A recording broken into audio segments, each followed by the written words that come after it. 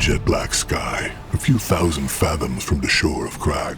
The tumult of the waves on the surface is merely the tip of the iceberg for the chaos unfolding below. In the gigatons of pressure in the blind shallows beneath the sea, churns a carnival of silent brutality, unknown to landlubbers.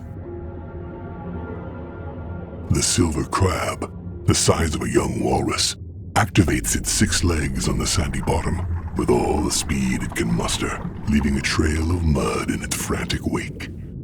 Poisoned by terror, he voids himself of foam, excrement, and blood, unable to voice his pain. One of his claws has been ripped out, and the one-armed creature is exhausting his last bit of strength in a last-ditch effort to escape from his 2 pursuers.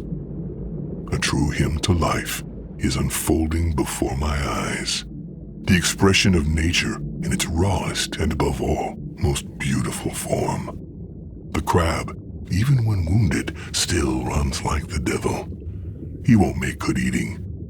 Getting his meat from under the rock-hard natural armor would take us most of the night. What interests me is the 2 lovebirds who give chase.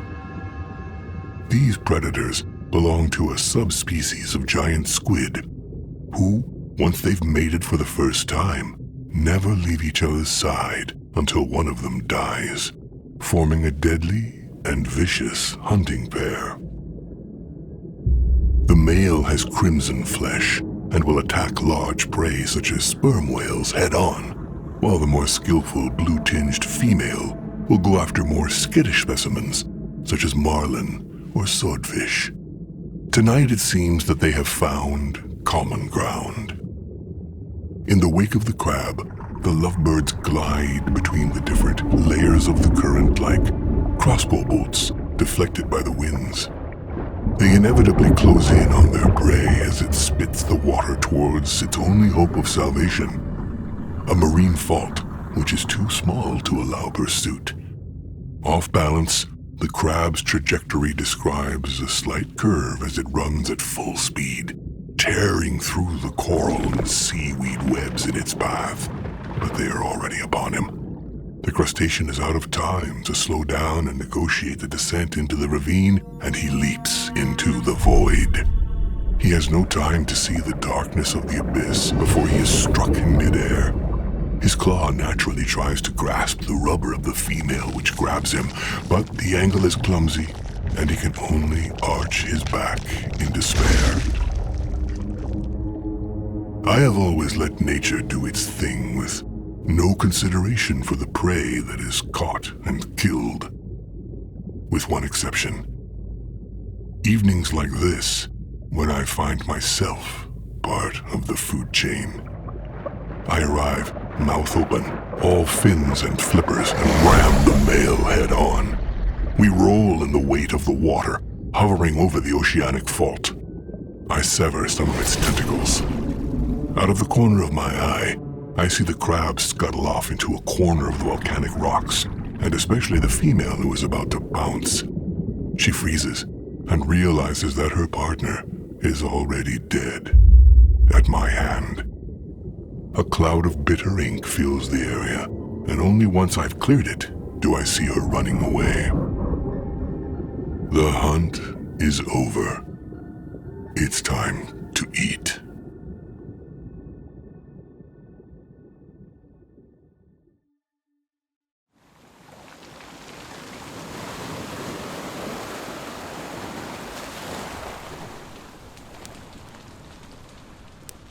It's the eve of the star trial.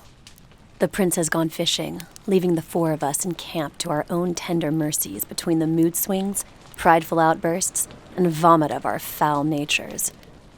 Shackney, the axolotl warrior, Slick, the electric eel, Rexes, the substitute, and myself, Arkanza, young turtle and prodigal shaman. I suspect our leader has slipped away not because of his predator's instinct or love of a good feed, but mainly to escape the toxic atmosphere in the team this evening. Your stupid brother dropped out of the event. He freaked out at the last moment. That's all I'm saying, darling, says Slick. Shackney, our axolotl warrior, looks down at him with disgust. You'd shut your big mouth if he could hear you.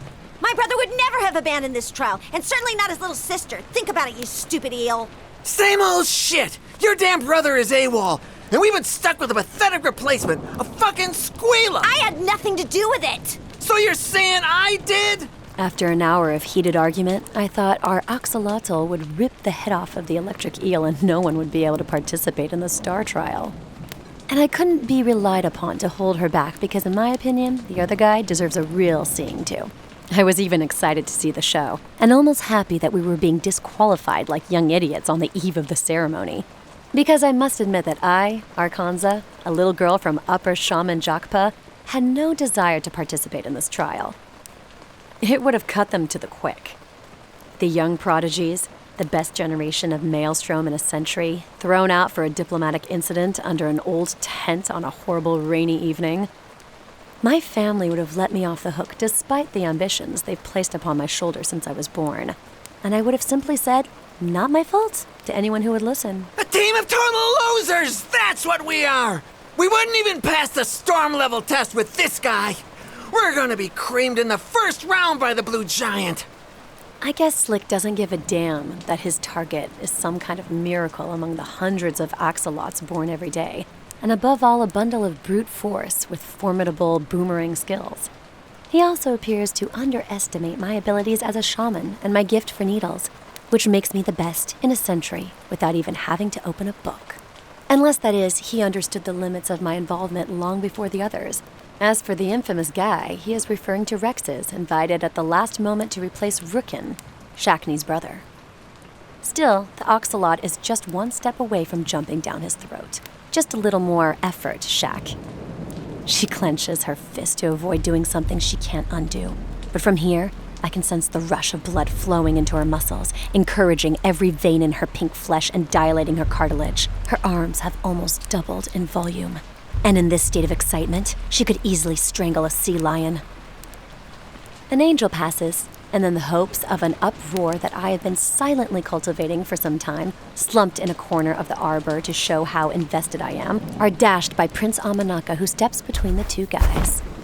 Are you really going to make me break this up? He's back from his hunt, and each of his hands holds the orange tentacle of a large turtle that he has obviously dragged here across the sand. If a volley from our leader was a deterrent, the second promise put everyone in agreement. There is no way we can fail. I'm here. Now let's eat. Coming from him, the remark is cold and realistic rather than pretentious. Amanaka is a titan of brute strength from his young age, arguably capable of rivaling the lunar warriors, and undoubtedly the most talented maelstrom rank in several decades. Tell this guy to stop taking his frustration out on the team. It's not my fault my brother's been missing for a fortnight. And it's also not my fault we've been stuck with a rotten squilla to replace him. I don't make the rules. Luckily not! You're already having a hard time dealing with your brother! So what would happen in a trial? Shut up, Sleek! Enough! When Amanaka raises his voice, his chest is so impressive that your gut and the tent and the tentacles of the squid vibrate to their very core, enough to make a wild animal flee with its tail between its legs. The important thing is that there are 5 of us once more, and that we haven't been disqualified. I'll take care of the rest. The catfight breaks up, and they go their separate ways in a sulk. What a great atmosphere in the group before we have to face death side by side. The Kragh Union in all its splendor. Our ancestors would be so proud of us. Shakni is already outside, and the tension is gradually fading like a sunfish dying in the sun. Warm rain from the great reefs has been lashing the canvas of the camp since sunset. The drops pitter-patter like a countdown and bring our thoughts back to the deadline. Tomorrow, at dawn, everything begins. Gusts of wind howl through the dried skins that make up the walls of our shelter, and fan a dying fire which we have forgotten to maintain in all the excitement. Apart from a few night fishermen loading their boats up for the night raids, the clan is asleep. Shakni's brother is called Rookyn. He was our 5th member and natural bruiser who, like us, was awarded Maelstrom rank at the end of year ratings. Put simply, young Kragh, called Scum, receive a general education for their first 10 years. They are taught the basics of combat, crafts, and fishing, as well as knowledge of traditions, the stars, and nature. The scum are given all the unglamorous tasks within the clan, the details of which I will spare you. They then have a choice: to continue in the branch they like, or to join the warrior corps. To move up in the warrior branch, you have to pass the wave trial, then the breakers trial, then storms, then typhoons. Anyone can participate in a trial as long as they have passed the previous one. It is important to remember that the trials become increasingly selective and dangerous, and that on average a storm rank is awarded at the age of 30. We have 17 of them, except for Rex's, who is older. At the end of the year, the top 5 typhoons are awarded rank of the Maelstrom, and only they are allowed to take part in the Star Trial, which takes place tomorrow. Passing this trial means you will finally become part of the elite warriors, the Moons, also called Lunar Warriors. Between obtaining the Maelstrom rank and passing the trial in an intermediary period where you are considered a young moon, becoming Maelstrom is neither simple nor a blessing. If you're unlucky enough to succeed, that's when the real trouble starts. You'll be like me, lumped together with pretenders who are called geniuses and who almost kill each other on the eve of the trial or disappear for no apparent reason, and your family and the whole village will be on your back, thinking they're encouraging you. The Star Trial is a kind of exam where you have to be able to hit hard, very hard, and against no matter what. And Rookyn knew how to do that. But he has vanished into thin air, and no one knows where he is. Everyone thought he was off training because it would be just like him to go out and smash trunks for a week. A trait that Amanaka seemed to appreciate and, in all his finery, introduced into his training. But Rookyn never turned up, and we had to replace him with what we had on hand. A second-choice Maelstrom, the only one available. From the worst clan around. Squillas are mantis shrimp that live in a remote cove and share only their name with the Kragh. They are a bunch of scoundrels, thieves, and liars, and have been recluses since the great battle for the Ataraxic cave, when they were banished by Akuyandi's ancestor because they refused to take part in the battle, deeming it disloyal and cowardly. They kept their Kragh status, but since they have had no contact with us, the real ones, and lived like mussels amidst the muddy rocks and seaweed. So for the sake of the trial, today the shamans decided that Rookyn had indeed been eliminated, and that Rex's, from the Squilla clan, would take his place. Slick screamed with rage, Shakni with sadness. Amanaka was unmoved, and now here we are dealing with the aftermath of the spat. Rex's had been trying to become Maelstrom for 3 years to no avail. He placed 6 each time, and each time his participation in the trial was rejected, something which suited many people. No mentor ever wanted to see his protege grouped with a Squilla. At first, this insistence on participating in the trial was seen as a kind of pitiful and relentless repentance on the part of the Squilla clan. Then it became a moribund joke, and finally morphed into a stupid idiot who got no more than he deserves. Rex's must have jumped for joy when he heard the news, and he must have been especially disappointed when he realized what kind of scum he'd be spending the next few days with. When I really think about it, I wonder if we aren't losing out. When you know a little about the history of the Squilla and their abilities, it's strange to imagine what a typhoon of their caste, ranked 6, could be capable of in terms of violence and brutality in a real combat situation. For while the image may be of indolent crustaceans reclining in their dark lagoon, in reality, they've been fighting each other since childhood to perpetuate the ancestral art of pugilism. And the timing is perfect, because this penchant for violence is exactly what we'll need in the days to come. After eating a portion of octopus in silence with the prince, I stand up to stretch my legs. My vertebrae are cramped under my shell, and I decide to head out for some fresh air. Unsurprisingly, I come across Rex's sitting in the rain between 2 rocks.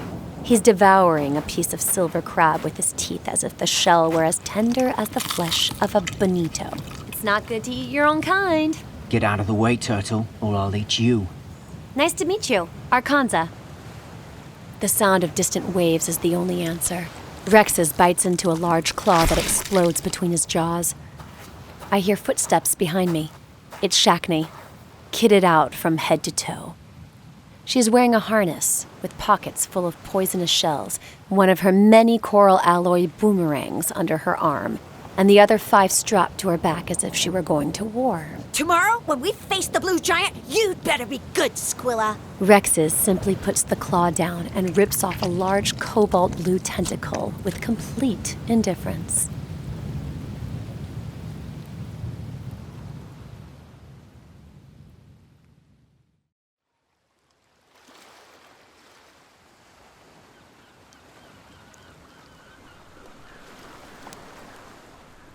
I get up early to enjoy the 2 hours before sunrise.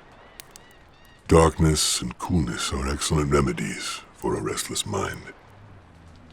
After putting in a few logs in the dying embers, yet not trying too hard to fan it, I glance at Slick, who's snoring like a walrus, then walk in the fresh sand at the edge of the foam, regurgitated by the currents.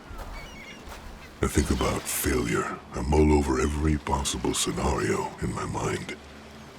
I've pored through all the rites of the stars of previous generations. It's clearly impossible for me to fail. As the first silvery hints of dawn begin to break through, I spy Shakni in the distance, throwing her boomerang in long, curved trajectories, which inevitably return, as if guided by an invisible hand, to its starting point. At first I think she's letting off steam in her own way to forget her brother's disappearance, but her throws seem to be too gentle, too technical, devoid of hate. I realize she's training to prove Slick wrong. Like me, facing my father. Like my father in front of his clan. To each his own motivation. To each his own honor. Slick is what he is. We won't change him overnight. But his attitude has at least focused the axolotl's mind on something other than family distress. The Squilla concerns me. He was promoted a while back, and we don't yet know what he's capable of. It's a real bummer that no other Typhoons were promoted this year. The most promising generation, perhaps, but above all, the leanest. Rex's has to sleep in a mud hole, sleeping the sleep of the dead. I wonder what he was thinking, what was going through his mind when he accepted the shaman's proposal. He knows he'll be booed. His clan won't support him. He'll be alone. While a team needs to be complete when presenting itself for the star trial under pain of elimination, a member can nevertheless die during the trial without disqualifying his team from the ritual. If Rexus slows us down, he'll get what's coming to him from all the Kragh. Because, although they worship solidarity, their dislike of the weak, or those they consider traitors, is just as strong. The good thing is that the dirty task of pushing him gently out of the door won't fall upon me.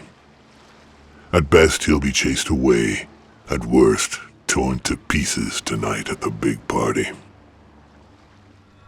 My senses are strangely alert this morning. I can feel the slightest vibration created by the thrust of a shrimp under a wave. Here and there a crab burying itself in the silt. Under my feet a colony of clams draining the mud, and the scent of a swordfish bleeding on the horizon. Silent footsteps on my right. So, Amana, what's your strategy for the blue giant? Akanza is awake and kitted out, her long spears bent diagonally by an old manatee leather strap across her torso. The strap runs under her narrow shell, which protects her from the neck to the pelvis. She stretches and yawns without a care, a huge spike of hair sticking out from her messy head. You really think you'll pass the trial with that look? I need breakfast. Have you got anything to snack on? There's a wolfish hunting a few meters ahead. I can feel it. She squints and scans the surface of the water. Then she passes me and drops waist deep into the gray water. With a caress, she meticulously runs her greenish hand along the bandolier and selects a needle, which she draws with well-practiced caution. She sniffs, winces, as she pinches the tip between her 2 large fingers and then pushes it into the back of her neck. I see it, I go. Arkanza then disappears under the dark waves, leaving a few eddies before resurfacing with a fish in her mouth, grabbing at it with her hand and devouring it, ignoring my disgust at the blood and scales that splatter her cheeks. Thanks, Amon. By the way, can you give it back? Give you what back? Under your fin. At first thinking it's a joke on the part of the young turtle, granddaughter of Jakpa and prodigious shaman, who seems to care nothing about what's at stake in this event. I shrug. She holds out her hand, expecting something. I yield to her foolishness and check under my flipper. A feeling of disgust frees my blood as my fingers make out a long, cold glass stinger pressed along my spine. Just rip it straight out. There's no risk. I do so. The needle comes out, immaculate. Not a trace of blood. At first I feel like ripping Arkanza a new one for daring such a risky move without warning me. But I remember that since the team was formed, the turtle has always been more vicious than fearless. She's just testing my qualities as leader. If I don't stand my ground now, I'll look like a coward, impressed by her trickery. I'd be implicitly acknowledging a talent and skill that I lack, and which I need for the trial. Arkanza would play on it in the future, making it an issue in the trial to increase the group's dependence on her. Not because she needs to feel useful, but because it amuses her. So I understand how invidious my position is. If I lose my temper, I'll be betraying my surprise and, potentially, the slight rush of fear that seizes me as I decipher the twisted ambivalence of this situation. The shaman knows this very well. She stares at me, motionless, and gloats as she realizes I've understood. Poor emotional management. She'll deem me immature, impulsive, thoughtless, an illegitimate leader. She's not Jakpa's descendant for nothing. Clearly the art of shamans is not limited to mastering the elements, making remedies, and reading the stars. I crack my fingers.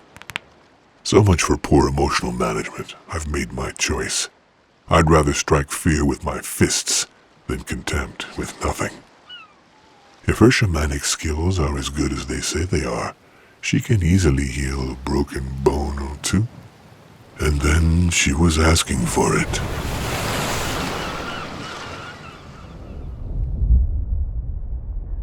I wake up at the crack of dawn groggy, feeling as old as Grandpa Wangi. There's no one left in the hut. Where are they all? Even Arkanza the Slug has managed to get his ass in gear. It's not looking good, Sleek. Get moving.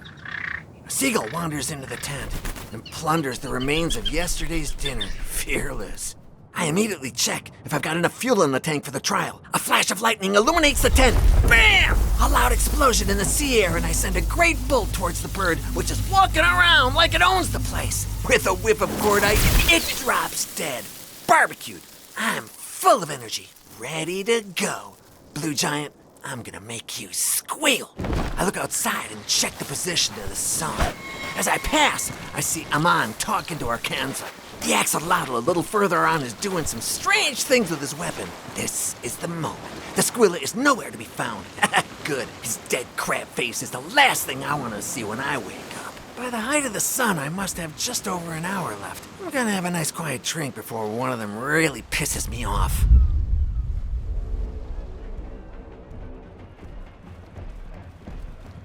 We've been waiting in a single file along the shoreline towards the sunken cave for a good hour now. The Kragh are lined up in 2 rows, and we walk through the middle of this sacred pathway to the clamor of the war horns carved from walrus tooth. They sing the war hymn, the call of the abyss. Slick takes the lead, moving forward as if alone, prancing with his chest out, and welcoming the praise with expansive moves, encouraging the crowd to shout louder, pretending to threaten a bystander who is a bit too forward for his taste. Shackney follows suit. She watches his back as if it has a target on it, but concentrates on maintaining the exaggerated and awkward stance of someone who is unused to popularity. Then there's me. I'm not sure what I'm doing here, but I'm determined to have a good time. My great-grandfather awaits us at the top of the sunken cave. Until then, I'll try to show some spirit. It makes me think the primary purpose of this barbaric cacophony is to completely destroy our morale. Rookyn, if you can hear me, maybe you made the right choice. Another hour of stomping around in the mud and then things will get real. Rex's is behind me.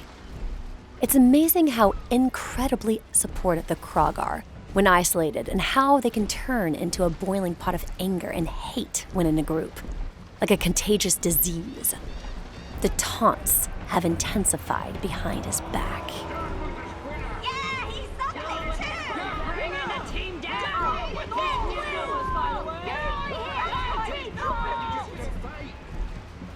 Sometimes he bends his head under the hail of taunts, but on the whole, he takes it in stride. That's a shame. It seems that when all's said and done, we'll have to pass the star trial.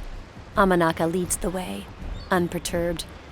In an instant, the insults hurled at Rex's turn into praise for the prince. It's fun to watch this torrent of emotions, unstable and more changeable than the weather in the breeding season. Praise, insults, and screaming rain down. Some, according to tradition, throw sand at us and give us strength. As is customary, we advance at the pace of the drum beats. The rain has returned and is beating against my shell. In the restless mass that lines the route are many fishermen who are already drunk. Apart from the Squillas, all the warrior clans are present. The walrus men and their chief Malakay are as austere as ever. They do, however, give the occasional rough clap with their huge calloused hands. Swordfish, sharks, octopuses, killer whales, and dozens of other siblings, shown for their feats on the battlefield, are watching today. The electric eels are here. I bet Slick is ashamed. He makes a special effort to avoid looking in their direction. As we reach them, I see that old devil Sawangi cracking a joke out of earshot and throwing a bit of mud at his grandson. Laughter erupts. Slick foams with rage and Shackney hides a smile. I meet the gaze of my uncle, Gakpe. Oh, Gakpe, my beloved mentor. So much kindness, humility, and talent. And those simple smiles that he's so good at. The compassionate kind that soothe your mind. It brings tears to your eyes. I give him a discreet sign and feel like a brat for giving this trial less importance than my master. I swear to myself that I'll at least try to make it to the end. For Gakpe. But my master doesn't smile. He even pulls a grave face. I've never seen him like this. It might look like the star trial is evoking some deep nostalgia in him, or he's worried about me. But Gakpe is never worried unless something very serious is about to happen, or someone close to him is in real danger.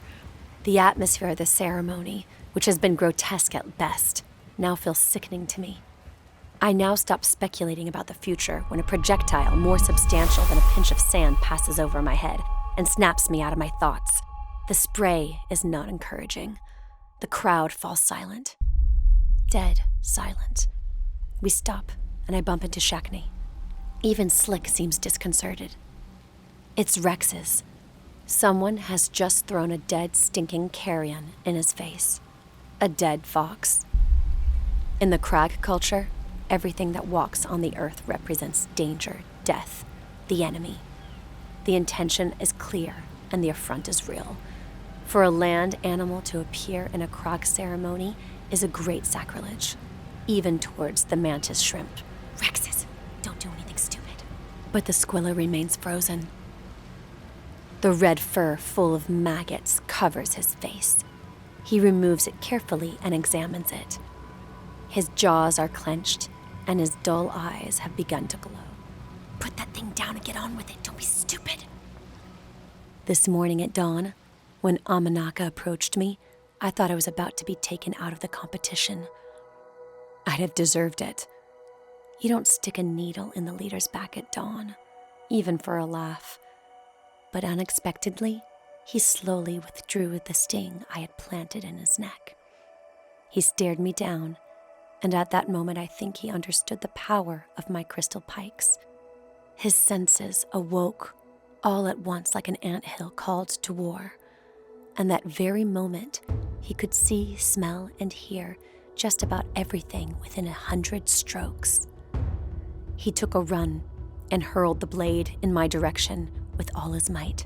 I wouldn't have had time to react if I had been the target. It whistled through the air, in the water, and I smelled blood. Behind me, a huge, convulsing barracuda surfaced and struck in the head. Bon appetit, Ark. He simply said, Amanaka is a born leader.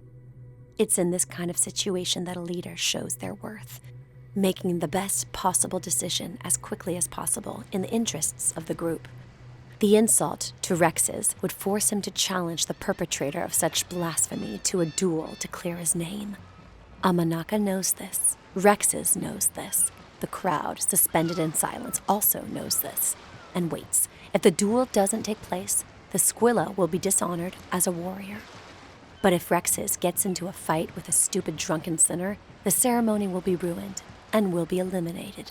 The Squilla awaits Amanaka's reaction. Seconds pass like hours before the prince speaks. Nothing to see here. Forward! Rex's then falls in line with his neck bent. He drops the dead fox, shaking and aware that Amanaka has just publicly sacrificed his honor to a Kragh. The message is clear. I won't defend the Squilla. Do what you want with him. We start walking again. Rex's no longer even looks up, and his step has become heavier. He stares at the ground, just putting one foot in front of the other, his shell soiled by all sorts of fruit, algae, and spit. Shakni moves forward, tense.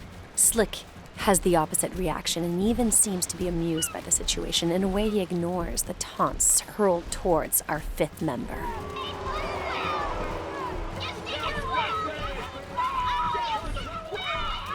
With every insult, I expect the target to implode and just disappear into the ocean, but he merely wipes his face. 3 years waiting for the trial certainly teaches you patience. An hour goes by in this sacred procession that has degenerated into a public trial. Eventually, we reach the foot of the sunken cave, where the winding, slippery path to the top comes as a relief. We will continue alone until we reach Jakpa, King Akuyandi and his wife Queen Kalinga at the entrance to the Star Pit. There's no room for the Kragh on the path cut from stone, so they'll be standing in the sunken cave, on the ledges, escarpments and alcoves, so they don't miss a second of the show. The clan will be able to watch us dive into the pit through the glass wall of this gigantic test tube, where we'll prove our worth. We enter the narrow, windy, and damp corridor. A real nice rink that exhales gusts of icy wind. Slick in the lead almost loses his balance with every step. The wind buffeting my shell is a real ordeal, like a giant's hand pulling me back. I stick a needle under my plexus in the line of force and gradually regain the strength of my legs. Eventually, we reach the top. 2 braziers adorn the final steps, where Akuyandi and Jakpa await us. Queen Kalinga is nowhere to be seen. This can only be explained by Rookyn's disappearance. When reconnaissance is required, Kalinga does it in person, accompanied by an elite escort. This mission might look like a political maneuver to show the people that even the elite of the clan are doing their bit. But Queen Octopus is peerless when it comes to this kind of dirty work. I don't even know if Kalinga's brain capacity can be called intelligence, because she operates on a completely different level than any of the wise people in our ranks. Her observational skills, which are more like a sixth sense, make her the best tracker of the Kragh clan. She can count the precise number of grains in a handful of sand in the blink of an eye, understand the currents by the way the cycles of waves repeat, and spot the absence of a tree leaf that had been on the end of a branch the day before. So finding a young idiot lost in the jungle, Akuyandi gives a hint of a smile when he sees his son climbing the stairs last. He looks huge from up close and is wearing his usual fighter's outfit. A necklace with each glass bead the size of my head. A rope wider than my leg twists a looped stone belt around his gigantic waist to cover the essentials. 12 phosphorescent moons are tattooed on his limbs, under his double chin, and on his back.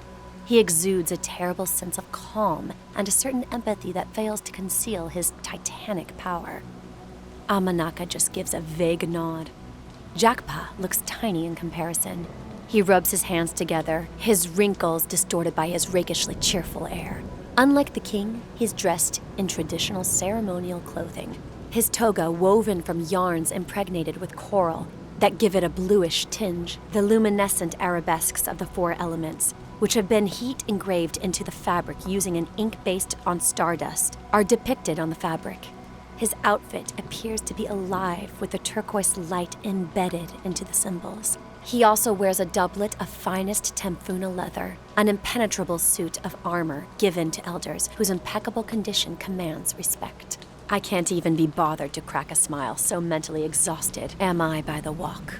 Slick stretches his whole body out. Shakni kneels and greets the king of the Kragh, and the high shaman Jakpa, who clears his throat and appears to feel no compulsion to comment on the queen's absence. As if nothing is up, he begins his sermon. Welcome to the first round of the Star Trial, young typhoons. Akuyandi remains silent. Great leaden clouds threaten to crack. A storm is brewing. The high shaman coughs and resumes. So today, you will be seeking astral light from the Blue Giant. This light must be collected and imprinted on your body.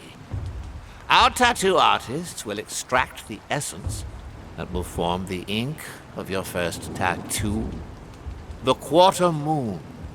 Nobody who ascends without their light may continue the trial. The more the Blue Giant hugs you, the more powerful the astral light of your tattoo will be. He points to Akuyandi. His tattoos are almost dazzling. The longer the giant's embrace, the more likely you are to be crushed and devoured. No holds barred. Don't hold back because she won't. So I recommend leaving nobody behind in the arms of the giant. For us, Kragh, our strength comes from union, and strength is all we respect. As well as being booed, you'll face great difficulties in the coming trials. But do as you please, young typhoons. The Kragh have already been waiting too long. I declare the first round of the Star Trial open. I'll see you back here in 2 hours.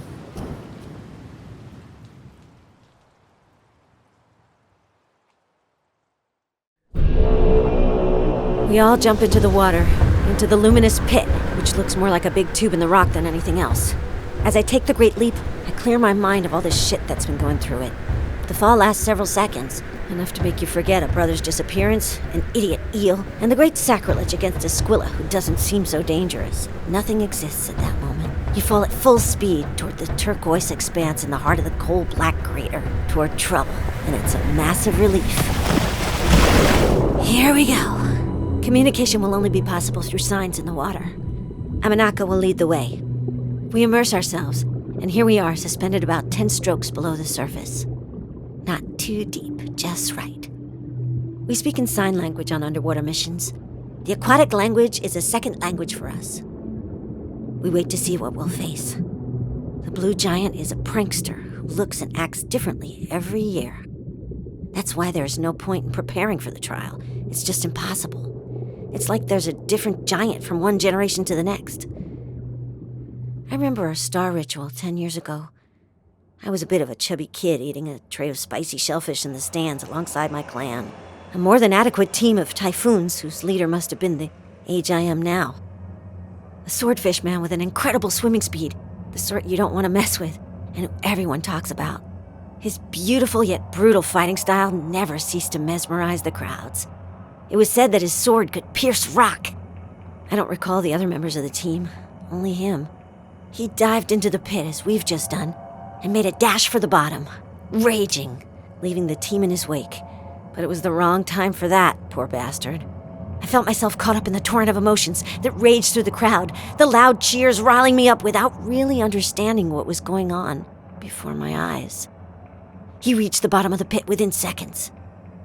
I was too small to really see what happened, but all I remember is a layer of sand suddenly rising up to muddy half the pit.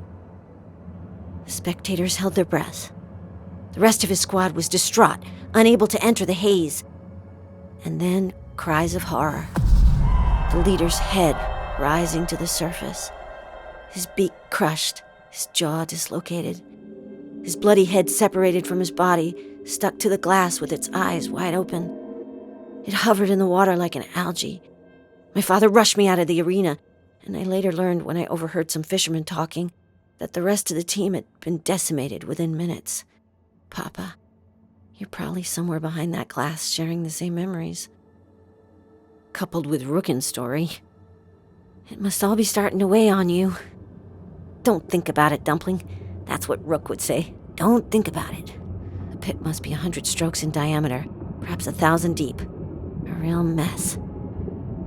Hundreds of Kragh are on tenterhooks, chock-a-block behind the entire north wall. A large skylight packed with emotion. Everyone's shouting, drinking, and pushing each other around. I'm thrilled because this is the first time I'll be fighting in front of an audience. Even though we're in a hole hollowed right through the sunken cave, there's still light in the water, with light particles emitted by the giant, rising to the surface and giving the water a pearly blue color. The giant probes us with a first burst of plankton, and at Amanaka's signal, we descend a few more strokes in unison until we can see the bottom. Maybe 200 strokes. The giant is nowhere to be found. The light she emits through the water is constantly scanning our position. I don't know how this creature perceives space, but I'm sure she sees or feels us. I soon realized that the pit of light is more of an arena than an astral pit. Behind the skylight, the crowd's losing patience, and I can feel the tremors of shouts through the water. Ark is on my right with a needle in each hand, another against the back of her neck. She scans the background, alert as a predator. Amanaka remains motionless. He's waiting to see. The idiot Sleek in front of us tells us to charge into the melee with confused signals. Rexus, behind us and treading water, is absolutely still. The light in the pit suddenly changes to purple. Unbelievable. How is this possible? The taste of the water becomes acidic. The floor at the back of the arena starts to spit out jets of sand and bubbles that soon turn into mush. She's coming. We keep a safe distance. Amanaka signals to us to wait for this mess to subside. Minutes pass. The shouting intensifies behind the glass. The cave shakes. Then a filament emerges from the center of the arena. It pierces the mud, squirming like a big blue fluorescent worm. A second imitates it, then a third.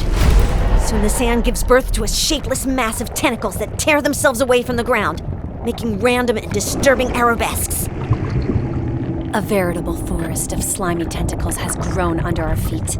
The water tastes rotten and my eyes gradually start to blur. I can't clearly make out the blue filaments dancing around us. A toxin. Prince Kragh notices it too. He signals me, and I do it. I first stab Shakni and Slick in the neck, then the Squilla, then the prince, and finally, me.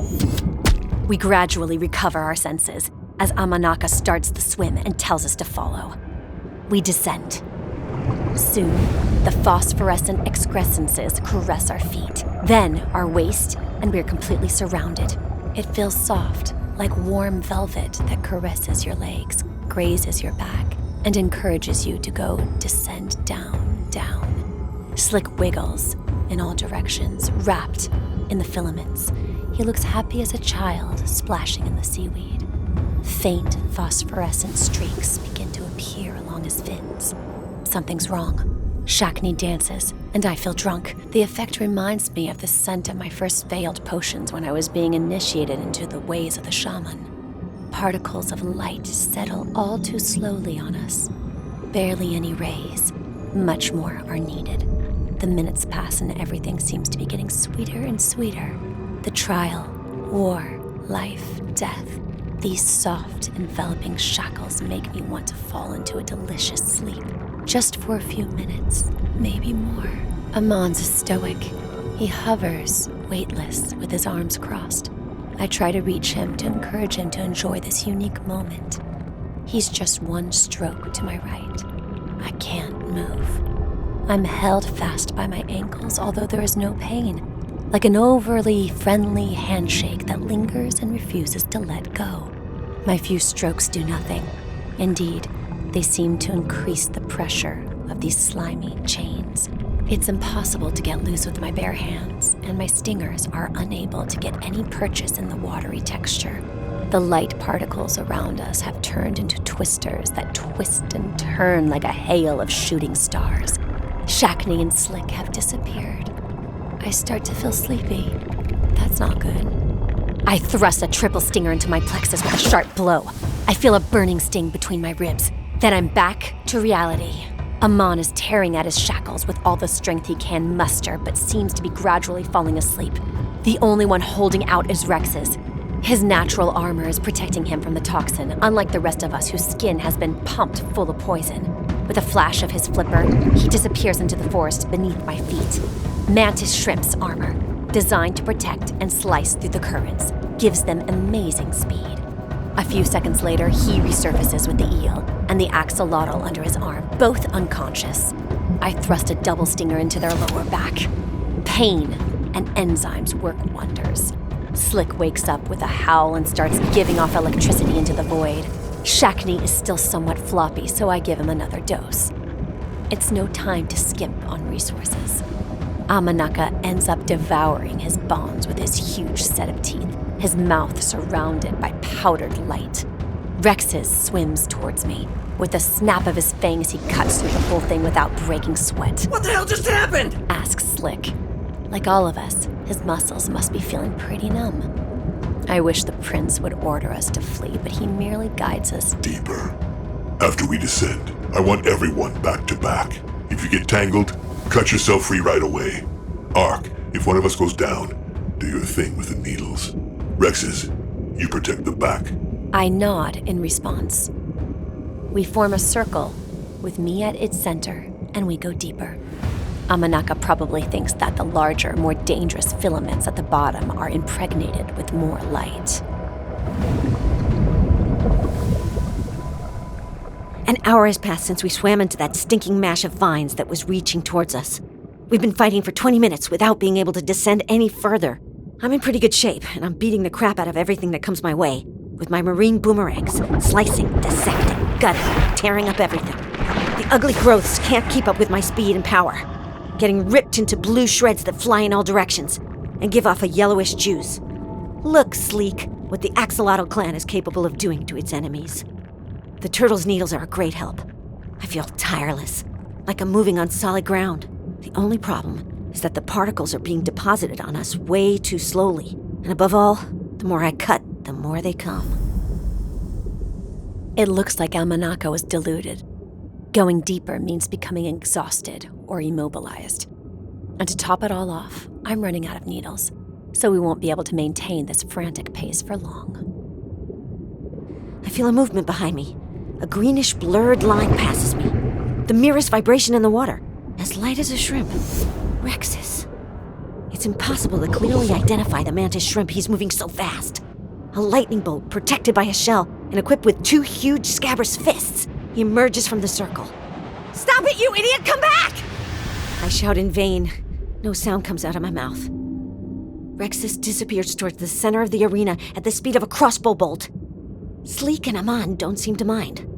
They continue unleashing all their power on the soft yet relentless enemy. The eel sends out electric shocks as a cluster of tentacles tries to get past one of us. He doses his charges expertly to avoid injuring any of the group. Swims in all directions. Feints, resumes his course, rises again, then dives with impressive moves to cover our small group. The Orc Prince tears, crushes, and devours everything in sight. He's covered with enough light to come to the surface, but his pride means he'll certainly try to match his father, and will stay until he's completely covered. Even the turtle has started to show her fangs to take the pressure off us. Outside, the storm rages and thunders as if it's talking just to me. It fills me with power. What a storm, lighting the pit with flashes of lightning while I'm fighting hard alongside my old mate, the prince. We've been like brothers since childhood. We give it our all.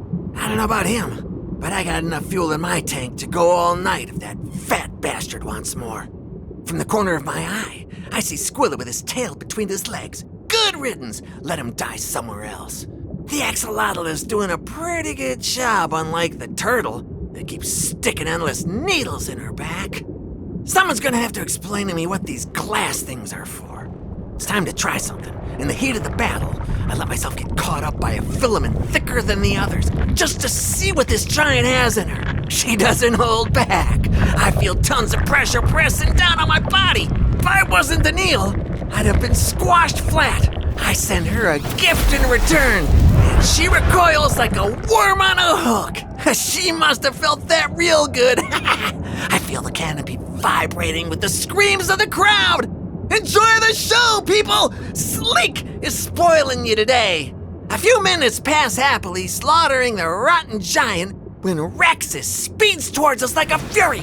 He doesn't look like he's had too much trouble, the bastard. He urges us to follow him into the heart of the bloody mess. But why be such a jerk? Why stand there and fight until he's covered in plankton? It's not my problem if the weak get caught. I send him a little signal to show him what I think of his stupid plan. To my great disappointment, Amanaka between two rip currents tells me to wind my neck in. Gah! It seems he's willing to follow suit. Oh, it looks like the shrimp's in it to the bitter end. Persisting in this endless fray would be a mistake. But this appears to mean nothing to Slick, who's trying too hard to impress the crowd with his lightning. We start to slow down, even me. I could all too easily ascend and leave them all, but that would mean losing face in front of my father.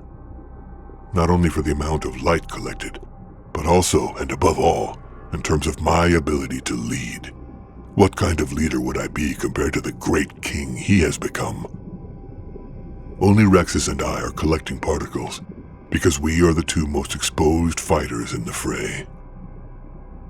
He could also head back up with credit, and I wonder what's making him stay.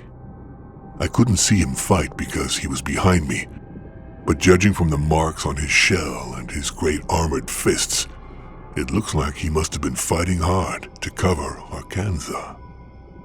At first I think he's fleeing when I see him leave the group, but I'm reassured by the direction he takes. He isn't heading vertically toward the surface. No. When I see him reappear, I order the others to follow towards the heart of the arena. The tentacles gradually take on the size of branches, and then of young trees. Like huge whips, they try to swat us brutally like mosquitoes. Anybody getting hit could be thrown to the bottom, and things would then become very difficult. Fortunately, the Squilla leads the way with his skills and makes our job easier. He causes a distraction by drawing the blows towards himself and avoids them with childlike ease. With a flick of his tail, he disappears, and is a few strokes away in the blink of an eye. His path is impossible for the rest of us to follow. He changes direction suddenly, takes a perfect right angle halfway, and then turns back on himself. He pushes Arkanza out of the way to save her, and catches Shakni, who is in the wrong place.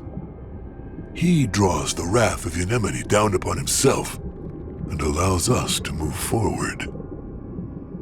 We emerge into what I'd describe as an underwater clearing, where the ground is visible a few strokes below our feet, free of filaments. There's an eerie calm, the water cooler, crystal clear. In the heart of this peaceful oasis is a large trunk of red coral, covered with filaments that are shorter than the vines we faced earlier, like foliage or hair running down a quarter of its length. Finally, there's something that looks a little like a polyp, which I reckon must be the heart or the head. At least, the key to our salvation. Rexus points at the top of this blood-colored trunk with a finger as shriveled as a dead tree branch. The filaments are more rounded, glittering like mother of pearl, and swaying calmly like massive, crooked fingers. I can sense no hostility in the air. We swim towards him and hover over it. I go first. I let myself sink and find myself buried up to my waist. Its embrace itches, but the thing remains peaceful. Slick comes next, followed by Shackney, Ark, and Rexus, who all soak up the light as best they can. Once we are all shining properly, I tell the team to ascend calmly.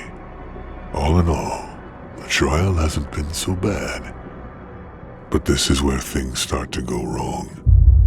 Whether it's due to an excess of confidence or because he's holding a grudge, I don't know what's going through Slick's head at this moment. Actually, I tell a lie.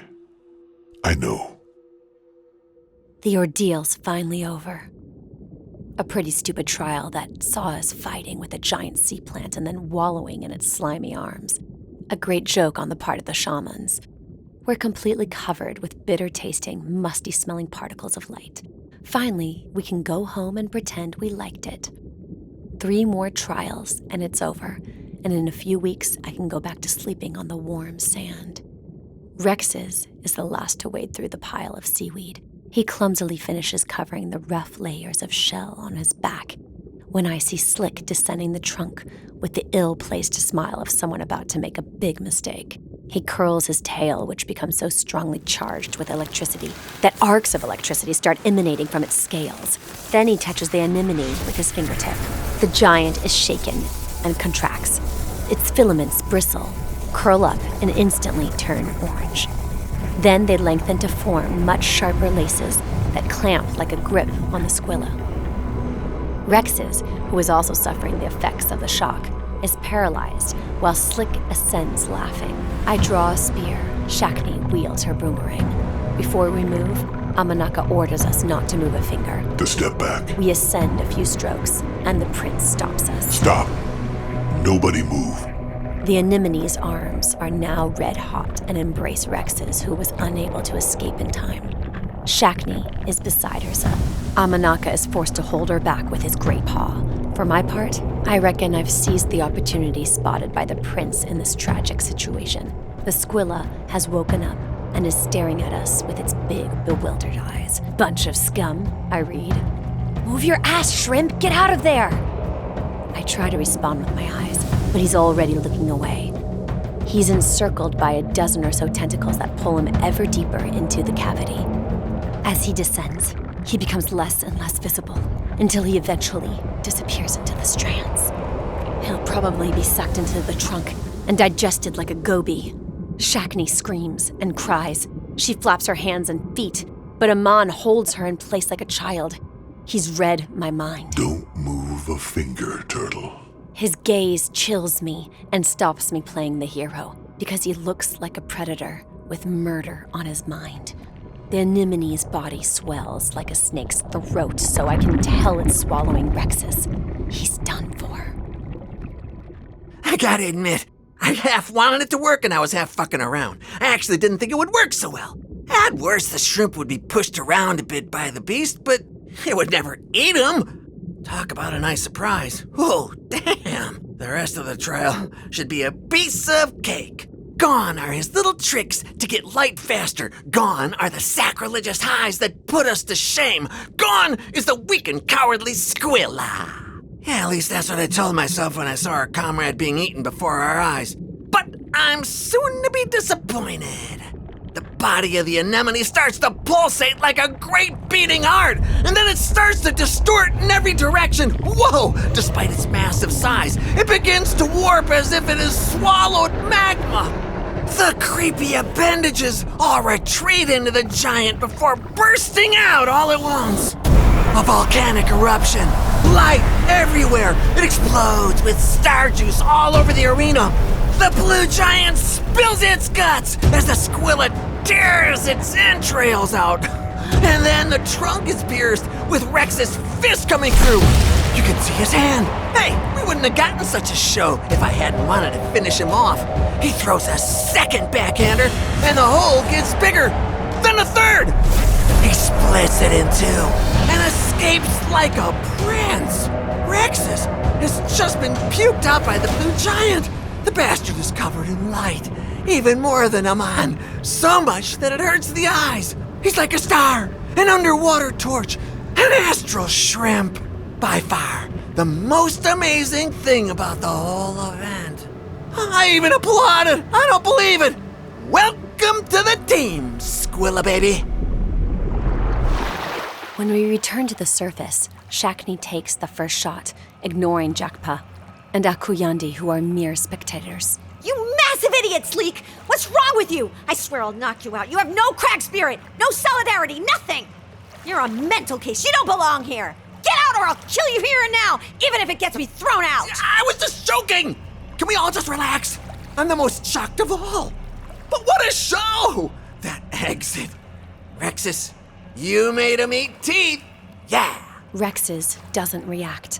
Neither does anyone else for that matter. Shakni takes her boomerang. She adjusts her equipment. She's really going this time. Slick understands. His tail starts to change direction. Amanaka steps in and puts a hand on Shakni's head. Then he takes a step forward and stands before the eel, who pouts and looks both guilty and complicit. Slick doesn't see it coming.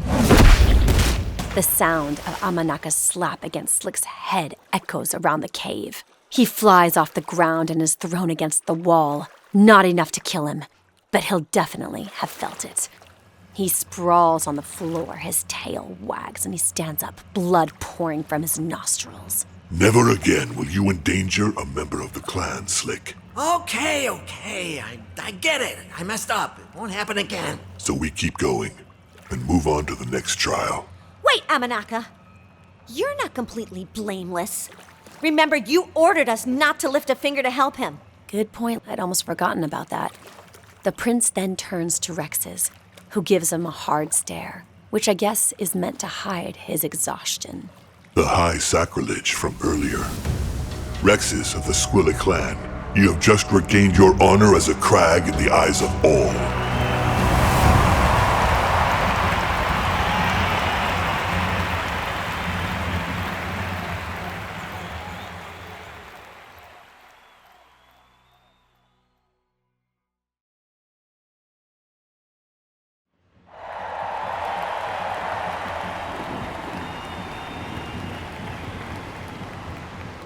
I thought we'd have time to catch our breath between two trials. Jakpa appears to think differently.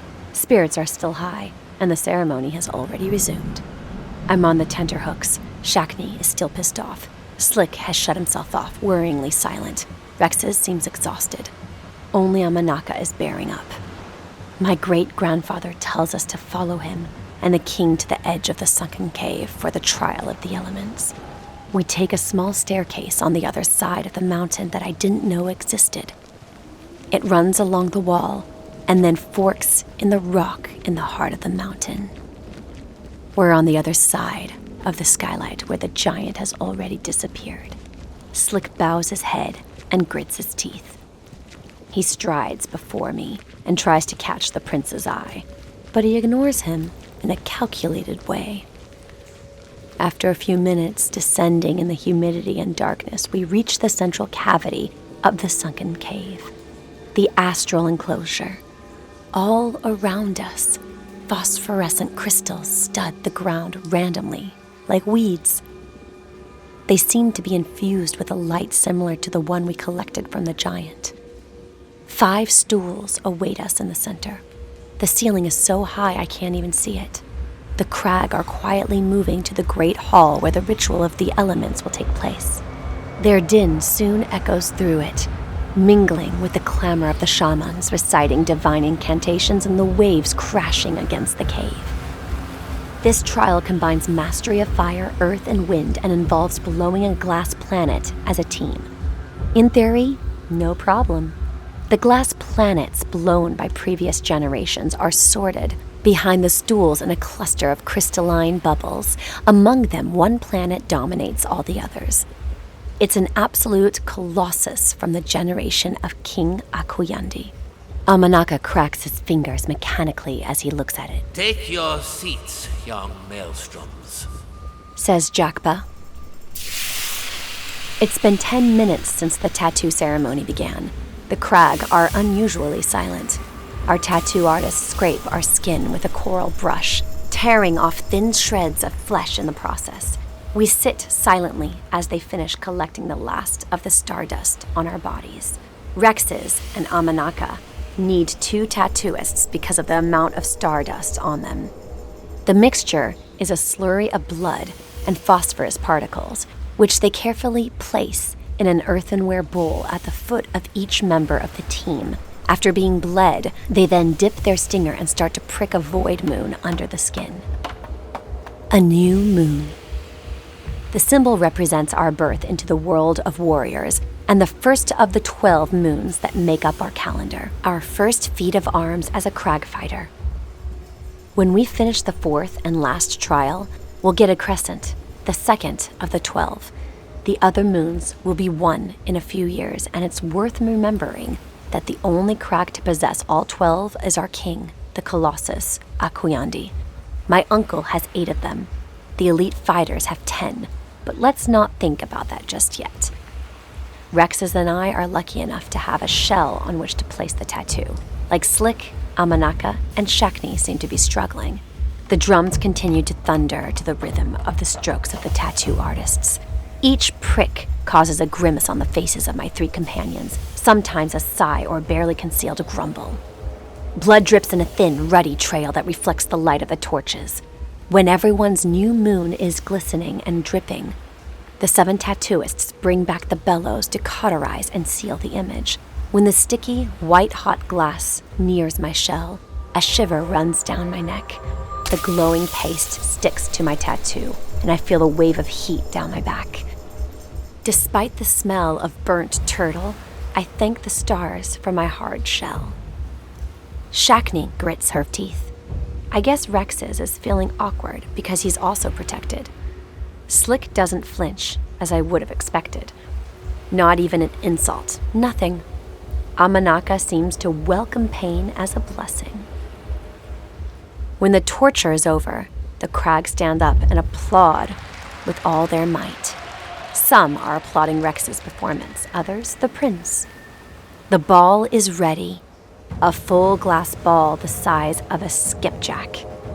It's orange and takes on the color of an egg yolk with each great blow given by the shamans, and gradually becomes as bright as the sun. We are invited to take our seats in front of the long tubes provided for the event.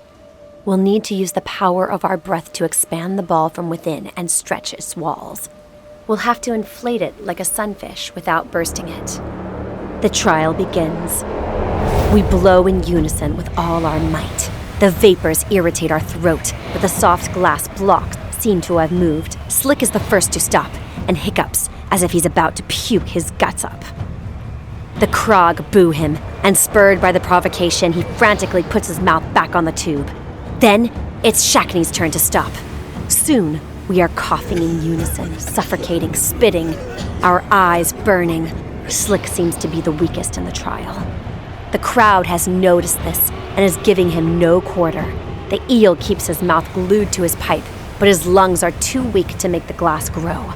He's bright and red, his bloodshot eyes full of tears. He pauses to vomit and then starts again. Thunderous taunts and praise ensue for Rexes, who has already won over the crowd and is exhaling about as much air as me and Shakni combined. Amanaka finally pushes the eel aside and takes control of both tubes. He exhales large breaths to balance the sphere until the shape has been straightened. The ball has tripled in size, but the glass is still strong. The taste is bitter, like venom. It's impossible not to inhale the acidic fumes, and then it's I who takes a break. I feel dizzy and start seeing stars. Blow! Don't give up! We get back to it. The tube burns our lips. We drool and swallow ashes. Even Rexes starts to wince. To balance the growth of the sphere, we all face the prince, who is unstoppable. He continues to make the planet grow, although it's distorted. Slick has returned to his tube, but this time our 4 breaths fail to restore the balance. The planet is oval, an excrescence that now threatens to explode at any moment. We are way above the planets from the other trials. We can stop now, Aman. We passed the trial. No need to take so many risks. Shut up and blow! I should have known better. The prince won't lose face in front of his father. He was only able to match him in the giant's trial, but this time he wants to surpass him. The sphere dominates us from above. It's so big that the shamans can't send enough heat to the entire globe. It's starting to get cold in some places, so it will need to be rotated to even it out. Aman, if we keep going, we'll end up giving birth to a starfish. Rexus has just released his tube. He's understood the situation. He stands in front of the sphere and does what I had most feared. I'm gonna move it! Get ready! This is the first time he's spoken since the start of the trial. Stop it, you idiot! You'll lose your fingers! In one fell swoop, he places his hands on the stone base, supporting the sphere to rotate it. The sound and smell of roasting flesh is so strong that it makes me gag. Caught off guard, I stick a needle in his back to contain the pain, aware that it won't have much effect against the cauterized nerve. His hands are literally cooking as he increases the pressure, but it eventually creaks and moves. The sphere rotates. Rexus screams, torn by effort and pain. The planet has shifted a quarter turn. He falls to his knees and plunges his hands into the wet mud of the Great Hall. Everybody blow! Bellows the prince. So I blow hard enough to dislocate my jaw.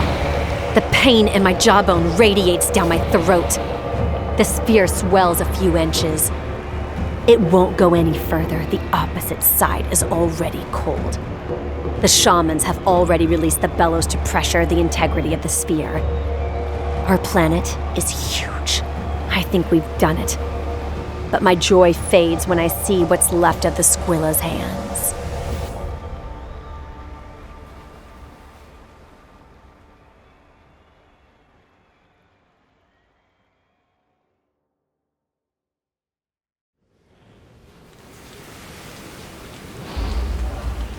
Keel over for a few minutes after Rex's maneuver.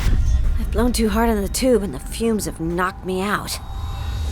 When I open my eyes again, my jaw drops and Amanaka's expression tells me that the next part's gonna be hard. The planet we've blown is larger than all the others, but still much smaller than King Akuyandi's. If only things had stopped there, then Amanaka's pride could have been sated after passing the trial. The problem was that the sphere was anything but round, and had horribly cost us the hands of the Squilla. And we are gonna need hands. Technically, we had failed the very essence of the rite before the clan. We, the best generation of Maelstrom in decades. And even if we had passed, the worst was yet to come. The third event, the Tug of War. And I don't even want to mention the fourth one, which makes the 3 previous ones look like child's play. Must be a good hour since the trial was completed, but Akuyandi, Jakpa, and the other shamans had not yet ruled on our case. We returned to our stools with our pretty new moon tattoos all glistening, to potentially just be eliminated. Arkanza understood the irony of the situation long before me. She thrusts needles, removes them, and thrusts them again into Rex's nerve centers, in an attempt to contain the pain, but mainly to get rid of this terrible discomfort. The crowd awaits the verdict of the shamans in mute silence. Making the slightest noise now would be tantamount to blasphemy. Rex's face distorts in silent pain, the flesh on his hands probably still cooking, while the molten glass dries on top. Eventually, it'll crack into 1,000 tiny fragments that'll enter the tissues, veins, and muscles like the morning dew, penetrating the dunes of the shore. His recovery will be a torment.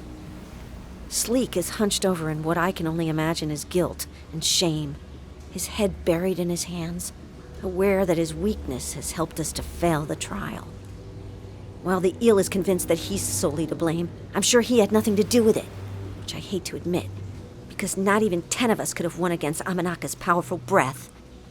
The real culprit is our leader, who, blinded by his rivalry with his father, was only looking out for number 1, forgetting how to work as a team.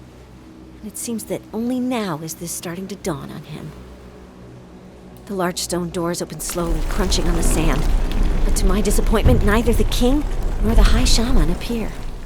It is Arkansa's uncle, Gakpe. He displays his usual warmth with a half smile and walks slowly towards the rest of our group. Gakpe has the look of someone who knows where he's going and what he's doing.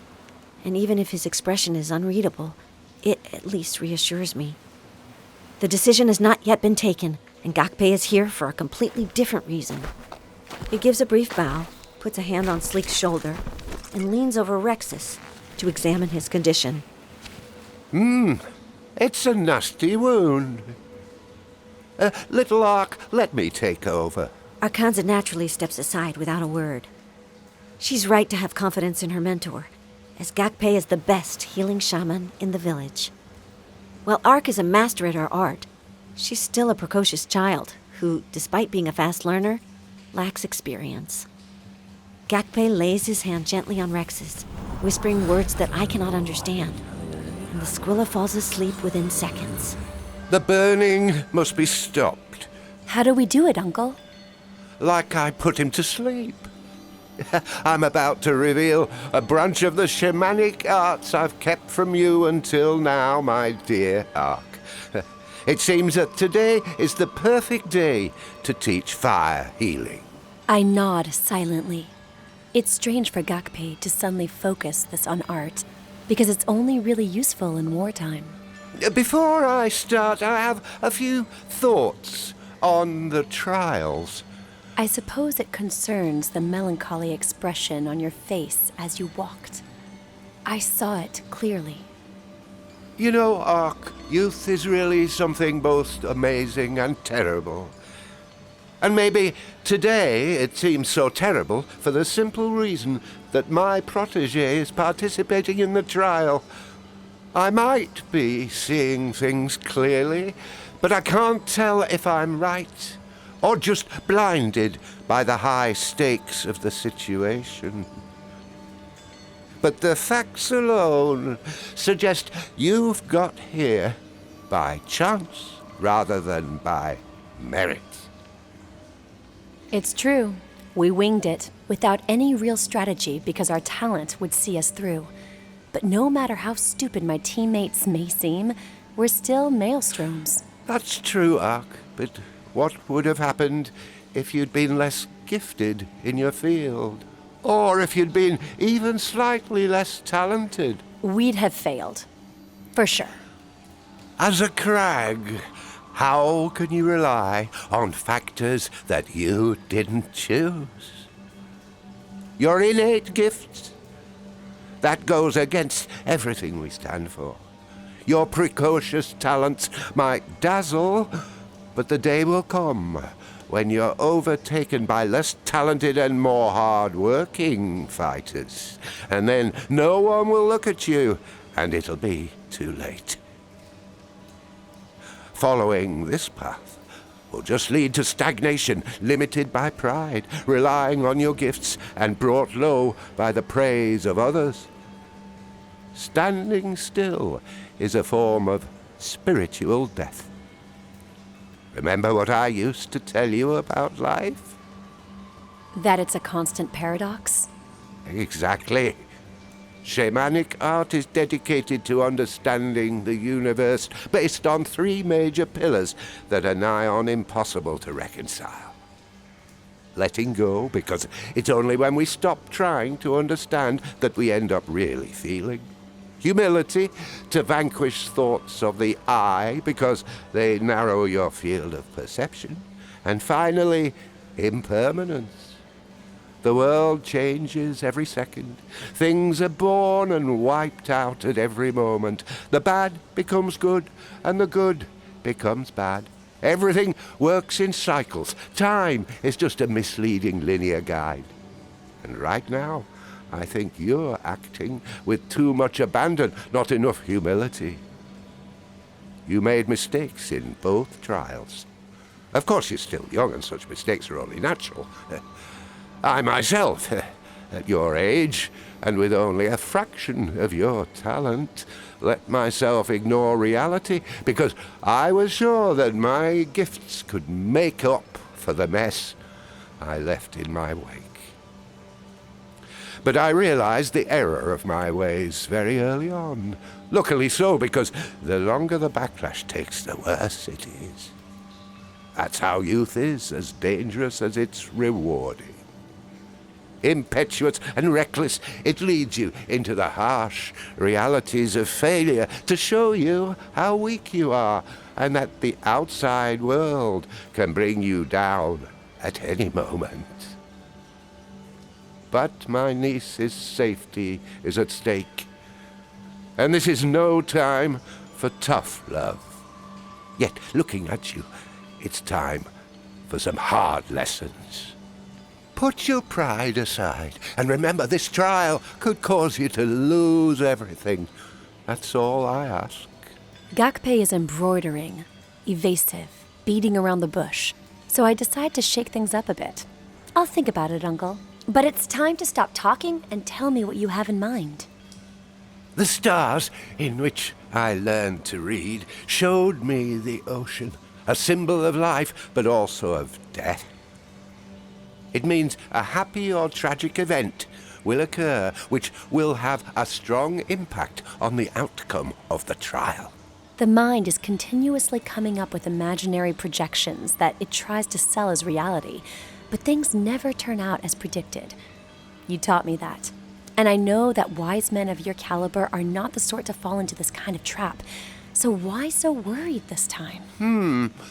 Pugnacity and insight. That's what I've always liked about you. But just as I sent Rexes to sleep with a few everyday words and a little pressure, I'm an expert in things you know nothing about. Today is not the time to show you, but if I had to give you an inkling, I'd just say that the stars in which I learned to read are components of the universe, and that in the universe, time as you know it does not exist. First of all, there was nothing, and before this nothing, there was something. This something is both the whole and nothing. Put another way, it's possible, with sufficient experience, to glimpse facts that have already happened, but are yet to come. Of course, this science is inaccurate, but I'm an expert at it, and I'm rarely wrong. So be careful with your next steps. Now, if you don't mind, let me take care of your teammate.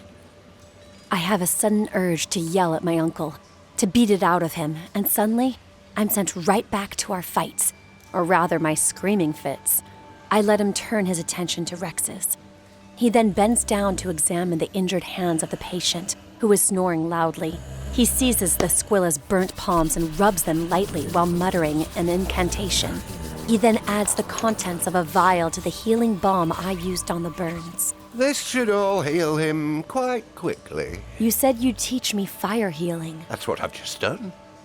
You know, Ark, sometimes it's impossible to cure people, and the best way to do so is to show them to do it themselves. Healing comes from the energy of the patient, not from the energy of the healer. With a snap of his fingers, he wakes Rex's, who had seemed to be in a deep coma. The spectators stir. Akuyandi and Jakpa have just entered the hall to announce their decision. Weak. Useless. I'm a piece of shit. And we're gonna get thrown out of here because of me. I'm completely unworthy of being a maelstrom. And even if the shaman's decision does go our way, what good am I? A midget eel? Gonna be in a tug of war? What evil bastard chooses such trials? For the honor of my clan.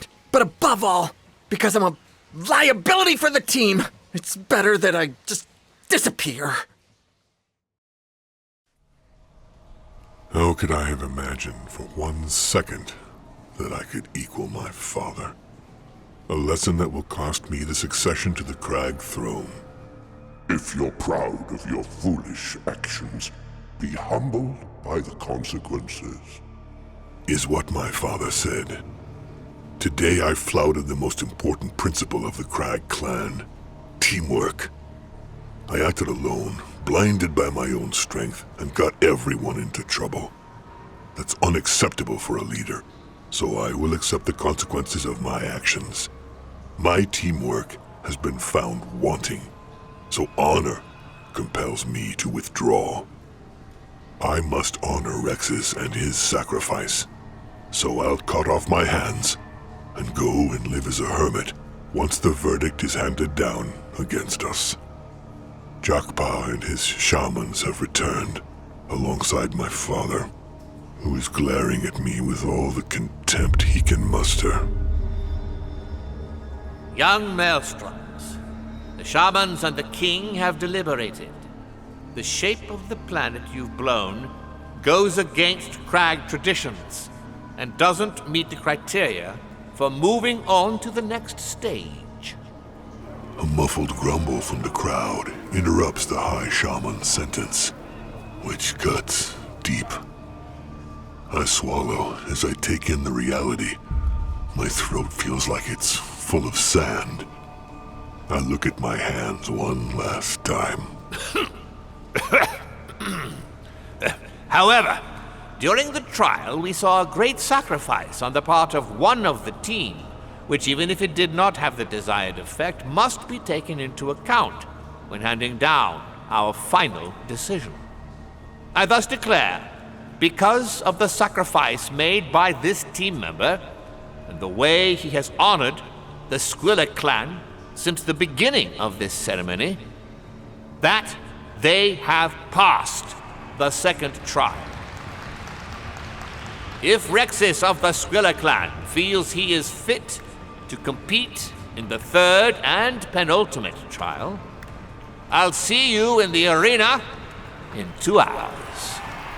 Amidst a tumult of cheers, the humiliation is complete, and for me alone, because I'm enough of a coward to be grateful for the verdict of the shamans, to escape the consequences of my mistakes.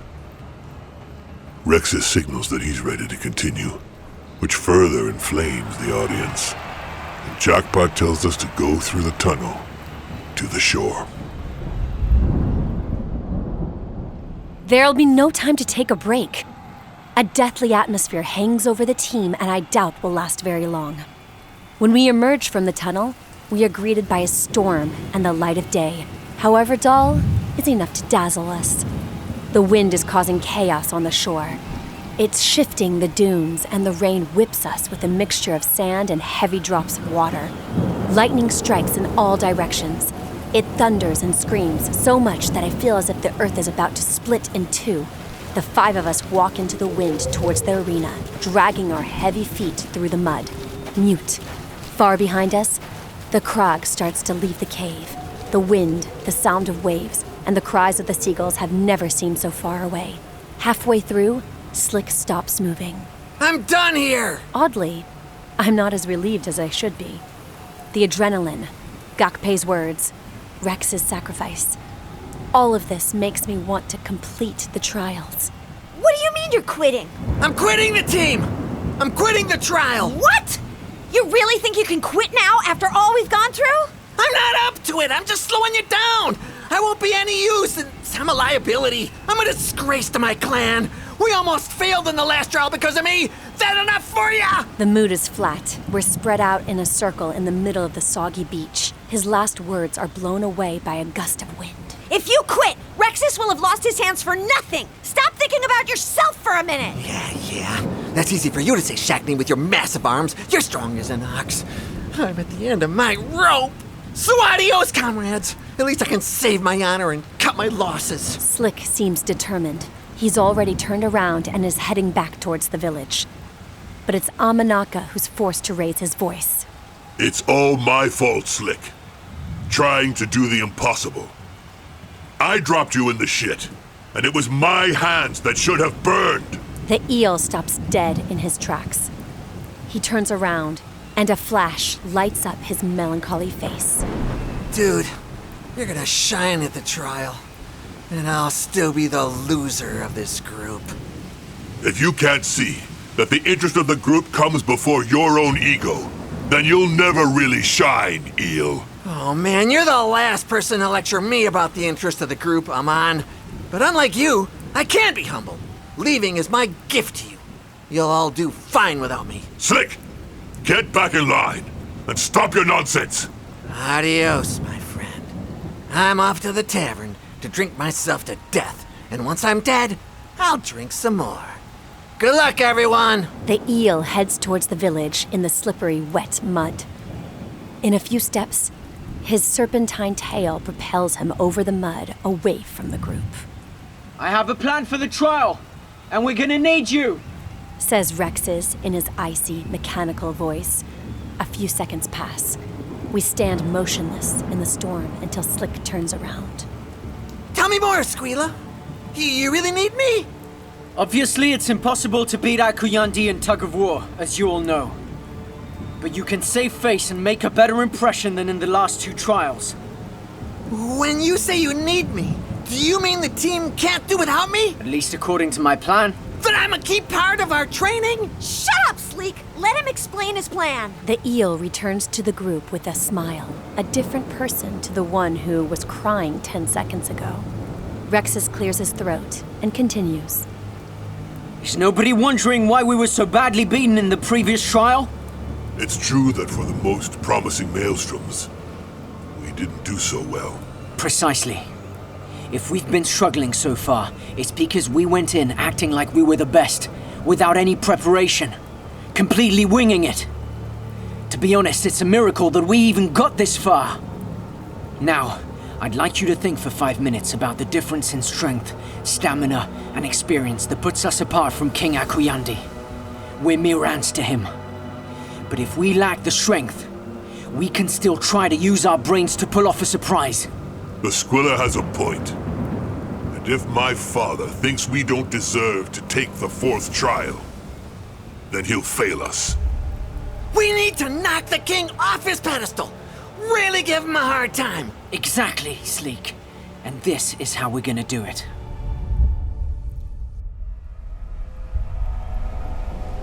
The ground stirs under the hordes of impatient Kragh who are banging against the bleachers above our heads. We are holed up in this humid cave that has seen a host of legendary fighters pass among its stones. It shakes like an autumn leaf, and a few trickles of rain drip between the moldy corners of the mossy roof. Drops of frozen water gather on the nape of my neck, as if to add to the fear that clings to my scales. From above, spiders observe us from their webs, and I'd give anything to be in their shoes. When the rusty portcullis starts to creak open, a torrent of shouts rains down to the point that we're almost deafened with fear. Amanaka leads the way. 2 by 2, we follow him and enter the arena. Rex's, on my left, whispers to me. It's going to be okay, if you don't muck around. It's as if the first 2 trials had never happened. In the light pit, when we faced the giant, we at least had the glass wall to separate us from the ferocity of the audience. In the planet trial, we stood in a circle with our backs to the crowd, focused on our glass blowing, blinded by the fumes. This time, there's nothing to separate us from the clan. The rules are simple. There's a rope with a red line down the middle. On the other side is the strongest creature in the land of Noara. Akuyandi, the powerful beast. The participants in the trial need to pull as one and resist the strength of the king for more than 2 minutes. Everyone loses in the end, of course. It's a trial you will win by losing. The aim is to unleash all your energy against the king, to make a strong impression, and to never let go of the rope, because when the king decides to end the trial, he pulls with such strength that the rope burns the mark of the power in your palms. At first, Akuyandi is happy to pull gradually. When the red line marking the center of the rope passes the line in front of him, the trial is over. All moves are allowed against the king, but if you release the rope to attack him, you'll lose ground. And if your team is defeated by the king when your hands are off the rope, when you don't get the mark of the power, and you are eliminated. No one has ever managed more than 2 minutes and 10 seconds, but most importantly, no one has ever forced him to use 2 hands. Slick is at the start of the rope. Rex's plan elicits all kinds of smiles and cheers. He's the most fired up of all of us. Little balls of fire burst around him because of the electricity he unthinkingly breathes into the air. He's in charge. Behind him is Shakni. She's already on her feet, And despite her small size, her back is full of gnarled muscle, intertwining like massive snakes. She adjusts the 5-star-shaped fighting boomerangs on her back. Then comes me, then Rex's, his hands covered with strips soaked in healing algae. And our last line of defense, Amanaka. I can tell from his demeanor that he's completely out of it. He tightens the rope, nervously twisting it in all directions. It looks like the prince is only now discovering the feeling of anger that comes from losing control of a situation. I plant stingers in everyone, coated with a mixture supposed to give you a kick in the ass. The Squilla deserves a last-minute boost. I decide to spear his entire spine to ease his pain to the point where he resembles a mad hedgehog. I can't even look at the crowd for fear of seeing contempt and concern on their faces, but mainly because of the fear of seeing my uncle Gakpei's defeated face. I grab the rope in turn. It's covered in ice, soaked through with rain, but rough enough so our hands don't slip, and covered with shells that have taken up residence there. Finally, Akuyandi enters the arena.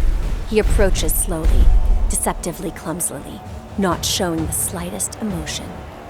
The crowd falls into a warlike trance as it does every time it sees its king preparing to fight. Our ribs vibrate to the noise. He stands before us like a mountain, bends down and grasps the rope loosely with one hand. I plant my feet, and the 5 of us are in place, waiting for the war horn to kick things off. My heart races. Slick is completely ignoring us. I can tell he's staring at Akuyandi with his usual mischievous look. Shakni casts a final glance over his shoulder. In turn, I look at Rex's, who looks at the prince. Amanaka gives us a nod that speaks volume. "Give it your all," I read in his eyes. Bang! A rumble of thunder, lightning. The horn emits a long, howling wail as it kicks things off. We're off. I hear the prince roar over the storm. The rope creaks and goes taut. It's like pulling on an ancient tree. We don't move an inch. Pull! I yell to myself. My feet start to slip. In front of me, Shakni is transformed. She's doubled in size. She's pulling as hard as she can, her little feet slipping. Rex's screams in pain as we lose a few inches of ground, his bandages soaked with blood. The seconds tick away. At least 10 have passed, and we've already fallen back a foot. The king's strength is terrifying. The mark is steadily getting dangerously close to the limit despite giving our all. So I pull, like the axolotl, the prince, and the mantis shrimp behind me. My blood rises, and soon I can't feel my arms. Ah, this fucking sucks! I'm gonna shake things up! Patience, Eel! It's too early! Amanaka, what does your sonar say? He hasn't moved an inch. Our leader rages through his teeth while probing the floor of the arena with his Orcish ultrasound. Amanaka then emits great shocks with all his might, which slows the progress of the rope towards the king. Each time it slows, we plant ourselves firmly in the mud and fire off a combined salvo. 30 seconds. The king's strength is growing. We can't hold the rope back.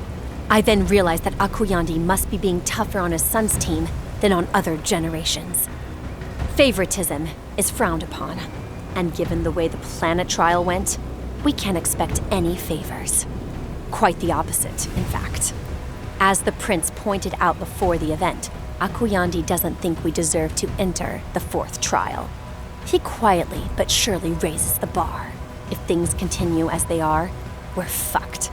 We won't even have a chance to put our plan into action. Shakni, Ark, now! The axolotl reaches the rope with one hand and grabs 2 large boomerangs, which she plants in the ground with all her might to create 2 solidly anchored wedges. She then places her huge legs on top. Her 2 boomerangs are carved from the shell of a shellfish whose coral is almost as strong as steel from the forges of Ansom. No chance of them giving way. They should add a few tons of resistance to the rope. For my part, I plant myself at waist height, praying that my shell will be anchored enough on the ground. Burying themselves in the sand comes naturally to turtles. I easily drop 1 meter and double the resistance offered by Shakni. Our grip has increased tenfold and we are able to block the advance. A minute has passed. The king is stuck in place, and we have about 10 feet of ground ahead of us. We can do it! I'm immediately disappointed when the king wraps the rope around his wrist to tighten it and resumes his monstrous pull. This time, we all move as one, and the arena floor splits like bird crackling. My shoulders feel like they're dislocating under the violence of the tremor, and tons of silt move forward with us. The boomerangs are losing ground under Shakni's pressure. The turtle is applying the brakes as best she can, but her shell looks like it's about to snap free from her back, which makes a dull crack. She screams and faints. Shakni loses her purchase, and they're tossed around in the mud. We're gonna lose! Let me fry this mother! Slick screams as he wriggles at the head of the rope. Rexes, with a flick of his tail, jumps up and repositions himself. He grabs the rope with his teeth to gain strength. Only the three of us are left to hold on for one last minute. The pain is awful. Our hands are bleeding, and we're still losing ground. Rexes spits out teeth and streams of blood, and bites into the rope that grates against her jaw as she moves forward. Come on, let me do my thing before we all get wiped out! We're almost there, just wait a bit longer. If you go now, we're done for. Save your fuel! Look after our cancer instead! I'm not a nurse! Make yourself useful and get her back on her feet! Slick sends 2 shocks to the turtle. She springs up like a flea, sticks a needle in herself to loosen her muscles, then a second one to ease her back. I must have passed out under the strain, probably due to a lack of blood in the brain, but the plan still seems to be on track. 1 minute and 30 seconds have passed when the king ramps up the effort. Right away, we lose another 2 steps. It looks like I was right. He's gonna fail us no matter what. Amanaka seems to understand this as well, and pulls until his fingers, wrists, shoulders, knees, and ankles are at breaking point. He screams, swears, cries, spits, begs, shouts, orders. Fucking pull! The prince doesn't let go. He's content to be dragged like a net of whiting fish across the sand, towards certain defeat, powerless. He even imitates Rex's and sinks his teeth into the rope. A few fangs fall out instantly, blood and drool dripping from the corner of his lips. I swear the prince is ready to die here and now to pass this trial, even if it all seems completely lost. The plan! Let's get on, everyone! Shakni reaches into his strap and pulls out a handful of small shells that could be mistaken for sea urchins. Toxic wonders, as they're called. She throws them at the king's feet. These wonders are supposed to give off a poison that dulls the senses. In the meantime, the axolotl picks up a boomerang. Her biceps bulge and propel the weapon at full speed towards the king. She mirrors his actions with a second boomerang. The 2 projectiles are easily dodged and veer off in 2 symmetrical trajectories on either side of the arena. During the maneuver, I send 2 poison needles into the king's knees. I don't think the toxin is really having any effect on him, but that should be enough to numb him. Once he's numb, I could throw more at him. What we're interested in here is the return of the boomerangs. Akuyandi knows this too, and as we know he knows, we're letting on his assumption that we'll do everything we can to make sure he gets 2 boomerangs in the head. So naive, he must think. He's wrong. We continue skidding towards the center of the arena. We're probably almost at 2 minutes now. Back to you! Amanaka orders me when both projectiles are within range. I send a volley of spears into each of the king's vital points. He doesn't even bother dodging them. He knows full well that his hide is thick enough to ward off my attacks. When I start attacking his fingers, he merely seems to squint in response to the annoyance. He's bestowing too much honor upon me. The boomerangs are in his back. He's cornered and will have to react. With a huge swing, Akuyandi arcs his tail around himself. The blow is so powerful that it removes all my needles in a heartbeat and deflects the boomerangs, which miss their target by a mile, as expected. Now, Sleek! The king, thrown off balance by his movement, is dragged forward. He won't be able to pull the rope for a few moments while he braces himself, just as Rex's had planned. That's when we all let go of the rope in unison, except Slick. Forgive me, Lord Akuyandi, but you're in for a big shock! Naturally, I close my eyes and put my ear to the ground to try and catch what comes next. The explosion devastates our eardrums. The ground shakes and the spectators scream in amazement. Reflexively, some of them lay down on the ground. When I open my eyes again, the arena floor is unrecognizable. Akuyandi is in the midst of a crater of charred, smoking sand. Before the astonished eyes of the clan, Slick has managed to strike down the king of the Kragh. Now! Pull! We rush to the rope at our feet and give it a final tug. The paralysis lasts only 2 seconds, but it's enough to gain an advantage over the king, who is forced to take a step forward about 10 centimeters to regain his balance. The whole arena sees it, but the king has been training with Sawangi, Slick's master and grandfather, since he was very young. It's too much hope that he'll be slowed down for much longer. The bell rings, and the 2 minutes are up. We pass the trial and are catching up. Yet no one shows any intention of resting on their laurels while the trial has been passed. Not even me.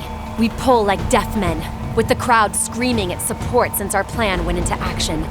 It's then that the king decides to use his second hand. I'm proud of you. The next moment, we're lying flat on the ground. My head is covered in mud. His last pull was so strong that it carried us several meters. The skin on my hands is torn off, and the mark of power is there. A scar that'll keep for life in the palm of my hand, like all Kragh fighters. 2 minutes, 16 seconds. The judges intone.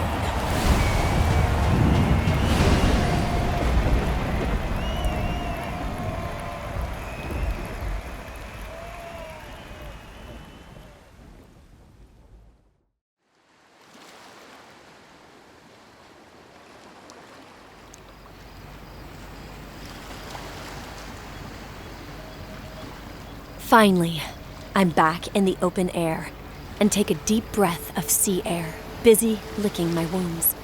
The last 2 hours have been spent dressing for the evening ceremony. And above all, counting the wounds, contusions, strains, burns, and bruises that the day has left us. The typhoon's tent has turned into a kind of infirmary, wreathed with camphor fumes and a cocktail of nerves and exhaustion. Festival nights on the shores of the Kragh are a real wonder. The facade of the sunken cave has been tattooed with a great luminescent plankton fresco symbolizing our new moon. The bluish halo illuminates the black waves which, pushed by the tide, swell and cover much of the ribbon of sand. The stalls connected by a network of pontoons on stilts are now floating and swaying slightly, rocked by the effervescent swell that often follows a storm. This evening, the party is on the water as well as on the sand. Dozens of braziers dot the area, reaching the foothills of the beach, which is only rarely submerged during high tides. The lightning reaches every corner of the cliffs that surround our turf. Each Kragh holds up a torch and places it in the star, a great circle of fire that will burn until dawn. The ribbon of sand glows like a long snake of flames. It's packed with fighters, cooks, fishermen. All the clans except for the Squilla come and go between the food stalls, huge tables steaming with food.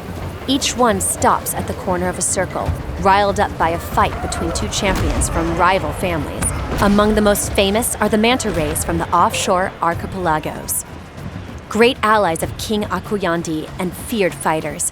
They exchange information on the changing currents, the warming of the water, and the arrival of large shoals. A few giant crabs from the same family come to muscle in, snapping their crimson claws to challenge anything they can get their hands on. I stroll around dressed in a cape to avoid being seen too early, and so I can enjoy the show a little. The Narwhal clan, which is down from the northern shores, stands apart as it does every year and communicates in its own language. Halfway across the dry ribbon, they stand in the black water like giant megaliths lit by the moon's reflection. Occasionally, one of them opens and closes its jaws to gulp down a mouthful of plankton. The action sends a powerful wave crashing at the feet of the octopus men, who compare their warlike movements in the mud with the sea urchins who've been banned from tournaments for several years. A cry rings out without real conviction. Further on, mugs of liquor rise and dance to the beat of drums, the same ones used in war. The dancers light up the dunes with their moving shadows filtered by the lights. According to the Kragh custom, the young moons eat with the matriarchs on the eve of the final event. There's no point in looking for any particular symbolism. The tradition is quite recent, going back a few generations at most. It was introduced by necessity because of the fairly frequent deaths that occurred during Mandricorn hunts.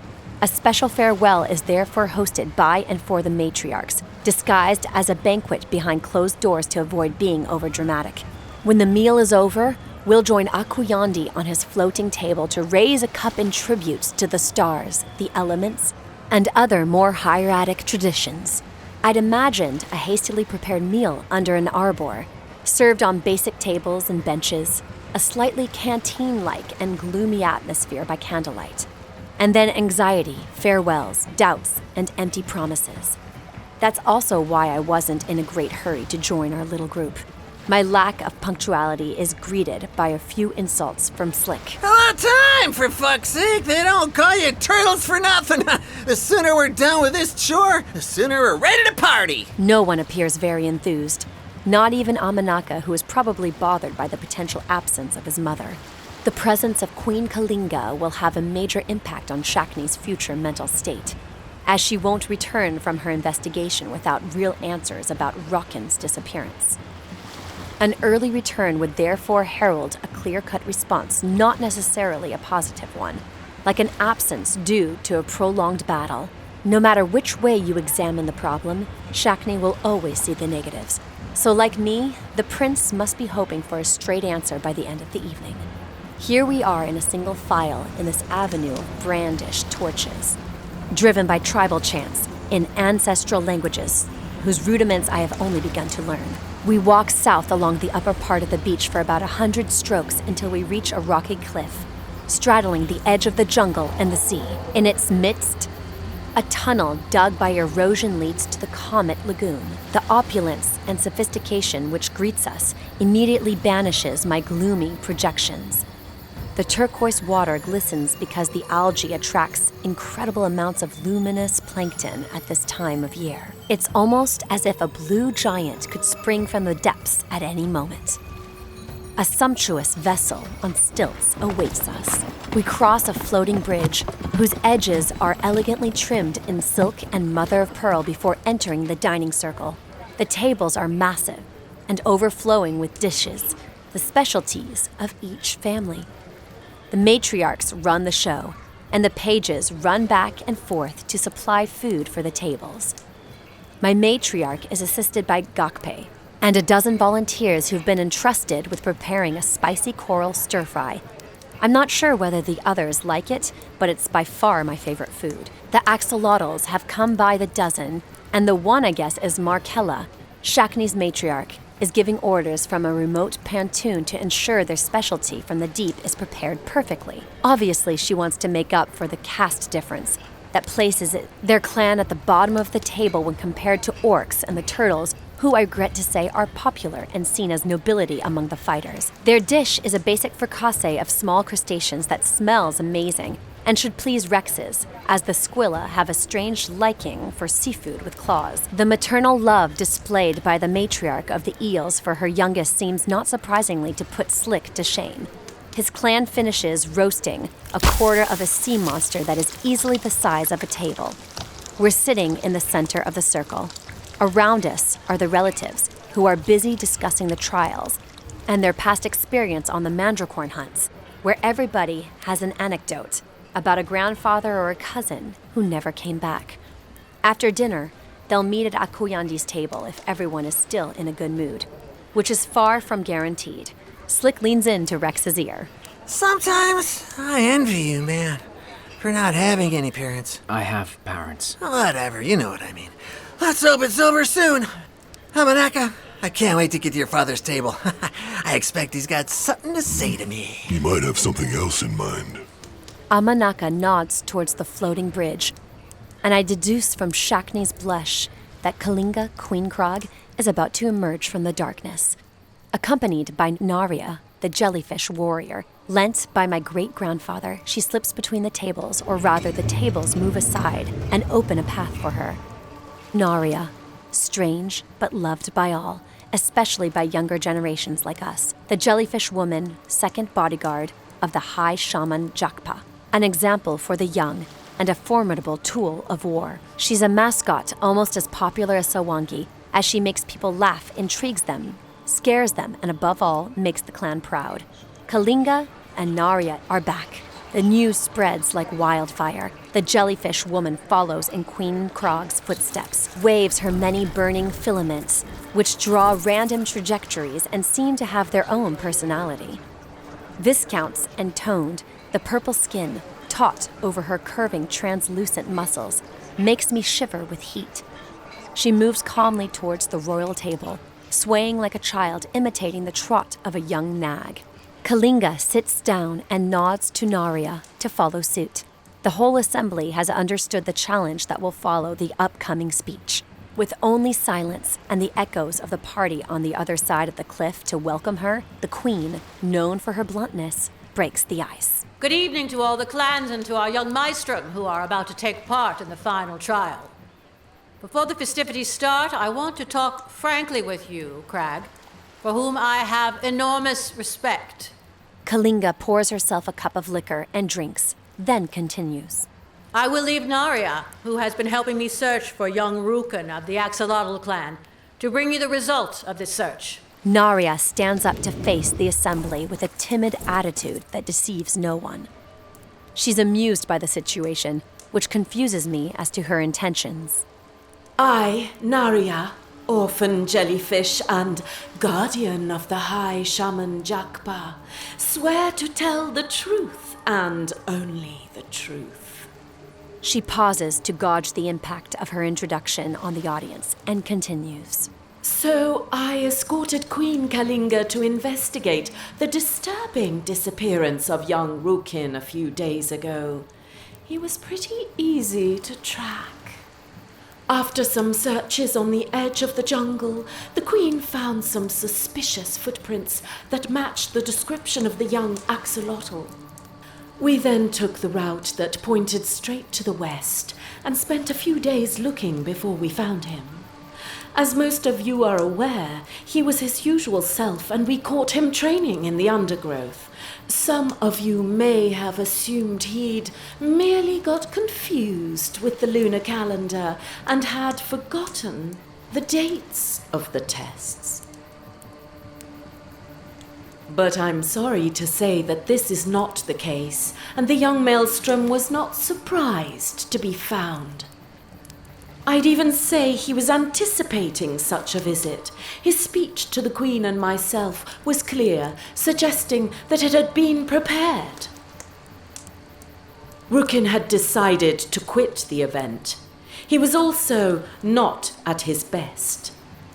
He was injured, covered in contusions and bruises. Yes, ladies and gentlemen, it looked like Rookyn had been in a fierce battle a few days before. The weight of the revelation is as welcome as an adult monkfish being slapped on the table. Uproar ensues, and Noara is good enough to let those involved digest the information for a few seconds before continuing. I then understand that even greater revelations are to come. I also see a strange glint in Kalinga's eye. Not by chance did the Queen choose to let Noara speak in her stead. She scans the room, and a thought comes to me. Someone here is involved in this case. When the uproar subsides, the jellyfish speaks again. Rookyn confessed to fighting a patrol of Adalar sentinels that had ambushed him during training. He then realized that he was too weak for the trial, as he put it. So he took the decision not to jeopardize the team, well aware that Rexis from the Squilla clan was available on the reserve list. The axolotl camp is getting restless. Are you sure it wasn't Adlar? If that's indeed the case, there's no way the axolotls can stay put! And we'd be very offended if the Kragh clan failed to back our revenge! These dogs are coming to our land to attack our young hopes! Cries Markella, the axolotl chief. Queen Kalinga's orders are that nothing be done until the investigation is complete, because she has a few doubts. And how can you have any doubts? This is yet another move by King Akwiandi! His pacifism will ruin our clan! I'll say it one last time, but if you don't respond tonight, you're in big trouble! A few oxalotls are already standing. They scan the assembly, torn between offense and aggression. They are hanging on Markella's decision because they can't even imagine how things will turn out if the Queen doesn't calm things down. It's true that it's unwise to engage with the oxalotls in such a scenario. For while it may not be the most prestigious of clans, it's certainly the one with the greatest pride, and above all, the greatest number of warriors. The Queen stands. It wasn't the Adlar who attacked Rookyn. Are you mocking us, Kalinga? Dressing me in that tone in public could make things difficult for everyone, Markella from the Axolotl clan. If you don't wind your neck in and let me finish, I'll be forced to take your next interruption as a threat. Is that really what you want? Markella backs down, bites her purplish lips, and signals to the oxalotls to return to their places. The Queen pauses a few moments too long to show her affront, and then continues. For my part, I deplore my husband's pacifism, and believe if we could go to war with the Adlar for this reason, I wouldn't have gone to all this trouble. But firstly, he's still in charge, and secondly, I'm positive the Adlars did not attack Rookyn. I didn't believe it myself when Gokpe told me about the clan's problems a few weeks ago. Get ready for big changes, Ark. The Kragh are doing badly, were his words to me. But after the Queen's intervention, I could see things more clearly. The fact that she was going publicly against the King and the peaceful path he has decided to take are evidence of the live issues that are plaguing the clan. This is also why I decided to lead the investigation in person, to find tangible evidence and to put Aquiandes back to the wall in the face of these facts. But if it wasn't the Adlars, then who could have attacked my son? I've got a strong feeling that the culprit's much closer than we might think, according to the clues I've been able to gather. So I must ask you to be quiet and give me a moment to inspect the assembly. I'd heard about the exercise that Kalinga was about to carry out. From what we've heard, she often operates behind closed doors when dissecting reality, and very few Kragh have witnessed this ability. Her tentacles have risen and float in the air around her head, the pupil of her eyes flattening and stretching into a black rectangle on either side of her iris. She scans the astonished faces. Her eyes scan clothes, cutlery, food, and absolutely everything around us like a torch which is able to read the souls of objects, people, and things. From my vantage point, I can see her lips moving and manage to decipher a few words. Adalar, no arrows, contusions, blue fists, trials, participants, 3 years, waiting, relentless efforts, exploits. A few seconds pass and the tentacles fall back down on her shoulders. Her pupil returns to normal. She uncrosses her legs, leans on the armrests of the chair, and stands up to face the assembly. As you know, I'm the best tracker in the clan, and never miss the slightest detail. Rookyn's injuries were not consistent with a fight with Adlar sentinels, let alone trappers. The assembly suddenly erupts in an excited hubbub. She waits for the tensions to subside and resumes. Sentinels use thrusters and bows.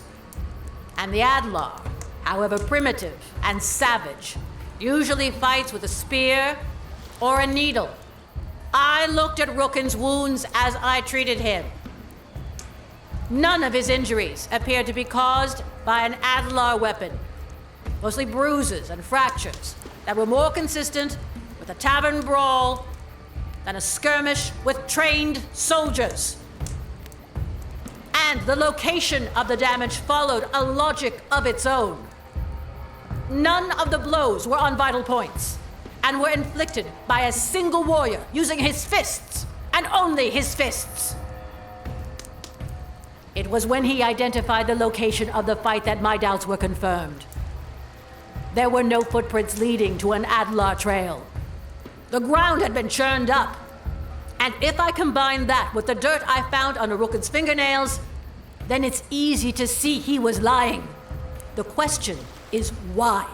And that is the question I just answered a few seconds ago.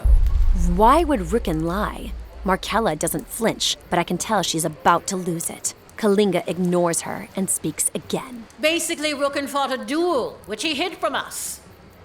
As I observe the assembly, I linger on the attitude, the unconscious actions, the vibrations and mimics that make up the gestures of your people.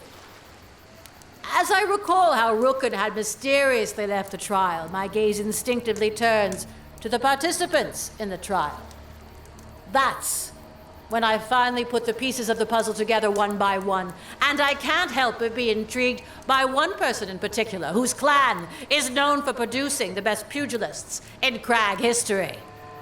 Her gaze leaves no room for hesitation and lands on my neighbor. I could have given him the benefit of the doubt with this simple reasoning, but when I add the truly fortuitous presence of the fifth member at the trial and the efforts and risks taken by him to carry his team as far as possible, something I've deduced from the fresh bandages on his hands, the recent wounds, and the missing teeth, all those details, when put together, give me some idea of what may have happened. Do you have anything to add to the story, Rexus of the Squilla clan? You, who suddenly reappeared. You who've spent 3 years waiting for the trial. You, who take colossal risks to lead your team out of peril, despite being booed by the whole clan. Behind me, a tumult of overturned chairs, shattered glass, and fallen tables is not long in coming. Markella, the Brotherhood, and even the pages jump up and down and leer at the Squilla like a pack of hungry dogs. Shakni is taken aback and looks towards Rexus, who is staring at his plate. He prepares his words. Amanaka has already put himself in the way, and Slick has followed him by instinct. But the former's massive size and latter's reputation as a tough guy don't seem to discourage the axolotls, who are already forming an arc. The system is well known and feared by those who frequent inns and are used to your regular brawls. Kalinga, well-versed in this kind of dispute, immediately takes control, and her voice thunders until it's lost in the cliffs. Nobody move! It's time for the Squilla to speak! Rexus lets a few seconds pass as he pushes scraps of food around his plate. He chooses his words carefully, and then his ironic and icy voice breaks the tension. I promised Rookyn I'd keep my mouth shut, and that's why I've kept quiet about recent events. I had no desire to be blamed for this absence, as the clan already had enough reasons to hate me.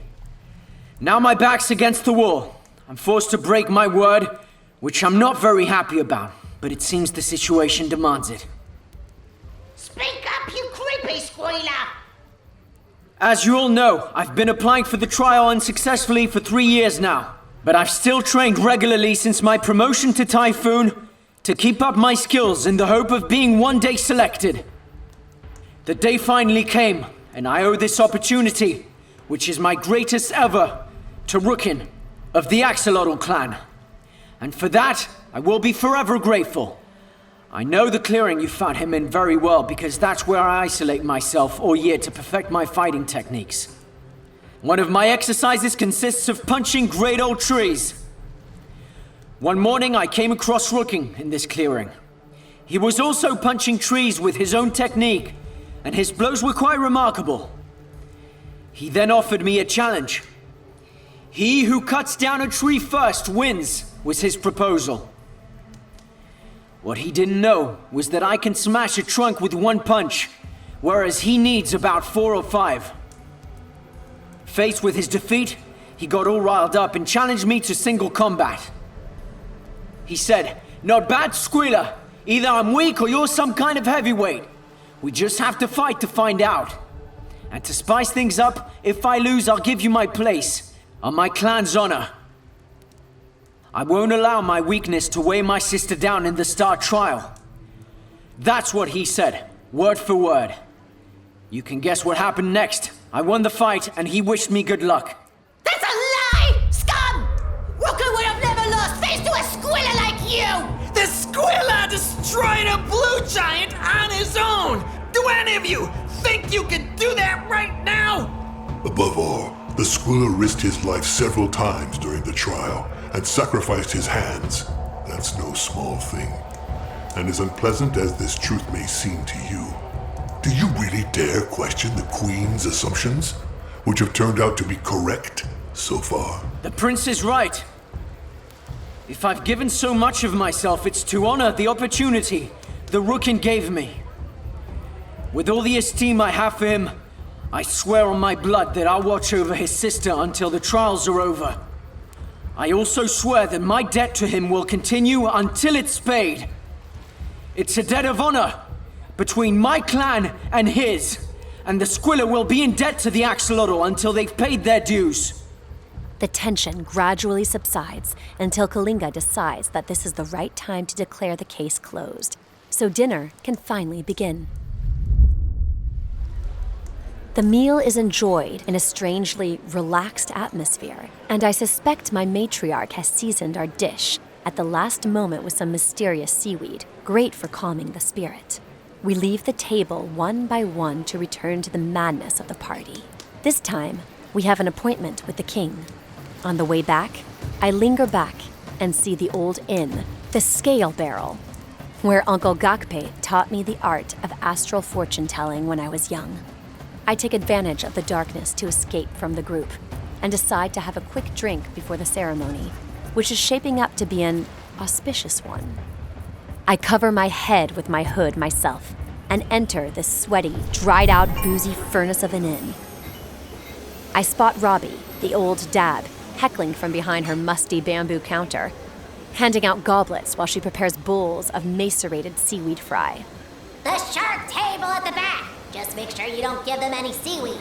She yells at her little assistant, a clownfish who's sweating profusely. And get away quick. I don't want to have to recruit a new server, if you know what I mean. The little clownfish rushes between the sticky tables and wanders to the table of the so-called white ogres. He puts the dish on the table and leaves as he arrived. The Finns thank him politely, and I ask Robbie to tease her server, just for fun. When she recognizes me, I tell her not to reveal my identity, if she doesn't want to lose her eyes, and I discreetly stick the needle in the right side of my skull. My hearing has now improved tenfold, and I decide to spend the time doing something I love, spying in bits and pieces on people praising us, and especially on drunken conversations. As I sip my second cup, I think I hear something interesting. I heard they caught the guy who threw the dead fox at Rex's. The high sacrilege is tonight, and it's gonna be bloody. Without skipping a beat, I leave and head for the central beach. The king's table is easy to spot, a floating wood installation at the heart of the action. A crowd of braziers and blue plankton lanterns illuminate the structure, which reminds me of a large flattened walnut shell. Such a device was chosen more because of Akuyandi's mass than any pretentious fantasy. Amanaka is already seated with his father, mother, and younger brother Ramanto at the center of an arched table with the entire guard. Walruses and Sawangi eels are having a friendly chat. And then there's Slick, who looks like he's about to fall asleep. Jakpa and Gakpe are side by side, escorted by the dark shark, Iwobi, as well as Naria, who has returned to her place. There are so many axolotls that they've had to be squeezed into 2 rows of benches. Apart from Shakni, who received more support than humiliation, none of them seem to be cheered by the recent confession and the party in general. Axolotls are sensitive and particularly hate being called weak. When it comes to the defeat of one of their best heirs, they can become unruly, and they don't need much of an excuse if they have something to prove. That's what Iwobi, the shark man, seems to think too, his hand on the handle of his long sword. Finally come the Rexes. The poor guy's hands are totally bandaged, and he can't eat properly. He's sitting next to Amanaka and seems content to sit with the last of the talkers.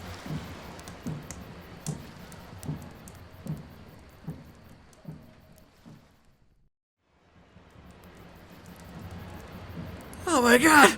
Oh, don't freak out! I totally fell asleep! I gotta say, it beats the potion of the Otter Clan. And to think, these savages drink this poison all day long. I woke up with sauce stains on my tunic and the table imprinted on my cheek. Family dinners have never been my thing. Good thing is that the matriarch has gone to bed. Gramps is used to exercising his elbow, and even if he's already completely exhausted, even if he's totally trashed from the night before, he ain't going to bed. Incredible old geezer. He'll outlast us all, the old eel. The problem with drinking with Gramps is that he puts me to shame. But above all, after a while, I just feel like I'm ready for a scrap. Anyway, tonight, I'm a hero. And heroes, they end the night with a woman, not in a dumpster behind a bar with a concussion. Oh, this don't happen every night, Sleek, so tonight, keep your nose to the grindstone and try to finish in beauty with a babe in your bed. Arkanza finally joins the assembly. She slips in next to Gokpe, who curtsies jokingly and whispers support in her ear. She's applauded by a large part of the table. Slick seems to have woken up and gives a knowing nod to the turtle, who gives him a friendly wink back. The atmosphere is generally good. The last challenge seems less daunting to us all now that we have discovered the power of our group synergy. This time, with everyone moving in the same direction, we should get through it, not easily, but still with flying colors.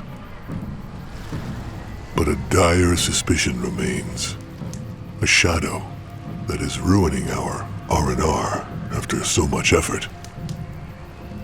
It's Rexus, who seems to be caught up in his own thoughts, and not because of the petty revelation about honor and childish promises between young maelstroms. Rexus knows our rules about high sacrilege as well as I do. I decide to put an end to the expectations of the Squilla, who seems in great need of a breather, to put this day behind him. Father, we can go now. Arkanza has arrived. When Akuyandi rises, the whole structure of our floating stall wavers. His sigh makes my ribcage vibrate. Clearing his throat knocks over a few carafes, and the broken glass cuts short the last whispers. The beach has fallen silent, and time itself seems to have stopped. This morning, it was reported that a high sacrilege had been committed against Rexes of the Squilla clan, who sits at my table tonight. Whoever committed this act, which has disgraced not only the participant, but the whole star trial inherited by our ancestors, must undergo capital punishment. Bring them to the sand. I barely have time to exchange a few words with Gokpe when I feel Slick a little too close to me. What do you say to slipping away, getting out of here, and you and I, we celebrate the win? He stammers in my ear as he sits down awkwardly at my table. I'll have a drink with you, the day you're able to knock out Akuyandi for more than a second.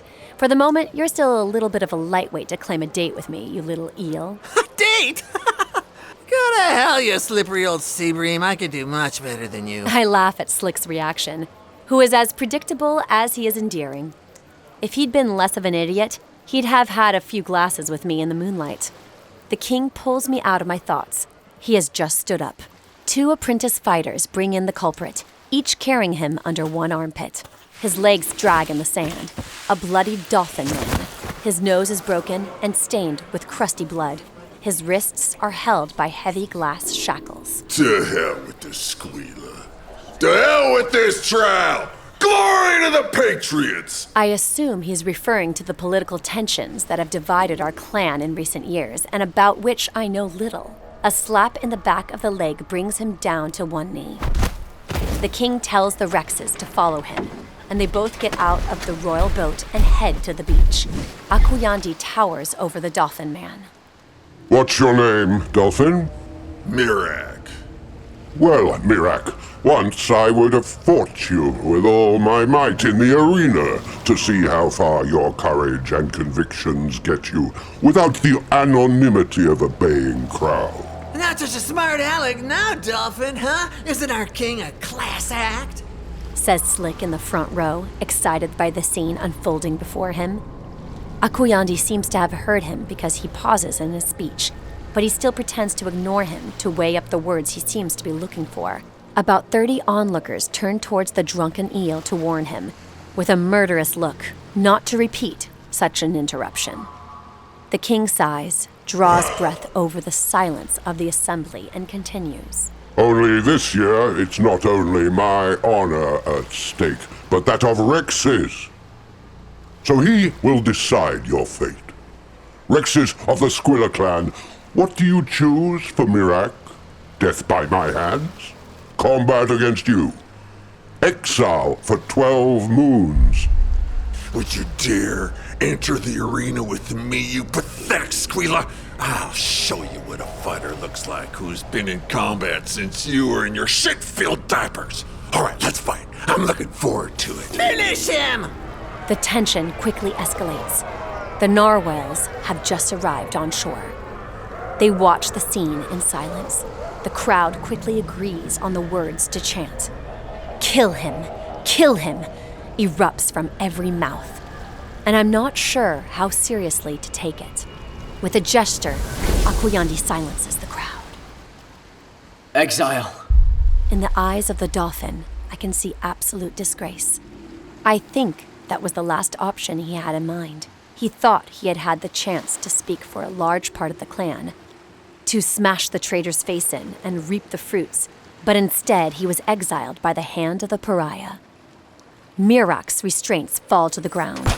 It's true that a battle-hardened adult dolphin could cause trouble for a young maelstrom, but Mirac has no idea that Rex's defeated a guy of Rookyn's stature and showed up in the trials without a scratch. So that's how it is, Akoyandi? After all these years of loyal service, I get the ultimate dishonor.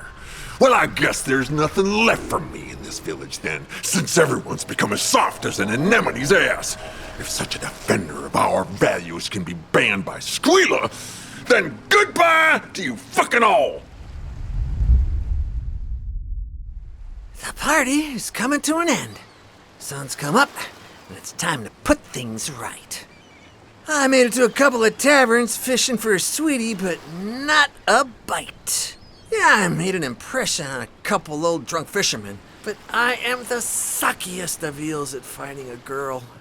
And not to make any excuses, but my heart wasn't even in it, since Rex's had exiled the old dolphin scum. He's far too nice, that Squilla. But I'm not like him. This clan of cowards that I call my own, led by a pacifist who is a mere shadow of what he once was, makes me want to puke. I may have been exiled for a few moons, but I don't expect to come back and serve under these scum ever again. Before I go, I think I'll leave him a little present.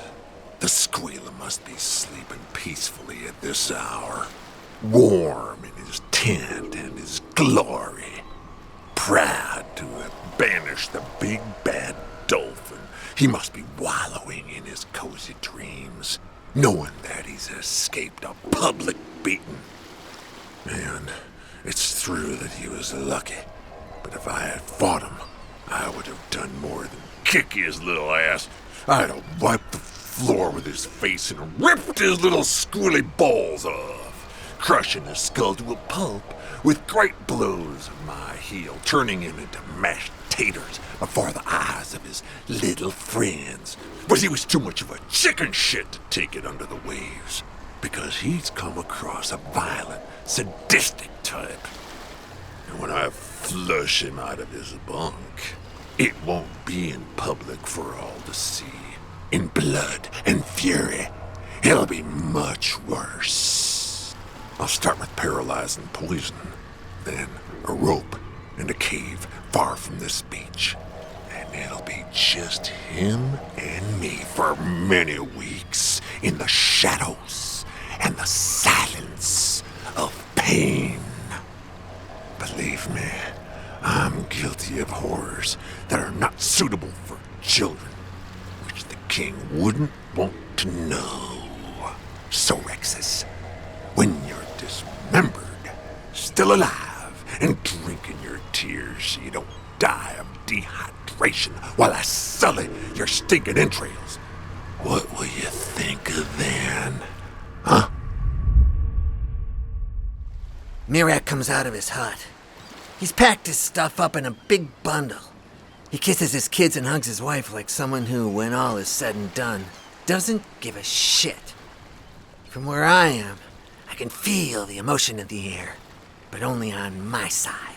The thing is, I don't give a damn if anyone misses him. He still hasn't got it. I'm sure he feels lucky to have avoided the death penalty, and must be disappointed that he couldn't face Rexus. Well, he's wrong! Maybe deep down he regrets acting like that towards my partner, but he still doesn't regret it enough for my taste. The scoundrel leaves his cabin with a decidedly arrogant step and walks along the shore with his head in his stumps. He heads west into the jungle, the weirdo. He only had to turn due east to get his ass out of here. But he continues in the wrong direction. He must be completely stupid or completely drunk, who knows which. I don't care. In any case, it's now or never if I'm gonna take him down. I follow him, and after a couple of minutes, he finally notices my presence. Took you a while to catch on to me, didn't it, fucking dolphin? The eel. You're sleek, Red. And you're the one who threw a dead fox at my partner, hiding behind your mates. Did you go the wrong way, huh? The exit from the village is to the east, you dickhead! He doesn't seem to flinch anymore, so I just continue jabbering on for the sake of it because I've been working on it for hours. I'm not just the eel, I'm Sleek, the electric eel. Sleek the hero. Sleek, the first to last more than 2 minutes 10 seconds in a tug of war and attack King Agroyandi head on. And now, I'm gonna show you what a real beating looks like, you pathetic dolphin. So I send him a blow that he won't forget for a long time. And shit, I didn't think he'd die. I just wanted to hurt him. Kinda, he really didn't deserve to die. Hardly 2 minutes into my attack and he snapped like a sardine. Okay, you didn't do it on purpose, Sleek, so let's just file that away in the never happened box. And, oh, but I got a dead body on my hands. And if this gets out, I'll be in deep shit. All right, this was totally unintentional, but I think I just defied the word of King Agroyandi. Time to get to work. I've got about 15 hours to hide this corpse. Okay, let's hide it far to the southeast, where no one will ever find it. The scavengers will finish the job.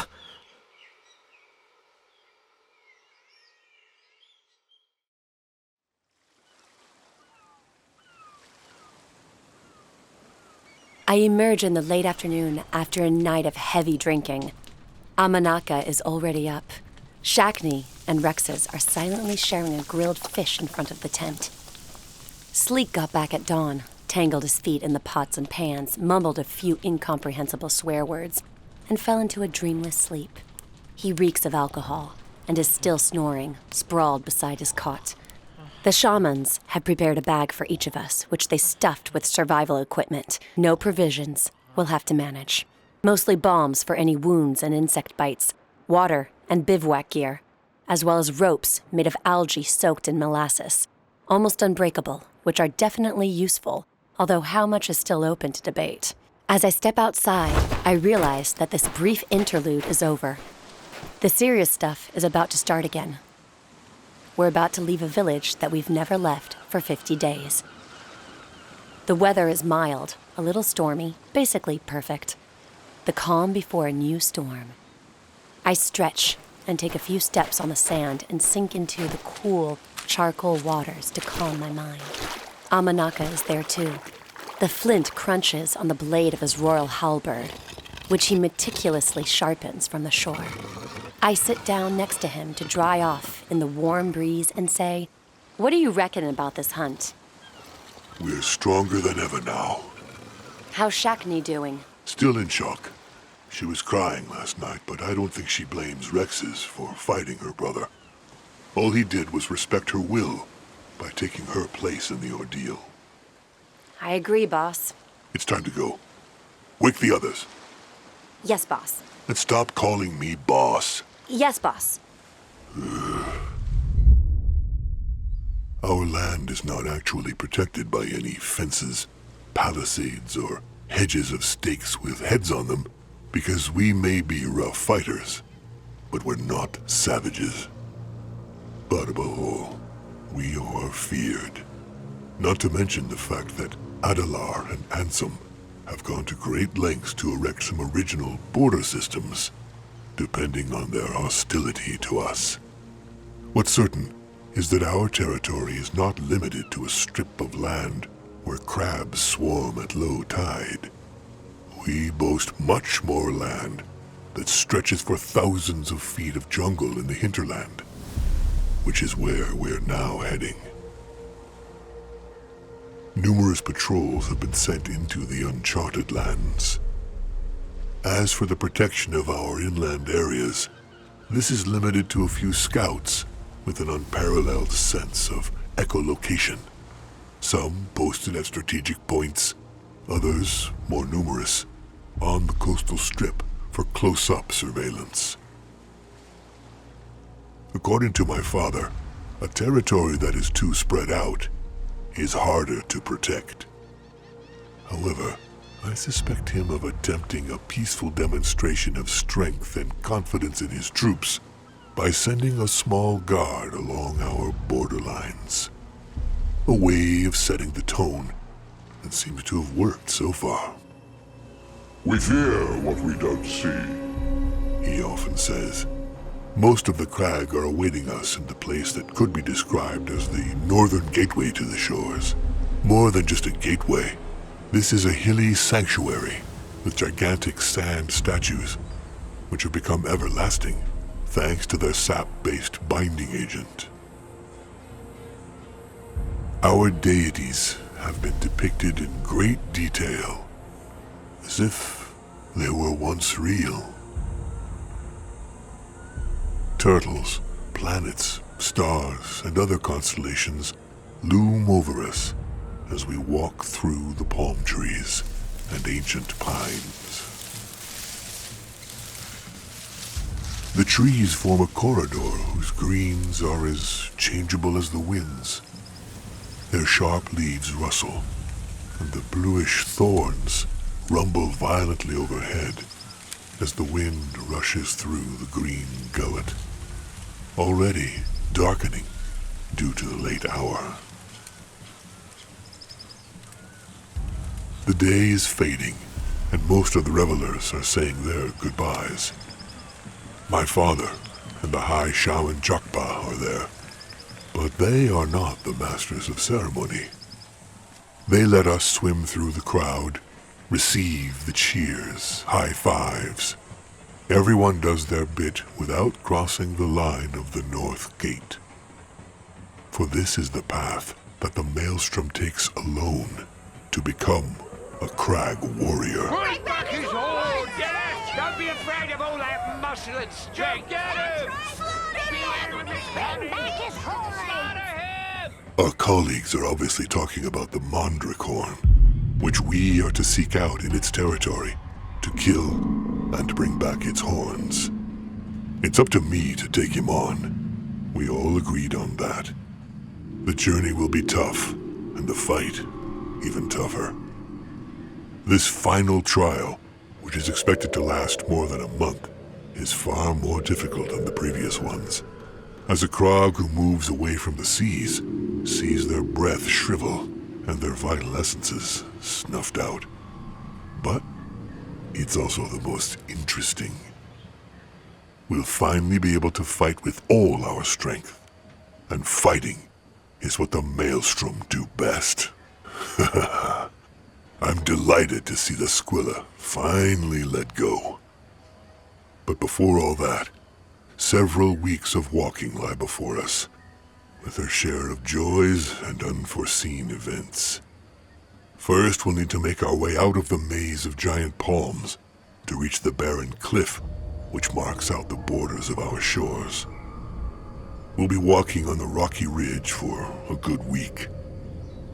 From there, we'll climb down the rock to follow the Adalar border and walk through the forest to the crossroads, which is a mere crossing place between the Ansem, Adalar, Drogors, and Kragh lands.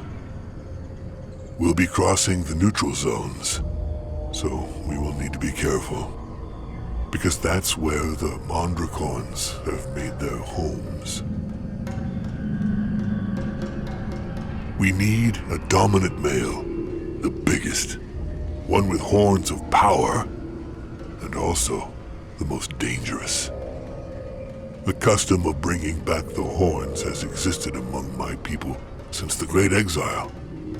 For this was the species that my ancestors fought fiercely for centuries, for mastery of the shores. The beast is easily identified. Unlike the males of her species, this one must be about my father's size, and therefore twice as big as me. 4 arms as thick as ancient oaks, raw muscle, capable of smashing you with a backhand. Her mane is white and adorns her throat. Hooves that can turn rock into sand, crush a body, and make the earth tremble. The agility of a young monkey and the malice of a wise ancient. What we're up against is quite capable of giving us a very hard time if we don't take her seriously.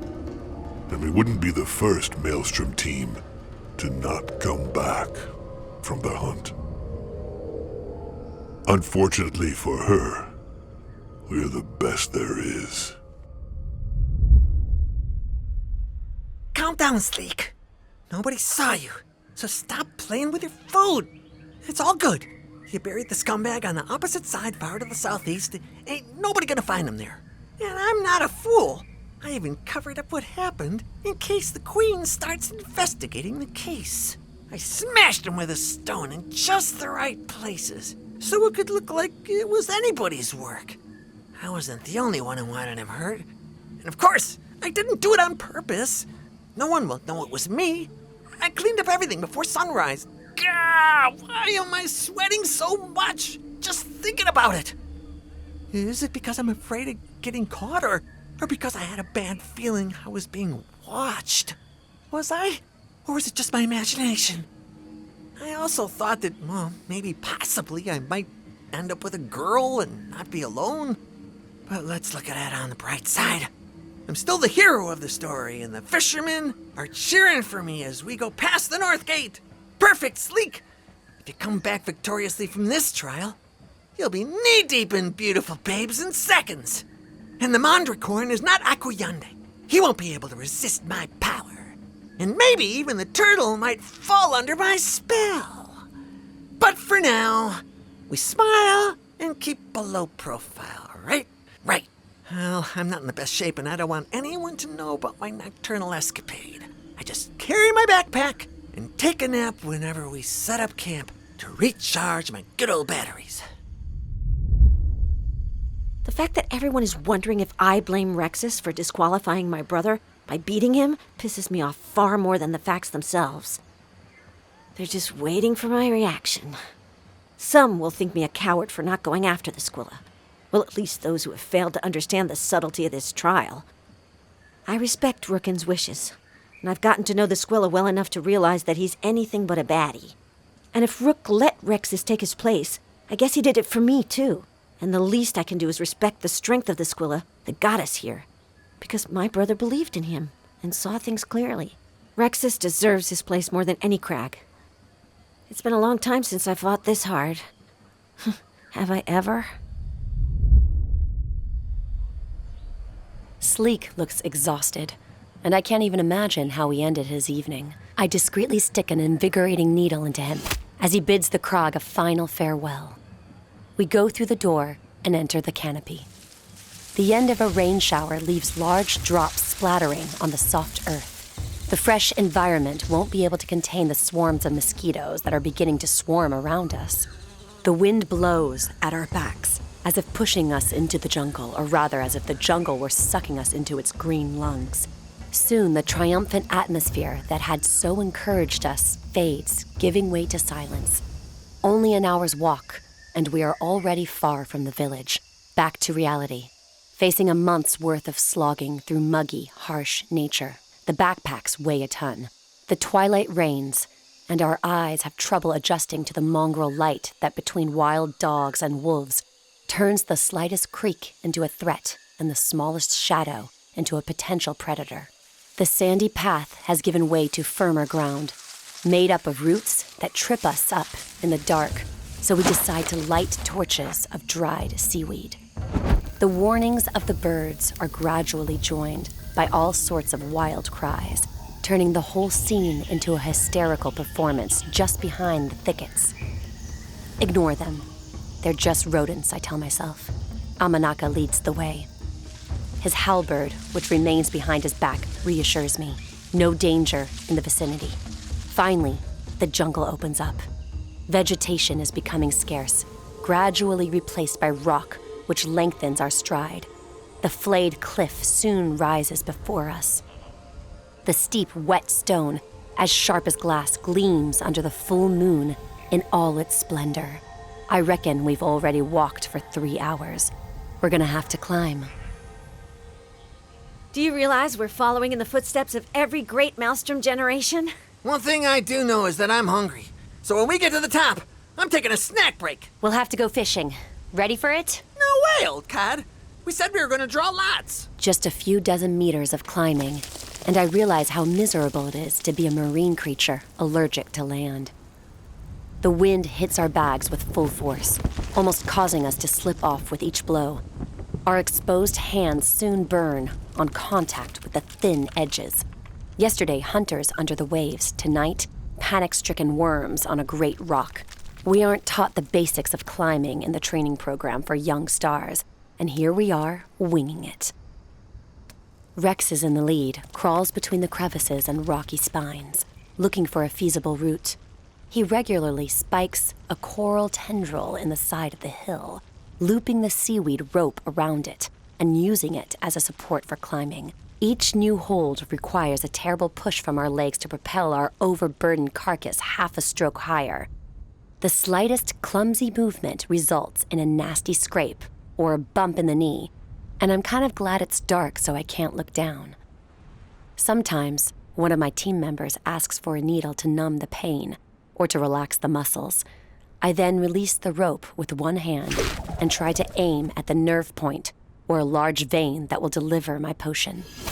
The climb takes 2 days before we finally arrive, soaked in sweat, on a rocky ridge several thousand strokes above sea level. The ocean stretches out into infinite darkness, but its salty air is barely enough to get our breath back. The night is heavy as lead and as dark as octopus ink. The wind is icy, and the air is different from what I've experienced so far. We're designed to consume dense oxygen, crushed by marine pressure, but this seems like poison, more diffused in the atmosphere, almost impossible to grasp. Gills or lungs don't seem to be able to take enough in with each breath.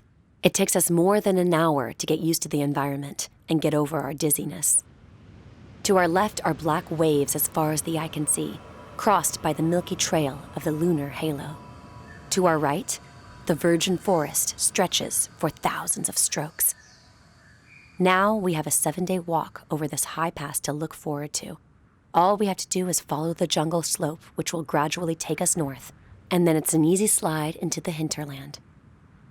We need to cross this pass to get into the highlands of our territories, and to avoid the land of the Lindras, those great beasts who would finish off even the 5 of us. As we wade through the uneven stone, twisting an ankle in a hollow, stumbling after a slip on an outcrop concealed by the clouds of mist, the vertiginous ridge ends up as a gently sloping valley forming a large bowl with walls smoothed by erosion. In the midst of it, I can see a mass of fog hovering over it, like a broth into which we'll descend. Soon the noise of the waves breaking below can no longer be heard. As we descend into this rocky valley, gray stones appear, which we shamans call stels pointing to the sky. They are studded with inscriptions carved into the rock in the form of runes which, in the past, had been used to guide the Adalar spotters through this maze of traps. No doubt about it, we are indeed surveying the southern flank of the flayed cliffs whose sad story Gakpe recounted several years ago. The maze of the Stellis. Great War, the battle of the shores between my people and the Adalar. Everyone knows this part of the story. The Adalar, driven out of the Atypique cave, where our king Akuyandi now sits, were forced to flee the regions we are now traveling through. They were hunted down in the jungle, here and beyond, until they took up residence where no one would look for them. The Carmine Forest. But before settling there permanently, they spent several years in flight. Every time they found refuge in one place, they were defeated and pushed further back. It was here, on this cliff, that the second most important battle of their exile took place. When we leave the maze of the Stells from the north, we'll reach what was once their outpost, the flayed cliffs. This point was difficult to attack from the maze, and a few centuries earlier, all 5 of us would have been dead by now. This open territory gave them a view of everything that could happen from the south, as well as an advantage in the field. 10 sentinels stationed overhead could have fought a battalion of 200 soldiers just by throwing spears and letting traps and fear do the rest. The cliffs also provided access to the sea and therefore to food, while they desalinated water for drinking. The place was clearly impregnable, which is why they focused most of their force on the north side, where the cliff was much harder to defend. That's why my ancestors, guided by the Ansom, who knew the terrain so well, waited until the conditions were as unfavorable for the enemy as for themselves before attacking. This strategy reduced the chances of victory to 1 in 2, and thus to a much fairer ratio. They had to wait months before the hurricane to pass through the region so they could launch the final offensive. All the Adalar's landmarks and military defense strategy were turned completely upside down. They were unable to stand upright because of the high winds and the slippery wall. It was impossible to keep a good lookout over the northern facade or the sense of the enemy approaching. It was risky enough even to fight, but the Kragh and Ansom were ready. They divided their forces into 3. The first and smallest army was equipped with torches on the outskirts of the maze, here in the south, and lit a host of fires to simulate a colossal amount of imaginary warriors. The second army, representing the bulk of the forces, was posted to the east. They had coated their boots with a sticky resin and reduced their equipment to a minimum. They launched a false offensive through the maze as a decoy, and when the storm was in full flow, the second army attacked from the eastern flank. The surprise effect caused a general panic. When supplies and troop rotations between the 2 Adalar fronts were needed, a third army, made up of the best Kragh and Ansom climbers, arrived from the western flank of the mountain and cut their troops in 2. The Adalar, gradually realizing that they had no chance, and that above all they had to survive, had no choice but to flee northwest towards the Carmine Forest.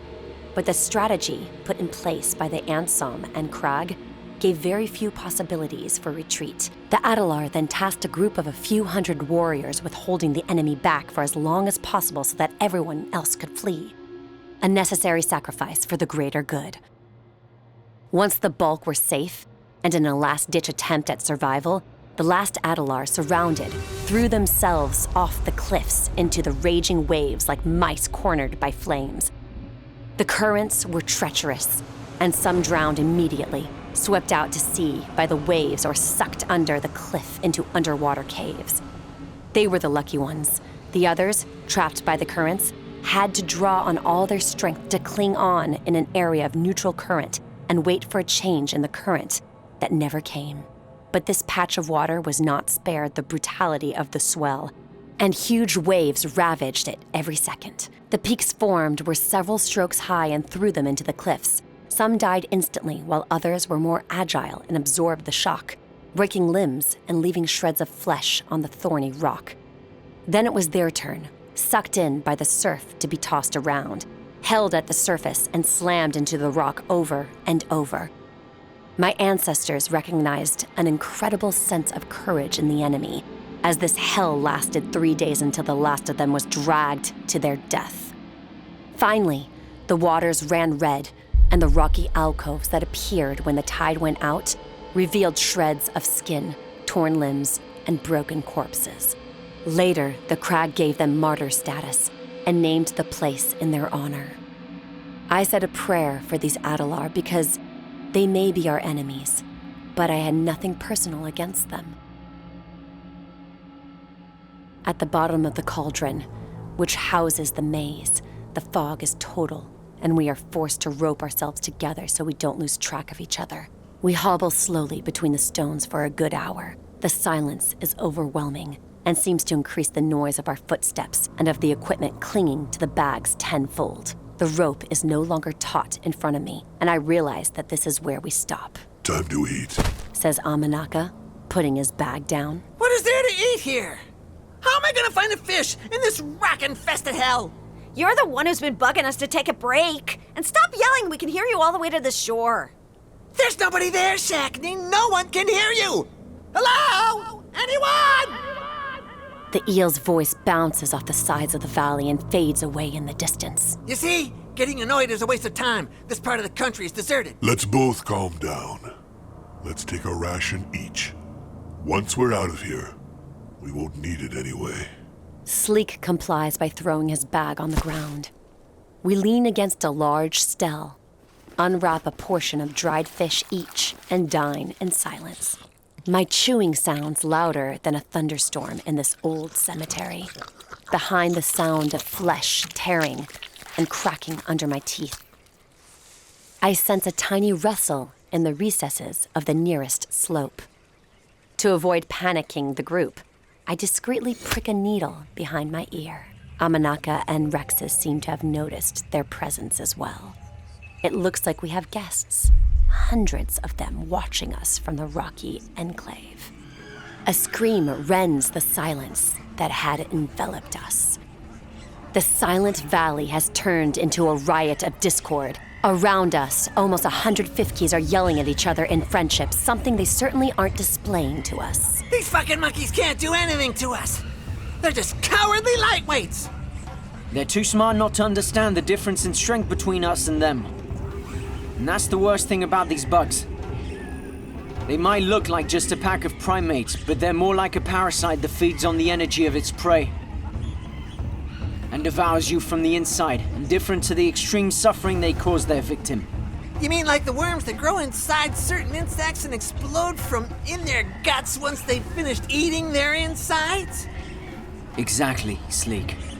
They'll start by depriving us of sleep for several days, and then send out scouts who'll find a breach in our fatigue-ridden defenses. Our equipment will disappear, and then they'll scream and become more violent as we become weaker. They'll start by throwing stones, bigger and bigger, and then fruit to attract insects as we sleep.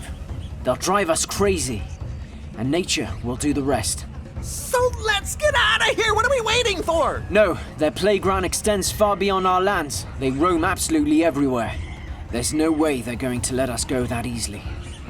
Believe me, these things will follow us to the grave. Rexes, I like you, but do you have any solutions rather than just ways for all of us to die? I've got one or two tricks up my sleeve. I came across them once before when I was training in the jungle south of the shores. I like to make what's called an example. A what? An example means catching 2 or 3 and slaughtering them with enough violence that the others will want to leave us alone for good. And above all, to show off our catches like trophies. Well, that sounds wonderful. And how do we go about it? They're far too nimble for us to fall on them tonight or even tomorrow. We need to let them think they can get close. But you just said they weren't stupid enough for that. They're certainly smart, but they're also greedy. I see where you're coming from. Smile, Shackney. We're gonna offer them a big prize on a plate, our backpacks. When they approach, we'll fall on them. Amanaka stands up with a yawn. I like your plan, but tonight I'd like to rest a little. Akanza, will you stick a needle in me? What kind? The one that awakens the senses. I do so carefully. Once the prince has been pricked, he bends down and picks up a stone the size of my head, looks at it from all angles, and tosses it to and fro in his palm. This should do the trick for tonight. Amanaka takes a run and hurls the stone with all his strength into the night. I wish I hadn't been stung too, because the ensuing scene makes me gag. He'd given the same demonstration 2 days ago with a fish. As expected, the stone cleaves the darkness and literally blows up the skull of a fifki standing at the top of a ridge, tearing off neck bones and vertebrae in its path. The sound is disgusting, but the poor bastard doesn't suffer for long. The small body collapses on the spot. The rest of the horde dissipates in panic and darkness, although probably not far, and silence returns to envelop us in its cool embrace. We wake up to the sound of a flock of seagulls flying over the cliffs. There's no trace of the fifkis except for the spatter of blood left by the one shot by Amanaka yesterday. They've probably cleared his body away. We get back on track, and soon the terrain begins to slope slightly upwards, a sign that we'll soon have crossed through the maze. The sun is at its zenith when we finally reach the flayed cliffs. The stones of the maze below are mere gray dots in the valley. The wind is back, and we move forward in the midst of the clouds that mask the ocean, which gives off a distant roar, the only sign of its existence. Amanaka says we must stop to eat and finalize our plan. In the distance, on the rock, some fifkis have already returned and are galloping along the ridge, but they remain out of reach of any stones we might throw at them. The same trick won't work a second time tonight. Amanaka has chosen a ledge that will provide, with a little climbing and a lot of rope, access to the sea. We draw lots. Right. Fuck off! Sleek rages when Luck assigns him the chore of fishing. Rex's is appointed to fetch wood. He does so immediately and disappears under the cottony clouds towards the jungle. The eel has taken a net, abseils down the wall, and also disappears. 3 hours pass before he returns.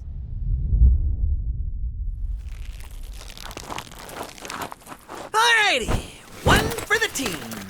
That rope came in handy, He says proudly, swinging his catch at our feet. The net is full of all kinds of fish, still stiff from the electric shocks.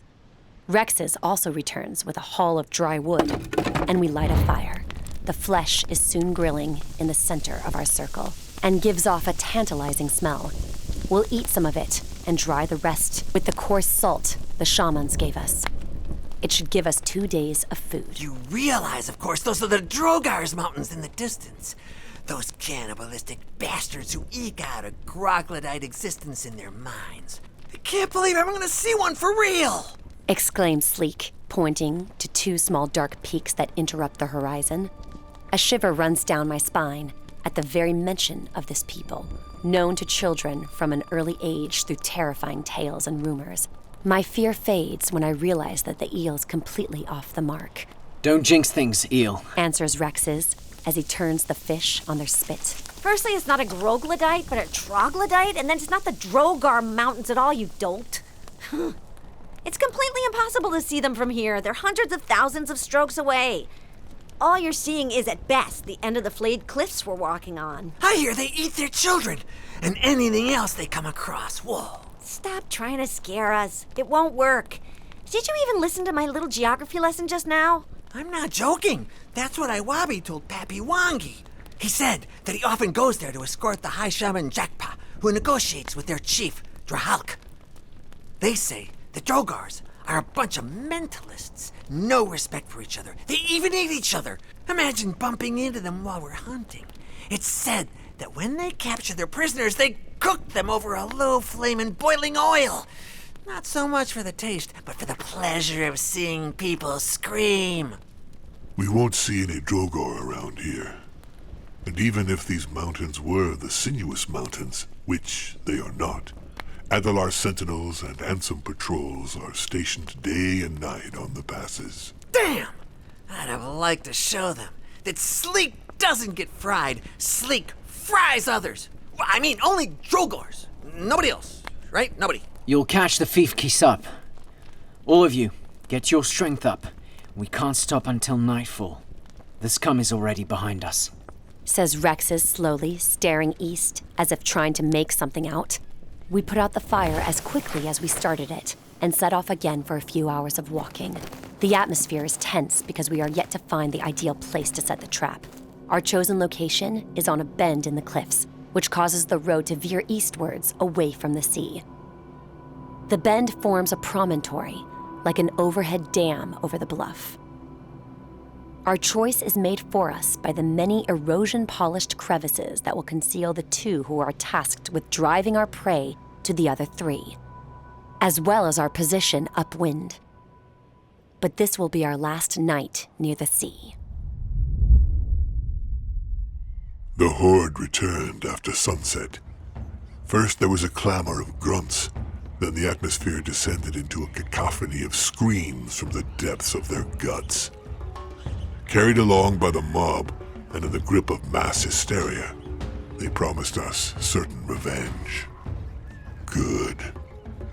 These beasts seem to have some pride, and the first trials taught me that it comes before a fall. We tie the bags together so they are too heavy to carry, and then display them prominently at the exit of the camp. And then we wait for many hours. A few projectiles start to veer in our direction at mealtime, and then rain down on us all night. Shakni, Slick, and Arkanza remain by the fire. I slip away with Rexes under a rocky spur. The bivouac, which we fed with green wood, has smoked and masked our smell, and we've become invisible. Dawn is breaking, and a strange silence has returned.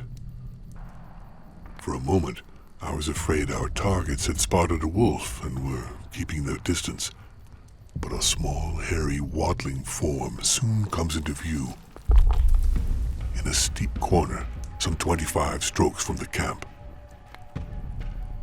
If they follow the plan, then my 3 team members will be faking exhaustion, drowsiness, and snoring when they've actually been pierced with anti-fatigue needles concocted by the turtle. The first Fifkis timidly strolls over the ridge. He's alone. The bug is bigger than I had imagined. From my vantage point, I can easily come out of hiding and impale him with a halberd. And that's what I'd have done if the next second, when I activated my sonar, I hadn't seen a good 30 Fifkis climbing silently along the cliff, where Slick, Ark, and Shakni weren't expecting them to be at all. It was impossible to warn them. Everyone would flee, and we'd lose several more days making a new trap. And we certainly don't need any more days of lost sleep. With a wave, I pass the message to Rexes, who's standing still on my right. He nods and says the best thing to do is let the 3 of them get caught by surprise and get involved before the Fifkis do too much damage. If I've analyzed the situation correctly, the ones climbing the cliff are supposed to create a diversion, while the first one steals at least 1 bag. He'll probably fail, because the weight of it is too much for him. Then I'll reach him in plenty of time, while the Squilla enters the fray. Another, much more dangerous prospect immediately opens up before me. They have no idea that I'm there, and it's possible that their scout is the distraction. In this case, my comrades will be focused on the bags and will therefore have their back to the pack when it falls on them. With so many of them, it will be child's play to pull them crashing down into the void. They finally seem to be taking the bait. Unfortunately, My hearing only detects a single scout from the ridge who is heading determinately towards our equipment. I'm almost disappointed. We don't move until Amanaka and Rexes close the trap. From the corner of my eye, I see the primate rear up on its hind legs and check that we are not moving. I let out a snore. He sniffs the bags, notices the knots, and tears the braided seaweed ropes with a fang, as if they were made of cotton. It seems that once again, we've underestimated the wonders of nature. He starts to dig with his long fingers in a pocket. Then, in the main cavity, he opens the survival rations, throws them into the void. What are you doing, Amanaka? Why are you letting him rummage through all our stuff like that? A long minute passes. The fifth key continues to cause havoc with our stuff, banging a bowl as if he wants us to wake up. Sleek wriggles more and more beside me as the animal swings the contents of the bag over the cliff. What the fuck are they doing? He hisses. I don't have an answer for him because I myself am finding it hard to understand the situation, which is becoming absurd as the seconds tick by. The fifth keys themselves don't seem to understand why we still haven't got up. He's tearing into the contents of a second bag. Mine, the one containing my supply of herbs and potions. Without them, I'm just a needle-throwing scholar with no business being on a battlefield. Potions are what links my shamanic knowledge and the art of combat. Without them, I'm just a mixture of two opposing disciplines without any synergy. There's no way I'm going to let him touch what my Uncle Gakpe left me any longer. With a sharp movement, I nail the paw of the curious beast who's looking at one of my bottles. He screams. Shakni and Sleek leap to their feet, and Amanaka finally comes out of hiding alongside the Squilla. I don't have time to hear what they are saying when a dozen hands from behind descend on my shell, my ankles, my wrists, and drag me down the cliff. Like Rex's, I thought that if we waited them out, the monkeys would make a coordination error. But that was not counting on an impulsive reaction from Ark, the last person after the Squilla capable of such an impulsive act, in my opinion. When all said and done, it seems something got her riled up. I reach the scout in 2 leaps. I feint to draw him where I want him. He dodges and meets the shaft of my weapon in his forehead. It goes crack. He collapses. And without knowing if he is still alive, I follow Rex's and join the others. Ark almost sees her adventure end here, but Slick reflexively wraps himself around one of her legs and grabs Shakni's hands. It's impossible for him to fire under these conditions. Rex's rushes towards them, but the axolotl is already covered in bites, and although she has assumed her battle form by tripling her muscle size, the Fifkeys are dragging her toward the dangerous cliff. They hook her legs, lacerate her tendons, slice off a finger, and sink their fangs into her flanks. She screams, and in a rush of blood, she pulls Slick and Ark back from the edge. Rex's immediately starts punching. 5 attackers are propelled into the air. With a fluid punch, he takes off the head of a 6th. In a few seconds, I'm on the spot. I strike with the handle to avoid damaging them too much. Sometimes I throw one into the air for fun, because we orcas love to play. With each blow, a Filskis falls unconscious. Rex's has released the axolotl and takes a simpler approach than me. Everything he touches is pulverized and flies through the air. Arkanza and Slick are on their feet and catching their breath. The monkeys quickly retreat. At our feet, a dozen Fifkeys are dead or seriously injured. The bags! Yells Shakni. That's the thing. It seems that we weren't the target after all. A second group of Fifkeys heads off in the early dawn with our equipment. Oh, those bastards know their job. Unluckily for them, I had provided for this and put our shaman's equipment in a safe place before even entering the pile.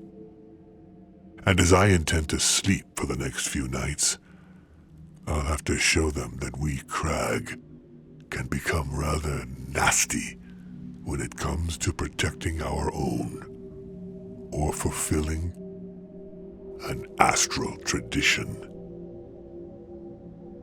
It's time that the Fiefkees get to know the people who were involved in the legend of the Flayed Cliff.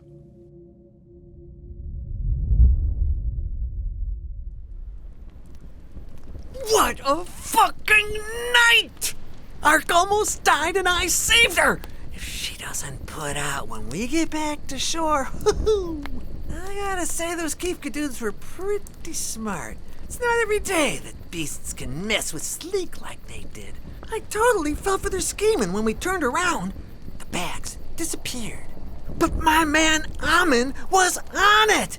He decided to show them that they shouldn't rile us up too much. We tied up those critters with the leftover rope we found and ate our last ration to sort our heads out. Then we waited all day in the same place where those bastards would find us. The axolotl has grown her finger back. Oh, I love it when she does that thing. And then parasites from the previous day showed up. Of the 5 captured, 2 remained alive. We started by burning them alive in front of their friends. Ooh, desperate times call for desperate measures, as they say. We're not anti-nature as such, but there are only a few ways of getting rid of a horde of Fick. So we applied the good old Rexus method, as he's the only one who knew what he was talking about. Damn! Screaming when we set the fire. It took a good 15 minutes to finish them off. I think that must have chilled a lot of people. Oh man, it felt good to spoil their party in the dark night. And then, as we had no more rations, we filled ourselves up with calories by stuffing ourselves with 2 monkeys roasted under their freaked out eyes. Nothing was wasted. The axolotl and the tortoise refused to eat. I don't know what they're missing. Oh, it's better than octopus. Then we slept peacefully. With a lookout, of course, because you can't be too careful. But nothing happened at night. Seems they chickened out. And anyway, we had nothing left to steal. Then the morning comes and Amanaka dismembers the 3 remaining corpses and spreads the loose pieces out around our camp as a warning. He skewers the heads on his big gun, and we hit the road, hoping the message will get through. The sad thing about this victorious ending is that we have at least 4 or 5 more days of hard work left before we reach the jungle. We've nothing left to eat, and we just scared away the best food we could find here in the paradise of rock.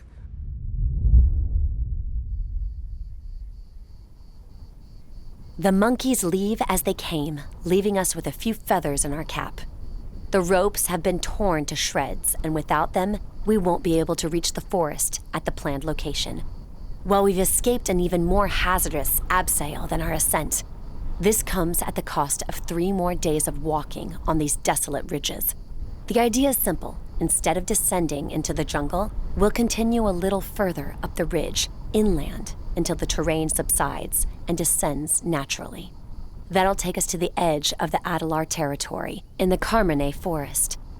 I must admit that at first I was pleased to see aerobatics give way to hiking. But here's the thing. We've been walking for 3 days since the Fiefkees, and we're literally starving.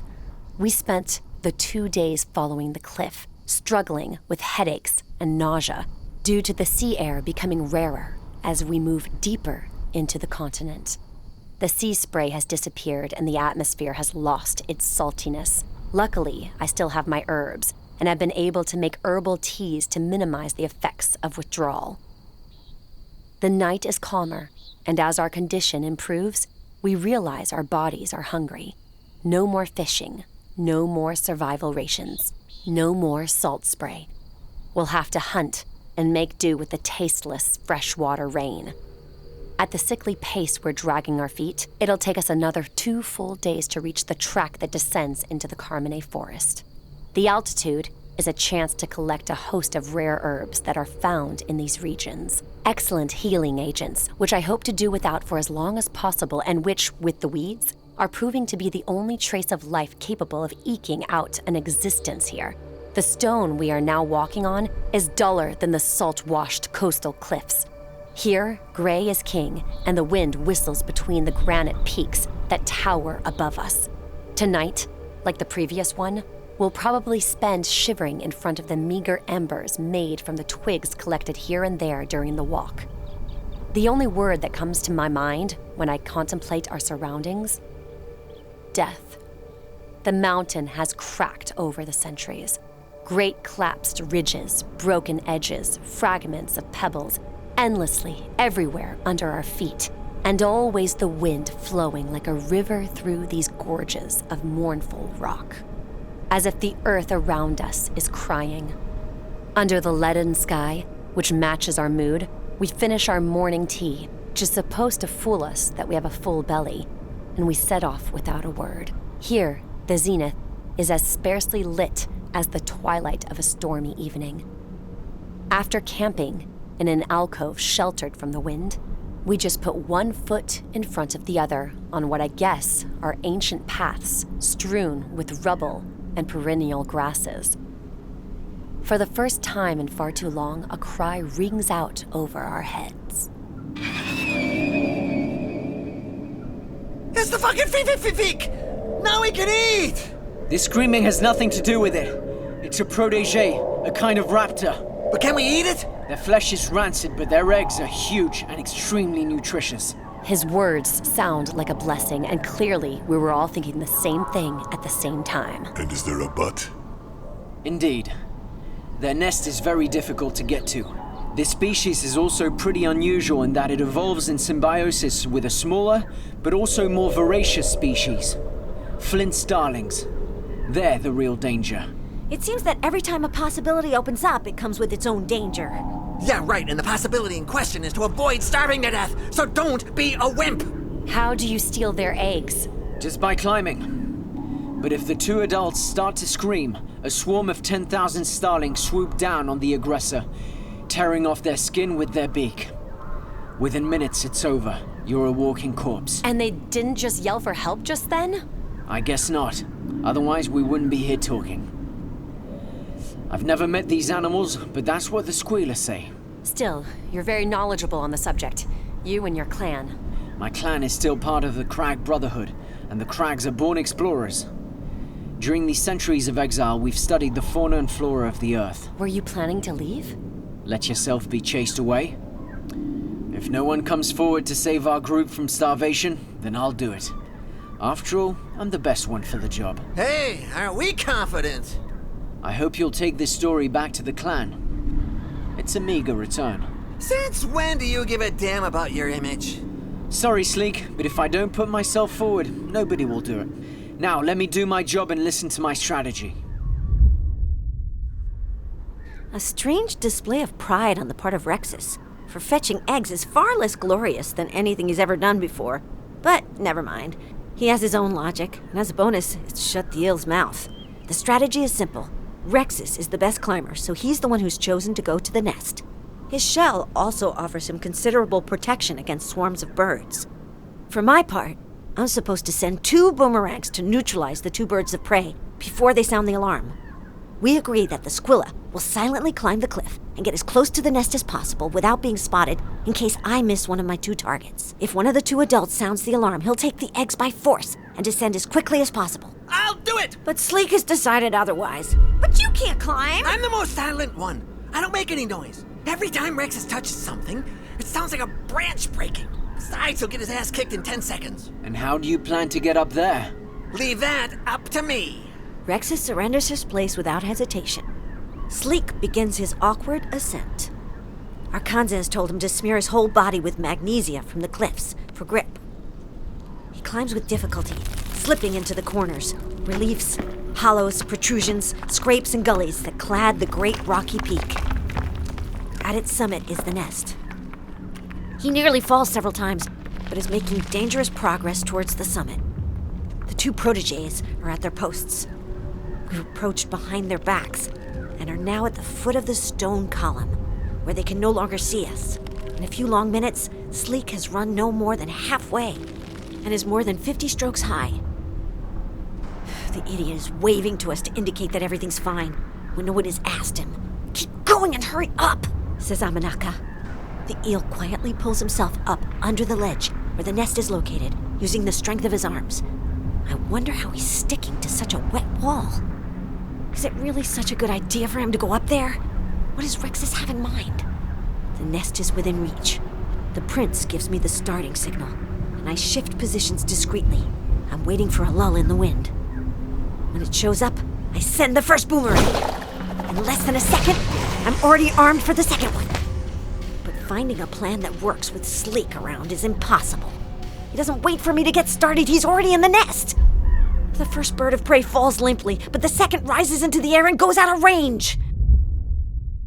I didn't climb this slippery rock for fun. And I hope I've showed that turtle that I'm no wimp.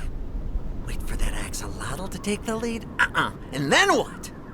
After she dislodges tens of thousands of ravenous starlings, something clicks in my mind. So without missing a beat, I run to the nest before she overwhelms the second one.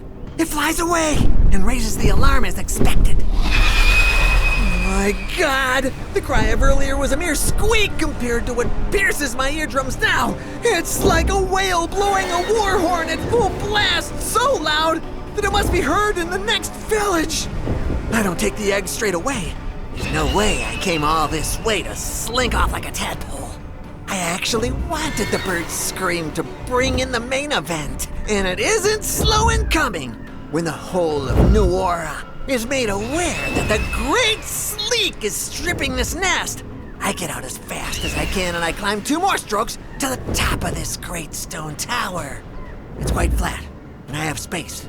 Not a bad view over the gloom. Down below, they must have already thought I was a goner. And knowing the prince, he told them not to move. And he was absolutely right, because the target is me. I clearly saw Sleek barge into the nest to scare the protégés. Shakni shot down the first and missed the second. He then came out empty-handed and climbed to the top of the peak. What's he doing? He'll die! Croaks Shakni's voice, choked by Amanaka's big paw on her mouth. Don't make a sound. If they see us, they'll get all 5 of us. The gray sky turns to black in a few seconds. A curtain of night has risen above us and is swooping down towards the eel. It's called a murmuration, or black sun. Come to Papa! He barks. There's a buzz in the air. Silex's starlings begin to swoop as they circle the Python in perfect sync with each other. The phenomenon is due to the fact that each individual in the cloud reacts to its 14th closest wingmen. This allows the birds to move as one, without leaders and without ever colliding. But the cloud will quit this marvelous aerial ballet for a single common goal: the destruction of Sleek. The brown, swirling wave separates erratically, and the sky seems to disgorge dark streams that speed down towards the eel. Soon, their entire mass falls on him.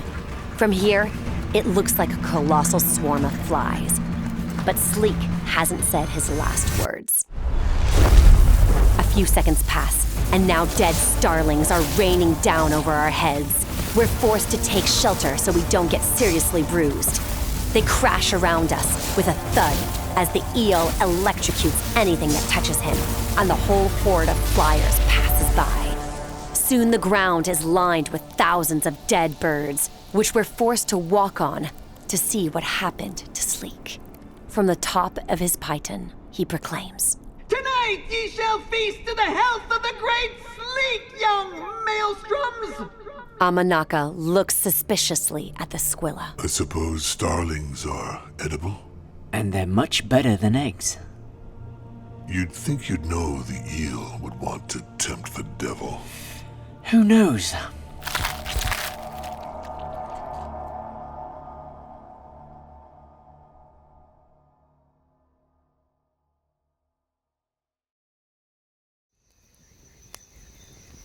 We spent the previous 2 days sleeping and eating to the point of disgust. These little birds, which were so delicious the first time we ate them, were forced to ease the pace as our accumulated digestion and tiredness are weighing us down.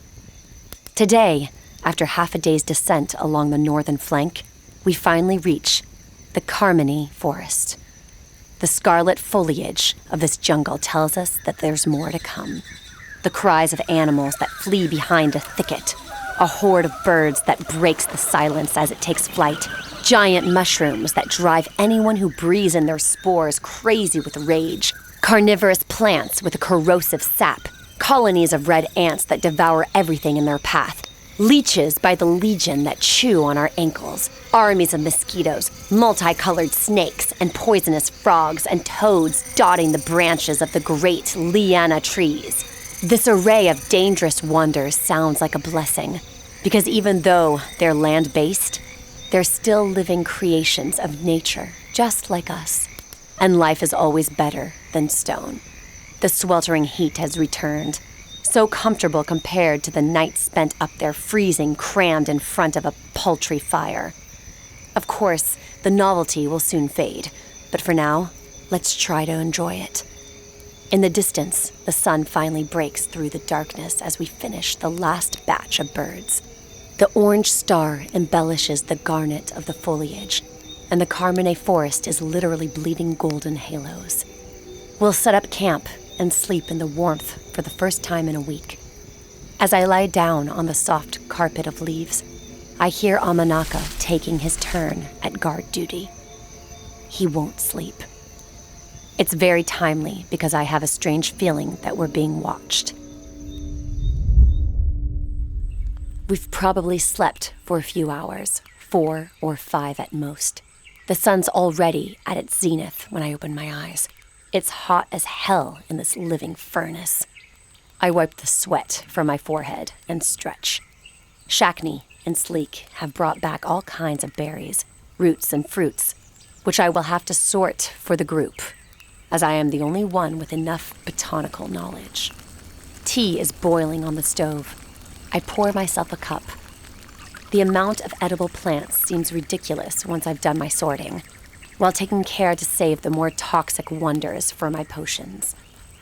We decide to throw the remaining starlings away so their rotting bodies don't attract any predators.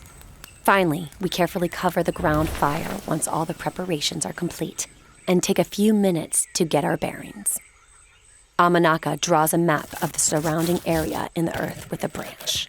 This is the northern door we used over a week ago. Then we took this direction. He draws a line and repeats. And here is the mage, then the cliffs that abut the sea. That elbow further up is where we fought the Fifkis. Finally is the region of gray stone where we had the starlings. We're right here, at the start of the Carmine Forest, and we're going to this area. He draws a circle on the edge of the Adalar border. We'll head to this neutral territory, bordered by the Adalar lands, the Ansem lands, and our lands. This is the crossing. Precisely. And we're far from home, so be careful. Not at home, nor abroad. Exactly. You can meet absolutely anyone there. Ansem, Adalar, or worse, mercenaries, or even Drogar scouts, even though they're fairly rare. Once we've reached the crossing, we'll have to return to the southeast to reach the primordial lands of the Mandricorns.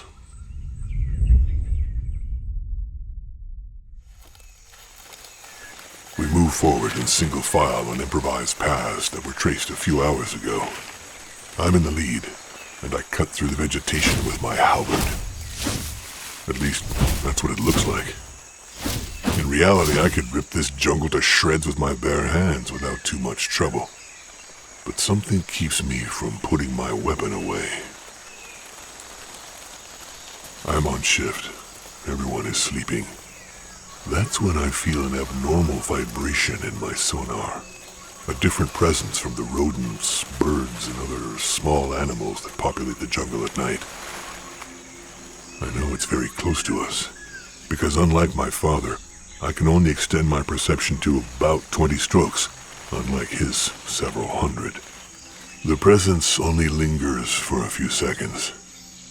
I can't determine the size. It could be huge or human-sized, but everything looks blurry. This entity's ability to dissipate with such skill is quite disturbing. I naturally stiffen, and she evaporates immediately.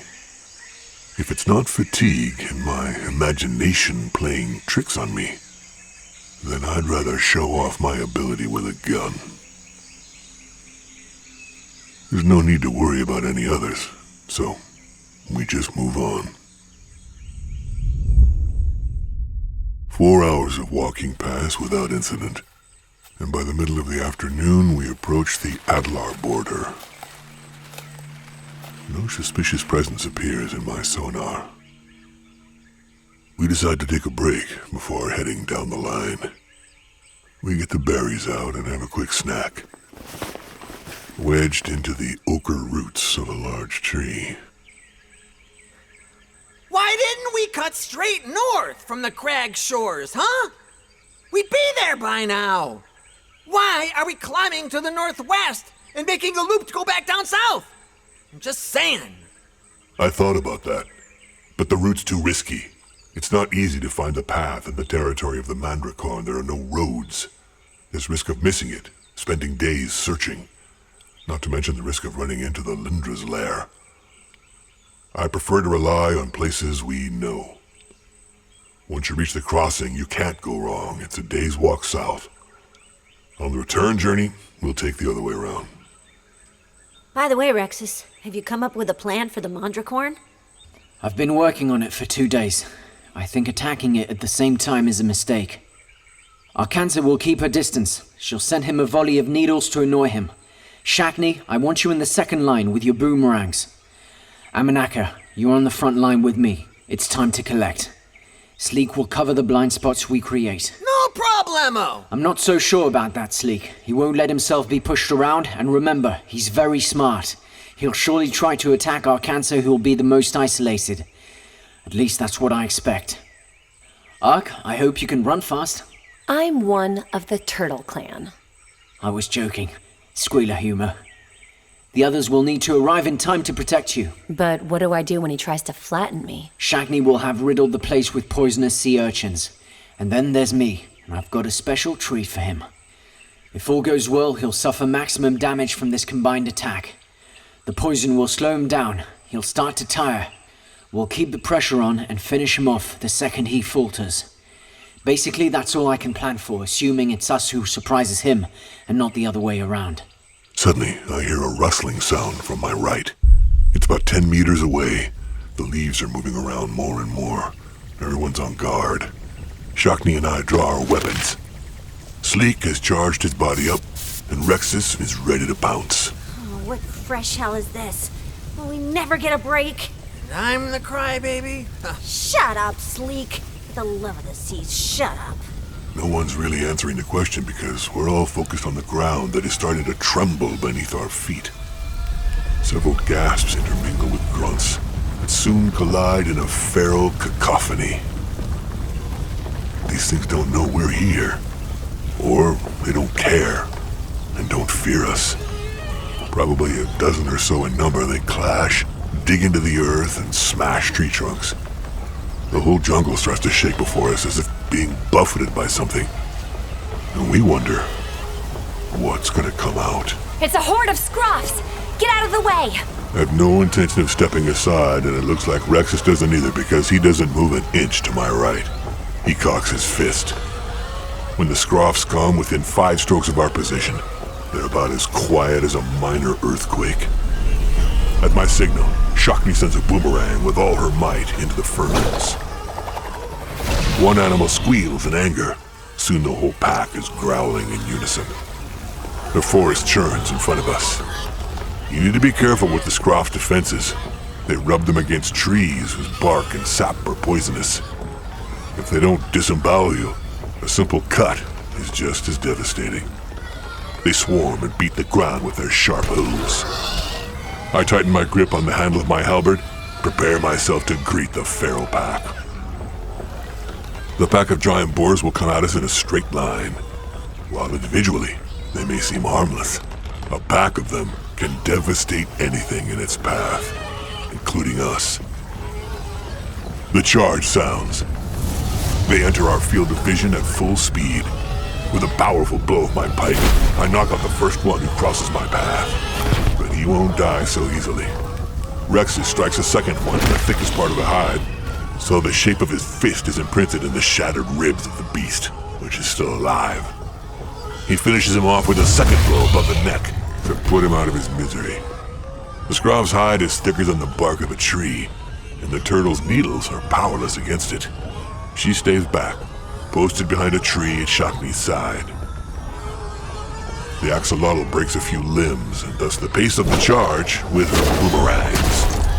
Sleek has wrapped himself around a fourth and is attacking him with all his power, but the Skroth is resisting like a fiend and is bucking wildly to get rid of the eel. The panicked animal runs out of the way at full speed and disappears into the tall grass with Sleek on his back, shouting, Die, you damn pig, die! in a clumsy rodeo.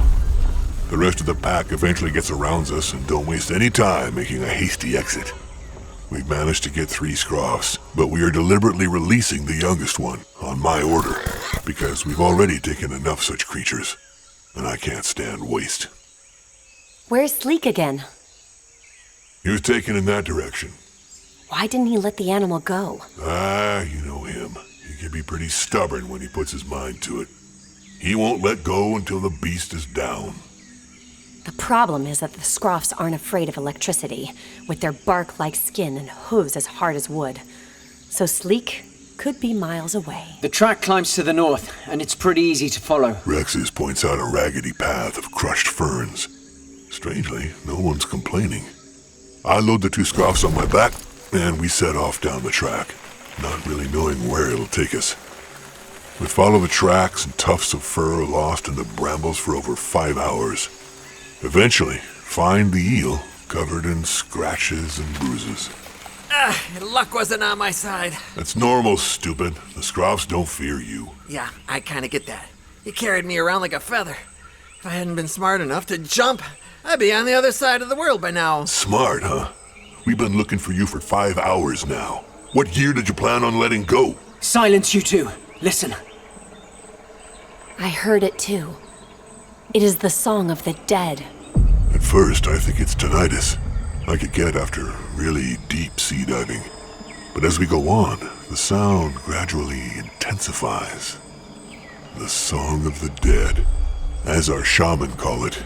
It sounds on the Adalar border when the wind rises. The dirge sound is like a host of cacophonous squeaks, a disjointed melody carried by the wind that invades the forest. Let's take a look. Huh, no way I'm gonna walk that line. As long as you don't cross the border, you'll be safe. As the future king of the Kragh, I need to see this place with my own eyes. We'll walk along until we get to the crossing. It won't necessarily be pleasant, but I repeat, nothing can happen to us as long as we stay on the right side. And that's an order from your prince, by the way. I let some time pass and then resume.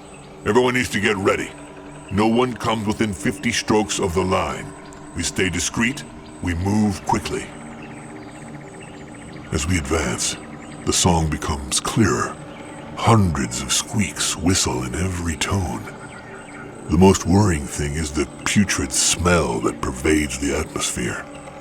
In a few minutes we see the line, a section of jungle that has been razed to the ground to form a barren strip of land that's supposed to symbolize the border. When the trees give way to this yawning clearing, the sight before us freezes.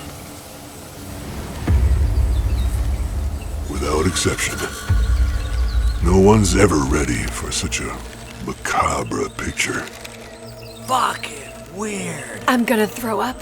Now I understand the source of the creaking as another gust of wind rushes through the line, causing the decomposing corpses to sway at the end of their ropes. The difference in tone is explained by the size and age of what is hanging there. Mostly curious Kragh fishermen. Unfortunates who were carried away by the currents in the wrong direction. Human soldiers, still in armor. Probably handsome. Dead people by the 100, dangling at the end of their ropes. Some of them missing their heads, hanging by their feet, others by their throats.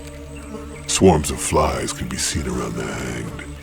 I had ordered my team to stay a safe distance to prevent them from seeing the expression and the rot on the faces of our fellow human beings. But I have to observe and learn what horror really is if I ever want to lead with dignity. I do know, however, that mantis shrimp have perfect vision, and that Rexus doesn't miss a second of the show from his vantage point.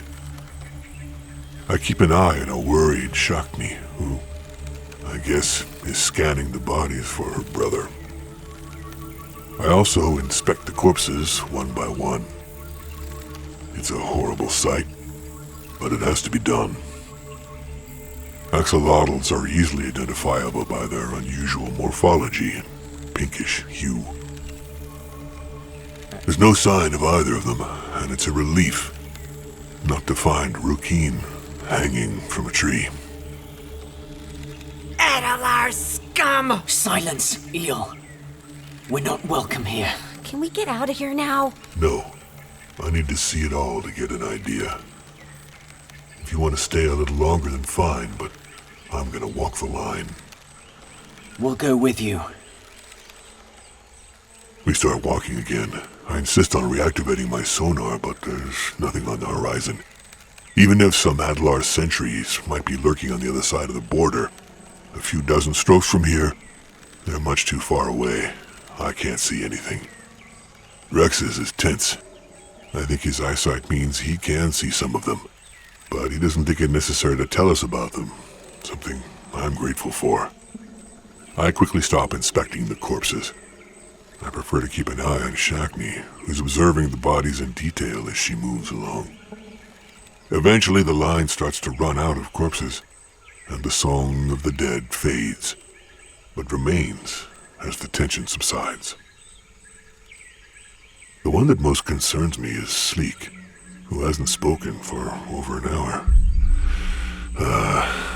The eel has seen something and fallen into a tense silence that was quite perceptible to anyone who knows him at all.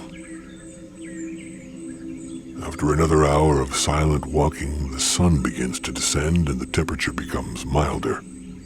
A few more days and we'll have the crossing in our sights.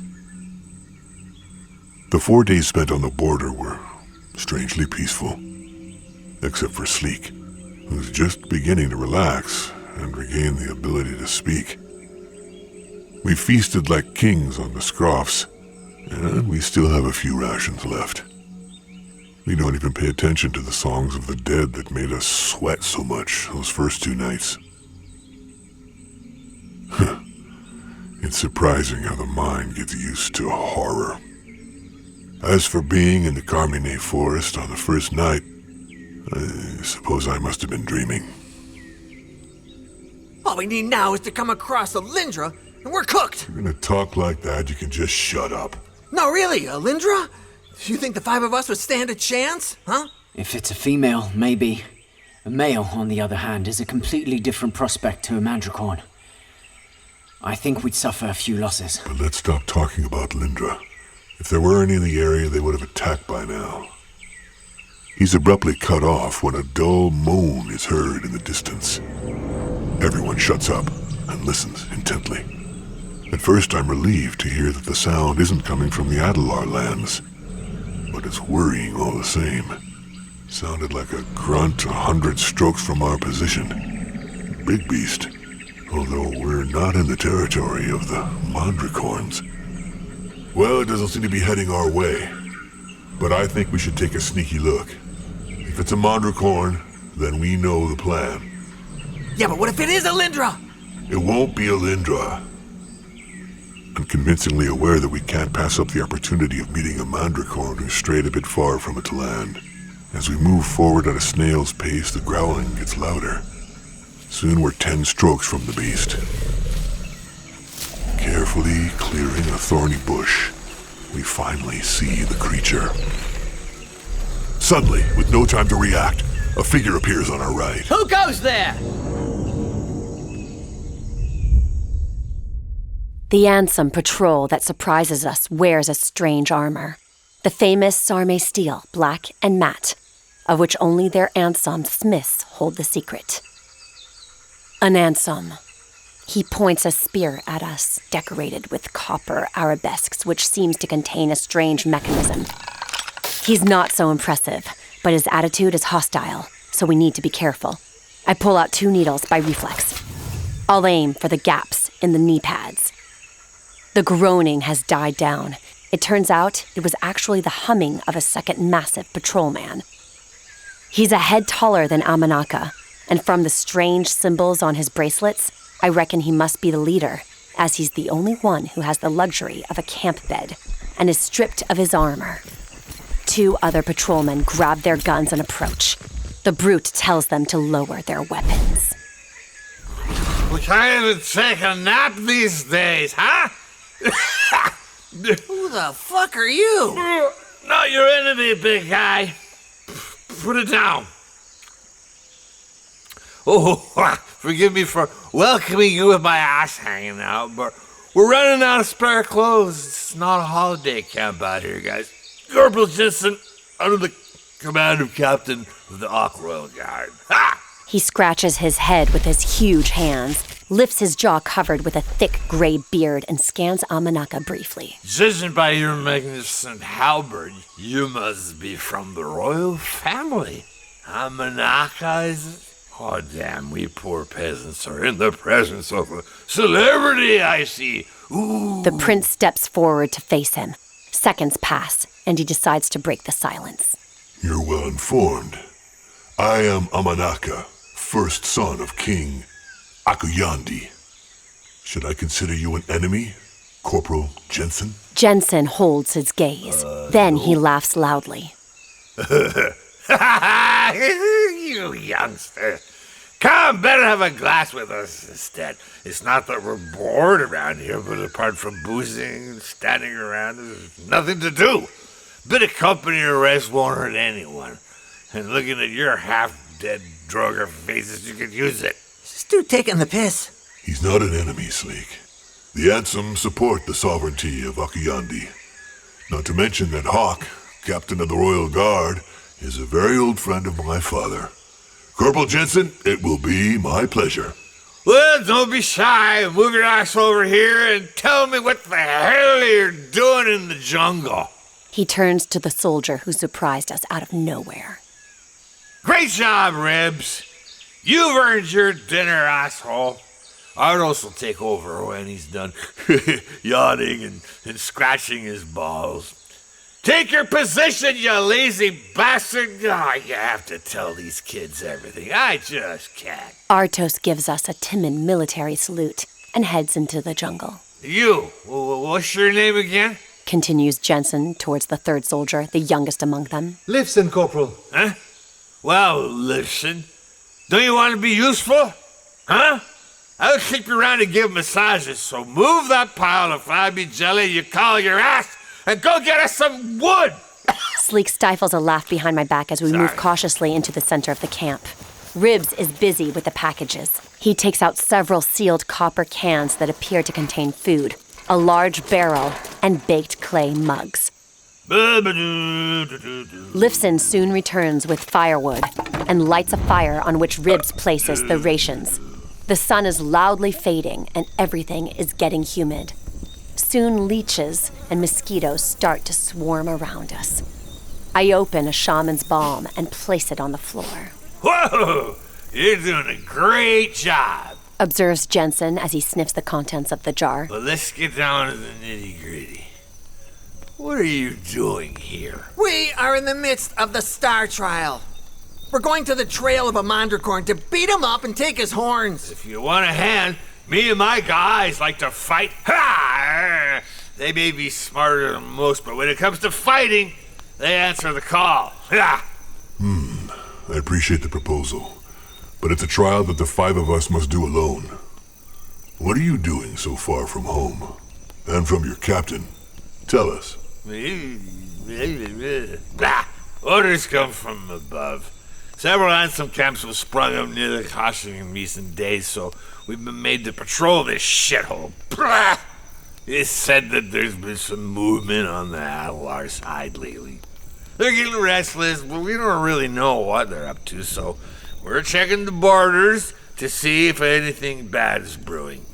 And you didn't see anything unusual? Not a glimpse, sweetheart. Just juggling bleaches.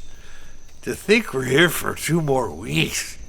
Jensen grabs a mallet, smashes the lid of the barrel, and brusquely fills the glasses with a frothy golden liquid. I shouldn't be doing this, but I don't care.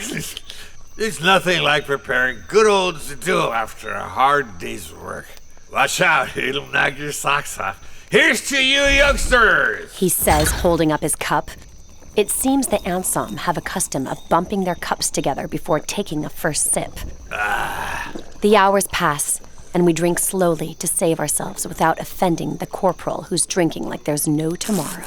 Wasn't me that time. The liquid is bitter and contains a kind of sparkling foam. That was cat. The atmosphere has rarely been this joyful. The Ansom are curious about our appearance, although they don't seem to be judging us.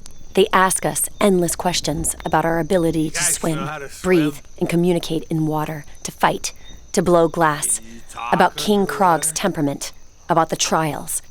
They describe the beauty of the great walled city in which they were born, at the foot of a cliff, which, in their words, is gigantic and discharges a river of fresh water that cleaves the city in two. The art of forging, the use of steam, and their engineering of compressed air seems wondrous, and they have nothing to envy the secrets of our shamans. Jensen tells us about his daughter and his wife, the tavern fights with the brass after each patrol, the Adalar ambushes, and his encounter with the despicable Drahulk, king of the Drogors, which almost cost him his life. The corporal is getting pretty drunk, and ends up demonstrating the use of his axe, which is as big as he is. He operates the mechanism. It whistles and gives off jets of steam. He prepares his shot, and then sends a powerful strike into a tree, which he slices in half. See that? I could swear he operated a small valve when he took his blow. And if so, his timing was impressive. Unbelievable! Genius! Right? It's called the Hydro Strike. The name is pretty cool, even if I don't know how it works. I press right when I need to, and the heads go. If you don't activate the thruster at the right time. He scratches his beard as if to illustrate his thoughts and continues. Ribs! Come and look at this pickaxe head! The infantryman retreats at military pace and stands to attention in front of Jensen. I don't want you to bow and scrape. Take my gun and shoot that tree right now. I don't know how it works, Corporal. It's like chopping logs. Just push the button when you want to strike, okay? Go! Ribs drags the weapon, which is too heavy for him, and plants himself in front of the trunk. He clumsily swings the axe, only just avoiding being knocked off balance, and propels the axe blade a good distance away from the trunk. The pressure contained in the mechanism expels a large cloud of steam, and Ribs is carried through the air, suspended on the axe, carried away by the inertia of the movement. He falls back a few strokes further with a thud. Coordination, strength, and training. That's the secret, kids. But you'd miss a fish in a barrel, that asshole. And you, Snake, I hear you have a strange power like lightning or... Yeah, something like that. Hey, do you want to demonstrate it on Ribs to stop him dozing off? Shock him! On your friend? Nope, not a good idea. I'll show you on a bug instead. That'll be less of a pain. Okay. Sleek moves away from the balsam, then rolls around in the mud before letting 24 leeches cling to him and sink their fangs into his flesh. Thin streams of blood flow down the bites. Greedy little creatures. It's a good thing I drank your stuff. I don't feel much. That's disgusting. The eel returns to the middle of the circle. Let him do it. I'm curious. Okay, ready? Without waiting for a response, He increases the electrical tension dormant in his muscles, and the leeches still clinging to the skin begin to wiggle in all directions, rearing up and contorting their bodies. We can only guess at their pain because the maneuver is completely silent. Sleek increases the intensity, and a glow seems to emanate from under his skin. The parasites soon start to smoke and fall to the ground, half burned. Jensen laughs, stamping his feet as if possessed by what appears to him to be magic. You're not the only one who can entertain the crowd, says the oxalotl. She then turns to the corporal. The alcohol gives him a childish air. Impress me, kid. Shackney then takes the sword from the sleeping ribs. Show us what you got. She dances with it for a while. Jensen's alcohol is definitely not doing it for the Kragh. She strokes the edge of the blade with one of her fingers to check if it's sharp. Let's go. She murmurs as she places her finger on a stone. With a sharp blow, she slices it. Jensen's eyes open wide, dazed and overwhelmed. The oxalotl screams in pain and cowers. Fucking asshole! I scream to keep Jensen confused. She turns her back to us to stifle her scream and pretends to cry. Then she turns around and holds out her bloody hand. Ta-da! All her fingers are in place, and the hand is intact. One-eyed whore! How is that even possible? He points to the severed finger, looks at Shackney's hand. I don't get it! I'm an axolotl. That's the way we are. Our flesh is eternal, and it grows back like weeds. So I got you, right? I think that's enough for tonight. Corporal Jensen, we've got a long day tomorrow, and my friends need to rest. Okay, well, thanks for this evening, youngsters. You sleep well. Listen!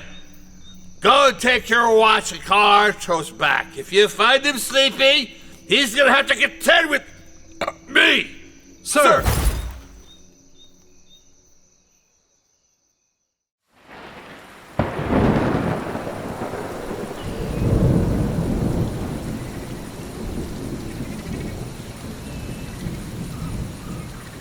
We are awakened early by a heavy rain shower.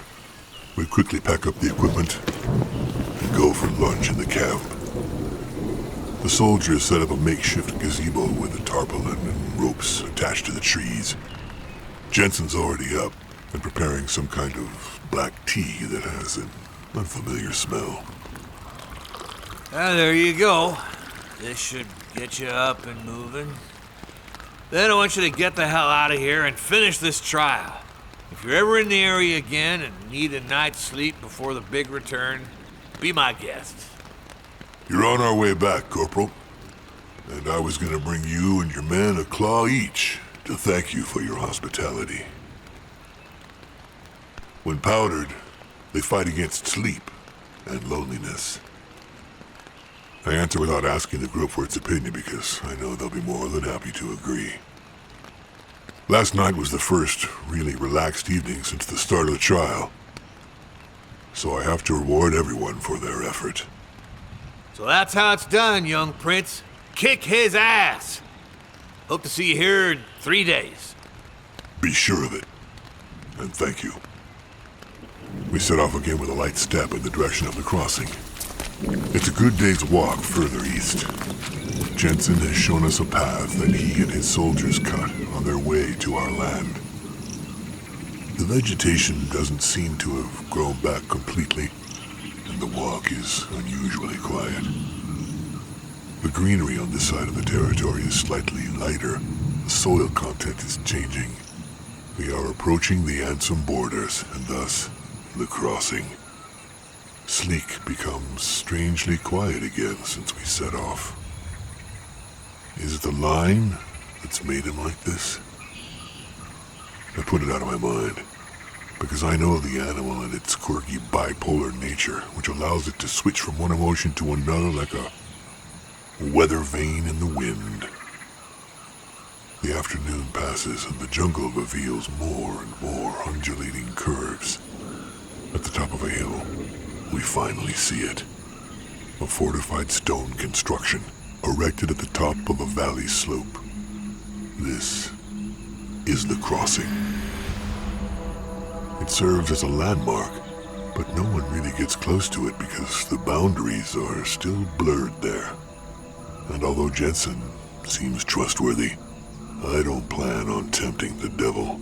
Surely in addition to the Ansem patrols posted in the vicinity, there must be Adalar sentries, perhaps even Kragh fighters sent by my father. Doubtful of what we might encounter in the area, I order everyone to stop walking. There's no need to go any further, as I can already see 3 peaks to the south, which form the great pit of the Mandricorns, and some undergrowth where the trees are more widely spaced, and where they meet for the breeding season. For the rest of the year, the dominant male never moves to guard the territory. He'll be here for sure, and we'll be there tomorrow at noon. Let's take a break here, gather our strength, because the next time we eat will be tomorrow at noon, after the fight. Shouldn't we move closer to the crossing to make sure we don't miss the place? No need. Look to the south. I point to the peaks, which from here look like 3 rounded green teeth. Sleek jumps for joy right there. Yes, this is the place! Look, Axolotl! Open your eyes! We made it! He turned Shackney in the right direction. Tomorrow we'll make him pay for the hell of the last few days, that rat! We raced down the hill, giddy as a child at the idea of finishing soon. We deliberately didn't eat this morning because fighting on a full stomach can be a bad idea. And also to avoid stinking up the food from 100 strokes away. We take up our arms, leave our provisions here, buried away from curious animals. As we move through the jungle, I clutch my halberd, handed down to me from my father. We're committed to sticking to the Rex's plan as much as possible. Everyone knows their role. Rexus and I in the vanguard. Sleek lies in ambush. Shackney is assigned to protect the turtle, who will work the middle distance. It's simple. We've seen worse in recent days. As we move on, the jungle expands and the treetops get higher and higher.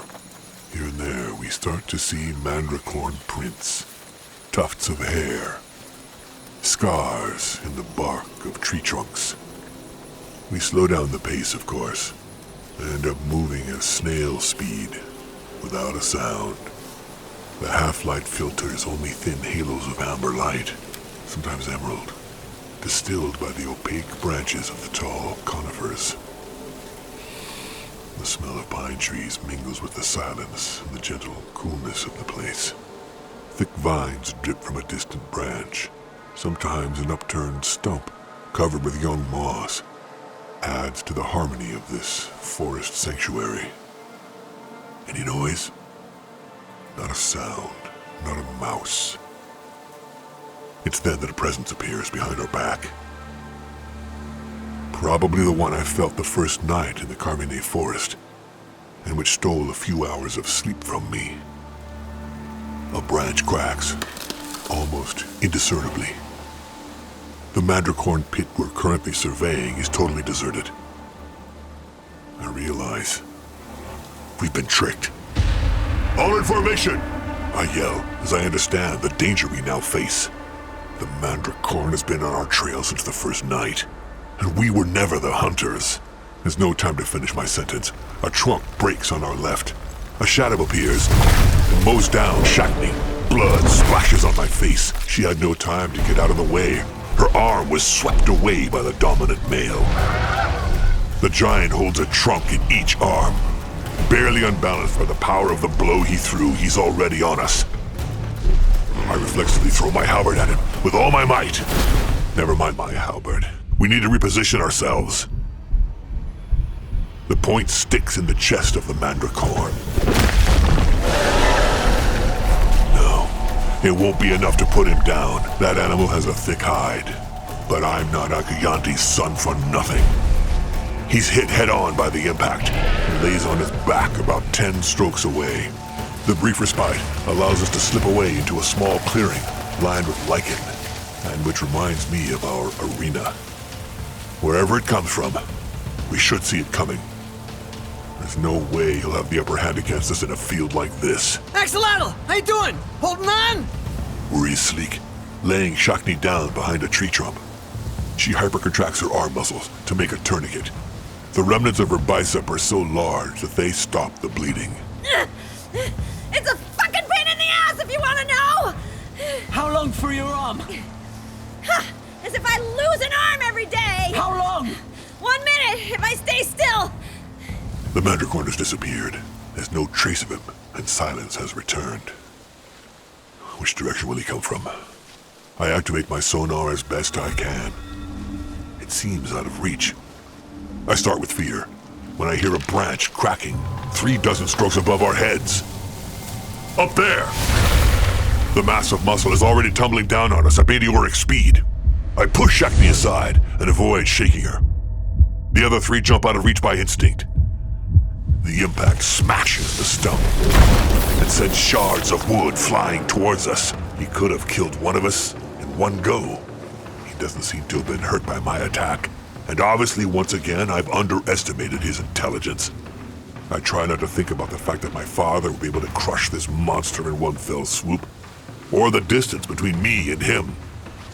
Because another problem has arisen. The Mandricorn holds my spear in his strongest arm, and moves towards us with a step that shakes the ground. Rexus is already getting in between us. Arcancer, a needle for the pain in my hands. I'll create a diversion. Sleek, roll around a vine and climb. When you have a window, send your best lightning to it without worrying about me. Amanaka, that's when you'll get your weapon back. I don't have time to object, as the Squilla is already advancing toward the Mandricorn. He's much smaller than the beast, and his shell reflects greenish-gray halos that almost blend in with the color of the undergrowth. Rexus walks at a calm and measured pace, despite the difference in mass between them. He slowly unravels the strips of cloth around his burnt hands, bends his fingers to check that everything is in place, and cracks his fist. The beast stops. They stare at each other for 2 long seconds, maybe 3. With a single thrust, Rexus covers the 20 strokes that separate them. The Squilla is as fast on land as he is in the water. The Mandricorn has no time to react as Rexus is already unleashing his blow. The explosion is terrible. It's said that some mantis shrimp hit so hard in the water that they're able to break rock. I believe our Squilla to be in this category. Oh yes. The blast of the impact reaches us and raises a large cloud of dust. His blow is stuck between the horns and the strongest part of the skull. The male is stunned and takes a few steps back. He shakes his head, dazed, then roars. Rexus repeats the maneuver and throws a second punch, even more powerful than the previous one. The Mandricorn kneels on the ground. Is he holding off a Mandricorn alone? Says Shakni, half of whose arm has already grown back. He's taunting it to give us an opening. Not to mention the fact that the male is about to go into a trance. The monster huffs and puffs, and blood seems to flow from his eyes, but he rises again. He rears up on his 2 legs and finally runs at Rexus, who starts to dodge the avalanche of blows that rain down on him one after another. The beast is equipped with 3 tree trunks and my weapon. His strokes are individually slow, yet they flow so smoothly together in an unstoppable roll. Bang, bang, bang, taking different angles. They are lethal. The balance of power shifts. He looks for blind spots, gets Rexus to dodge in one direction to strike back. One shot often hides another from an opposite angle. The Squilla seems to understand his game because the bug, constrained by primitive mechanisms, repeats a series of 12 identical moves. Yes, the Squilla understands the sequence in a flash and predicts which arm will drive the next attack. The margin of error for Rexus is very small. The slightest misstep, and he could end up crushed or impaled. But for now, everything seems to be going according to plan. Gradually, the Squilla allows himself to be pushed out of the clearing into a place with more trees to limit the scale of the blows, where the ground is covered with roots, holes, and stones. Rexus, with frightening composure, responds by twisting his torso with controlled speed, as if gliding gracefully through the attacks that rain down on him endlessly. He slaloms between the trees, without his back ever hitting an obstacle, as if he's already memorized all the objects around him. The Mandricorn gets angry, and his speed increases, but Rexus holds on. And then the Squilla finally finds an opening. His body contorts at an impossible angle.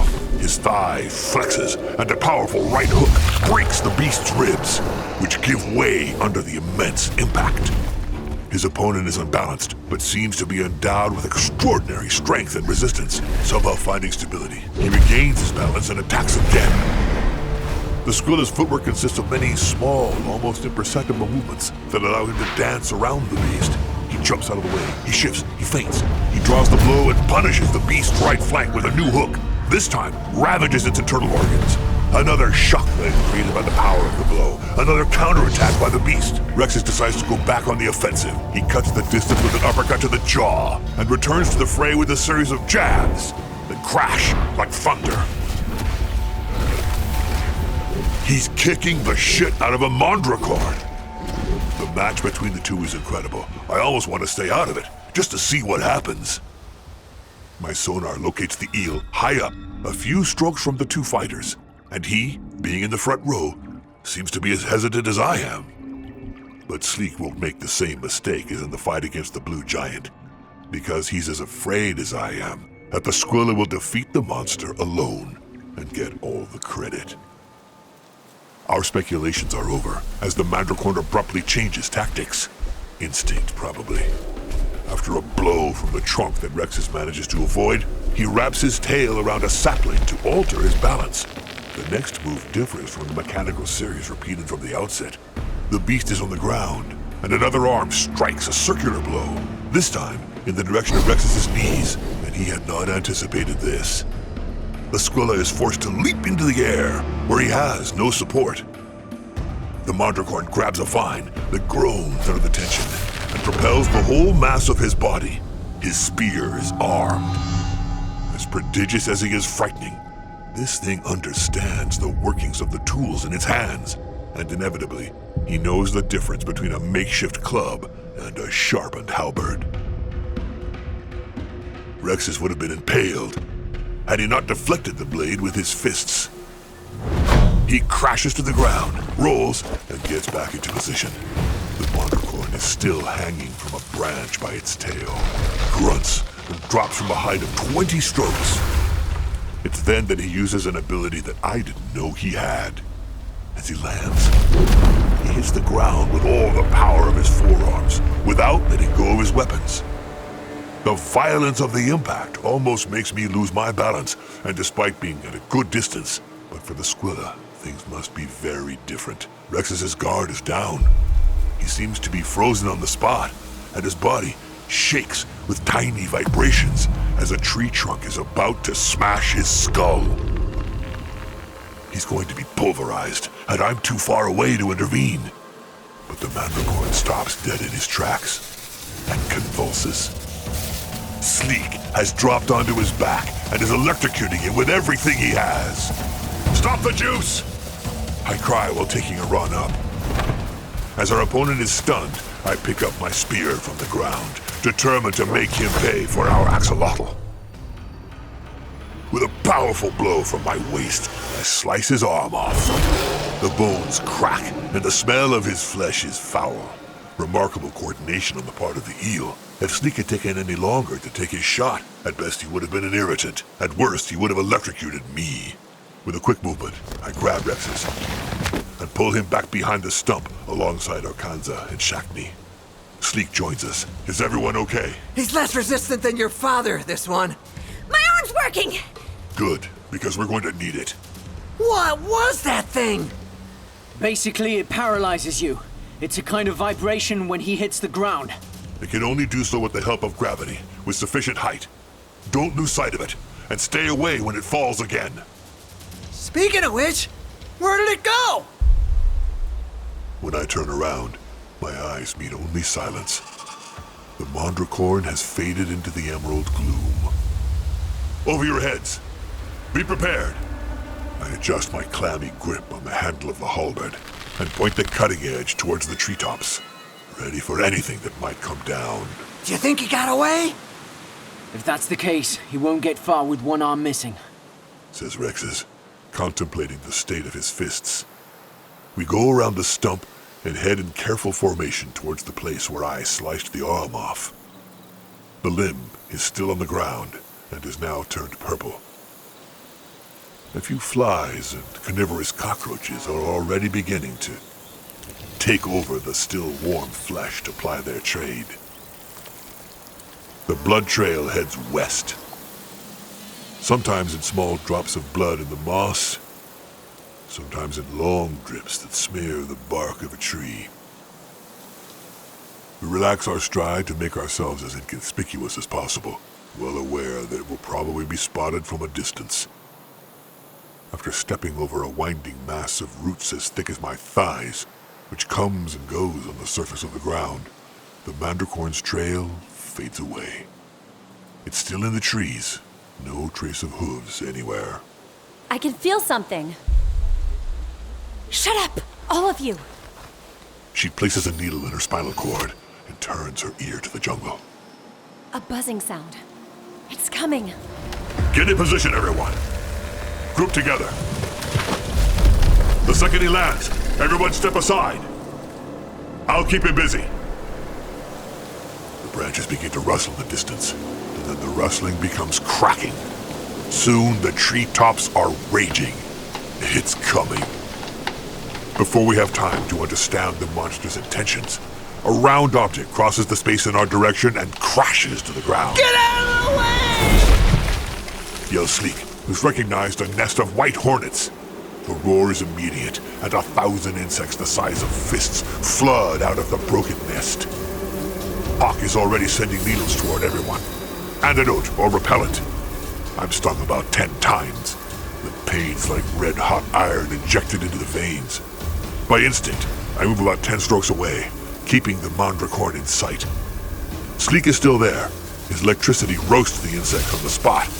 But from the curses he's uttering, I reckon the hornets are trying a few suicidal stings, which hit the mark. Shockney has detonated a toxic shell at her feet. It is hardening her entire muscle mass. The hornets circle around the flames and collapse after a few seconds. Rexes stays in the middle, his shell making him fearless. The Mandricorn also appears to be immune.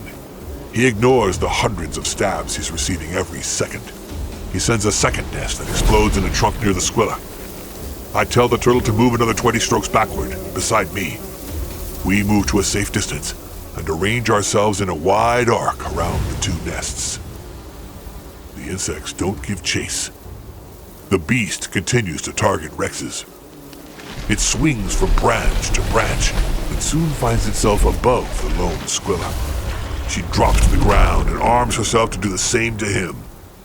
Our boxer leaps back as he falls. The Mandricorn decides to use its last trunk as a projectile. Its precision is frightening.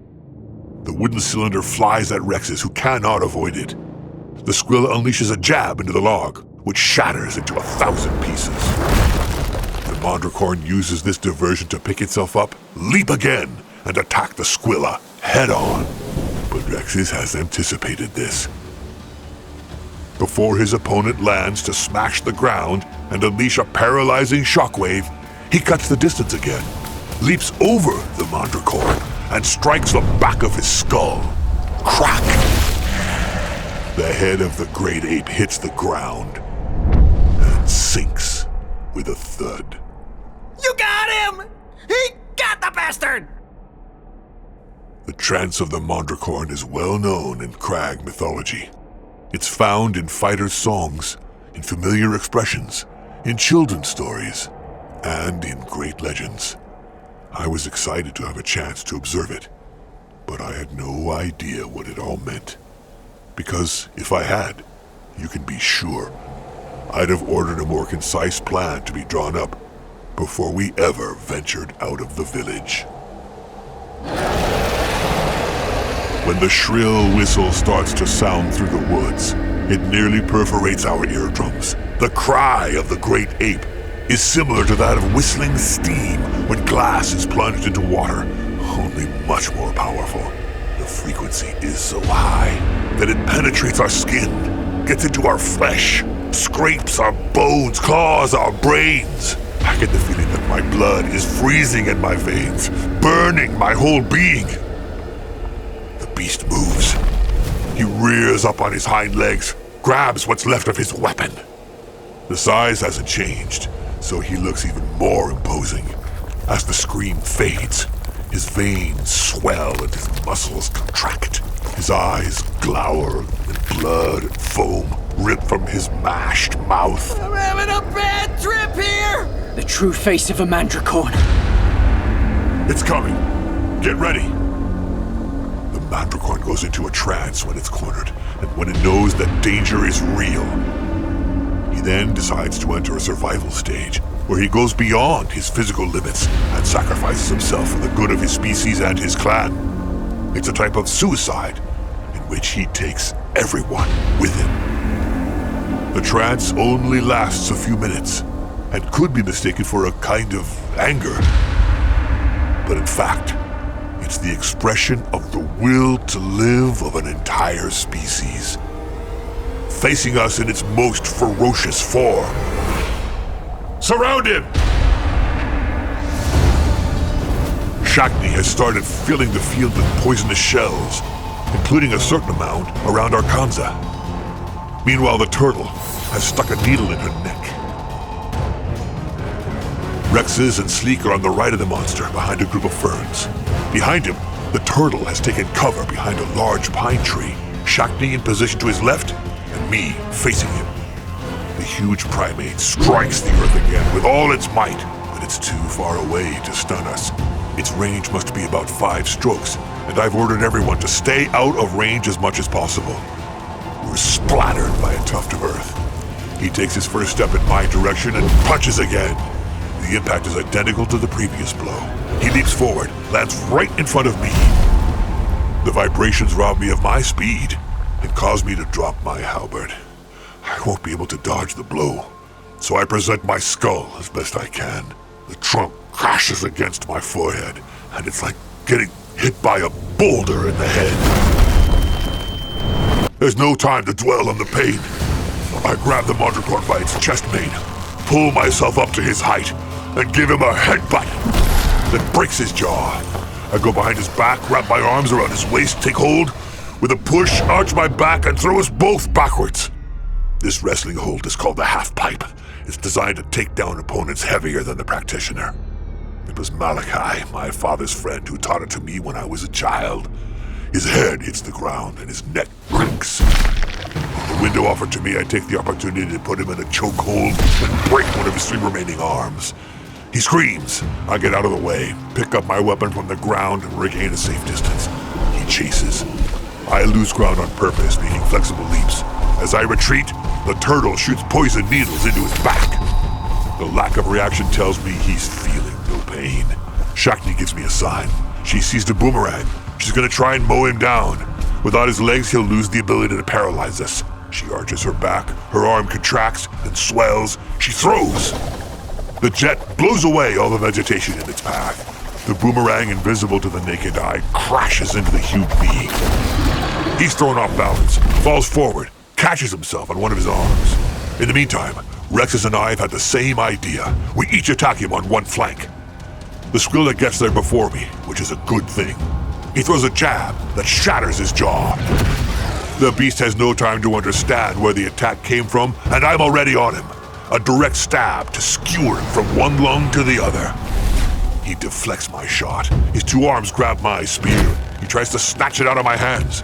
The Mandricorn gets on its feet. I hold onto the handle and soon my feet lift off the ground.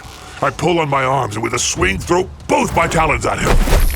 His nose cracks, and I send a second layer, then a third. His muzzle is pissing bloody mush, and he's flailing around. His strength shakes me at the end of the shaft as if I were a leaf. Me, a male orca. He hits the ground again, and I realize I'm alone with our target because Rex's had been clever enough to retreat. Only Arkanza continues, sending needles. Eventually, she hits an eye. He panics, and in his pain, sets out to finish me off. He raises the helmet in the air, with me dangling at the end. I find myself dangling above his foaming maw. He gets his third arm ready to send me a mighty blow with his trunk. But he's forgotten that I'm more of a resistance fighter. The trunk comes down and I absorb the blow with my shin while tightening my grip on the weapon. My spear and I fly out of his hand with the energy of the impact, and I glide down to land on my legs 5 strokes away. The beast seems to have forgotten what fear is, and I'm getting tired of the animal's endless mad rage. So what the hell? I decide to ram into him. The Mandricorn hits the ground again. I absorb the full force of the impact. It's painful, but doesn't stun me. I slash his thigh with a single cut. He drops his guard and gives me a perfect angle. I throw a huge punch at his chest. Thrown 3 strokes away, he rolls on the ground, staggers back to the fray. Meantime, Shakti has tripled in size, ready for battle. With an overpowering throw, she slings a boomerang that severs a new arm at the shoulder. More than one, as well as a young tree in the background. Despite his trance, I can feel he's getting shaken. He staggers for a moment, and this time, it's Rexus who ends up smashing his face with a perfect hook. The beast takes it. Can this creature be killed? He sends another jolt, and the 4 of us move aside. This is what he expected. The fight has made me forget the initial idea to protect the turtle. He runs at her with all the speed he can muster. Hark! Your shell! The opponent steps on the thorny shells. He screams in pain, but he doesn't slow down.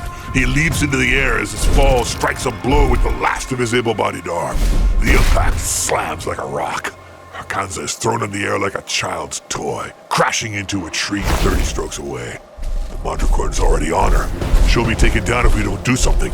Then Sleek tumbles from the sky, clinging to a vine, screaming like a fool, crashes into the monster, wrapping around the thigh. The shocks must be terrible. The beast's horn is starting to smoke. Soon he turns blue, and his one eye seems about to pop out of its socket.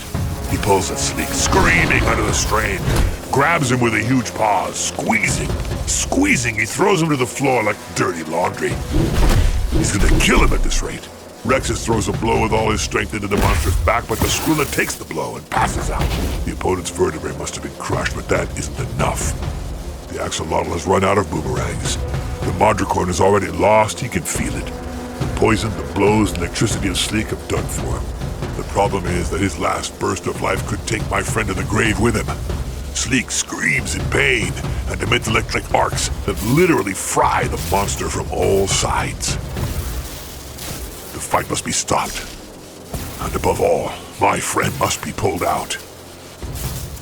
I start a run, grab a vine, and support myself on a trunk. With a thrust, I'm in the air and fall with all my mass on top of the creature. Although I know that when my blade comes into contact with the electrified creature, the pain for me will be unbearable, accompanied by the sensation that my blood and my brain are about to fry.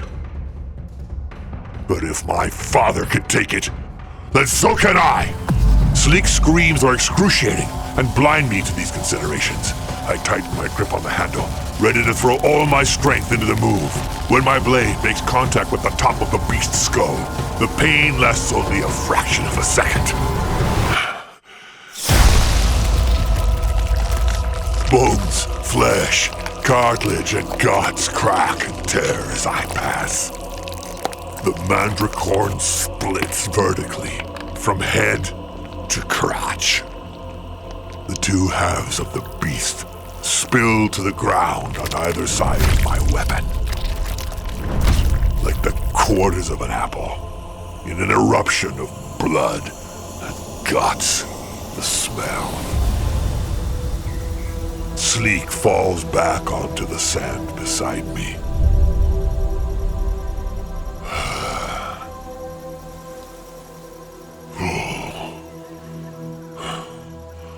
It's over.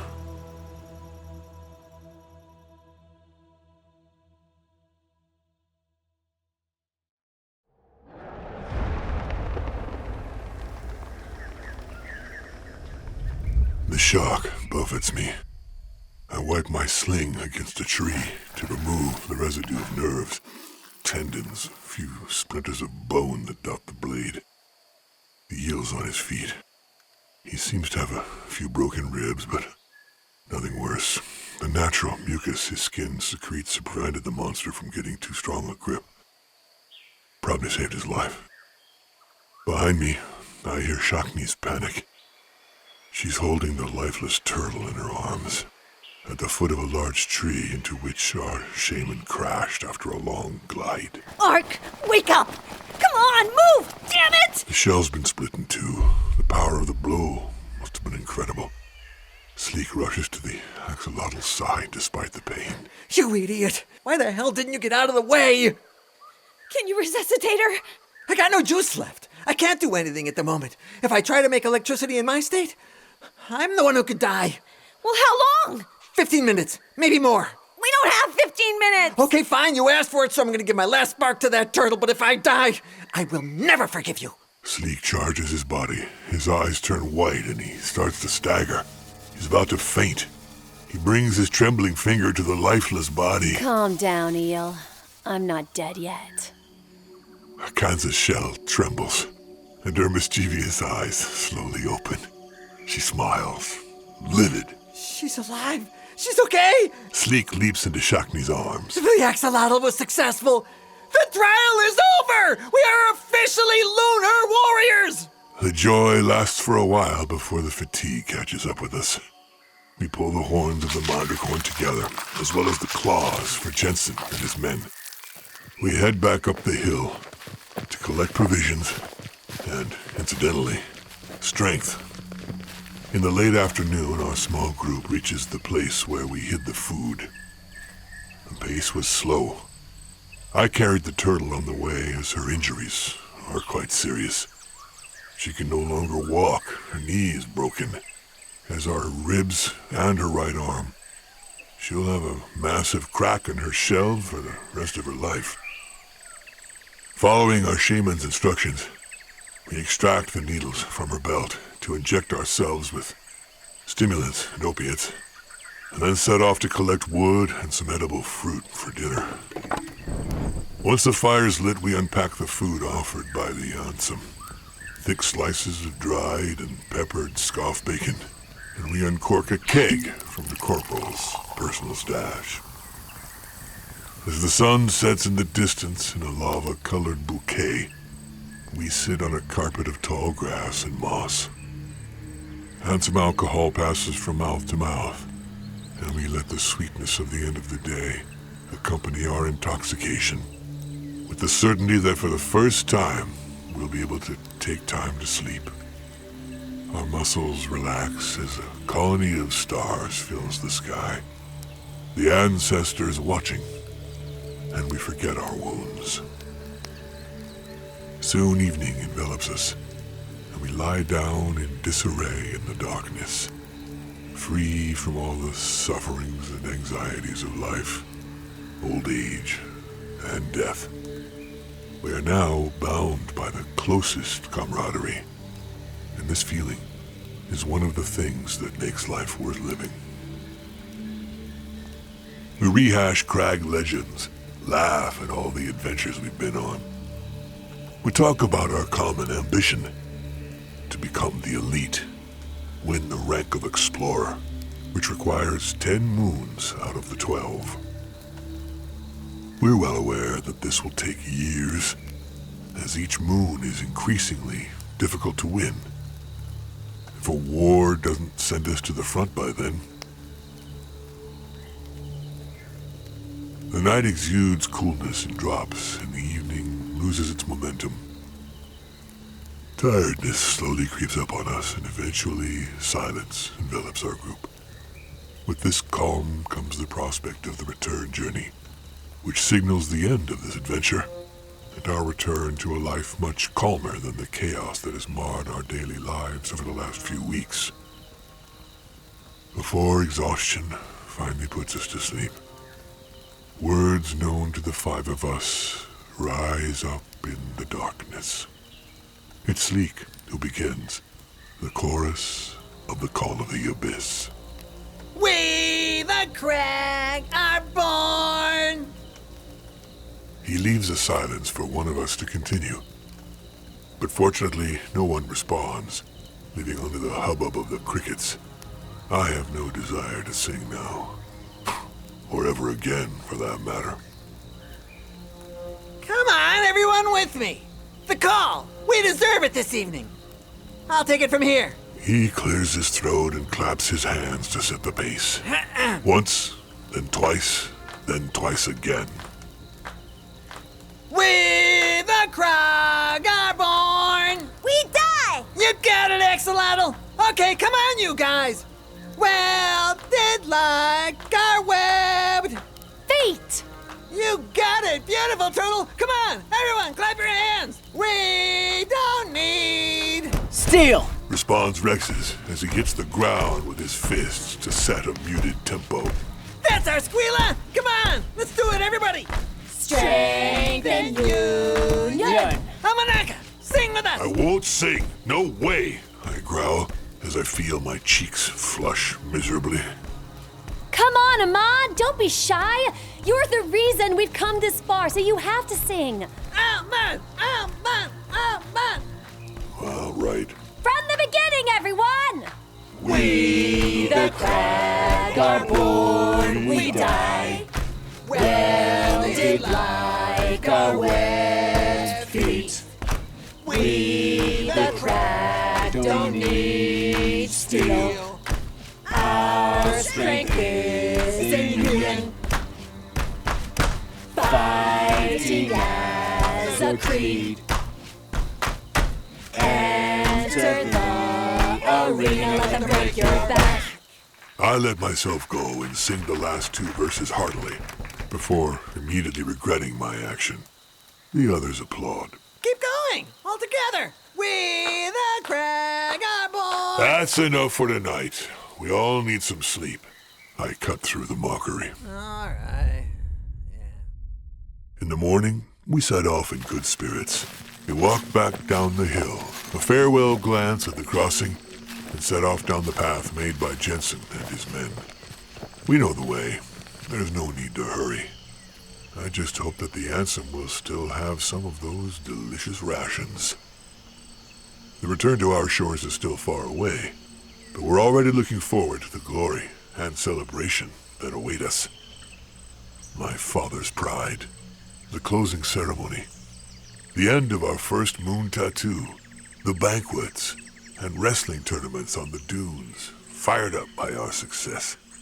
The story of our adventures, amplified by the imagination of the storytellers, as it echoes from mouth to mouth across the sand.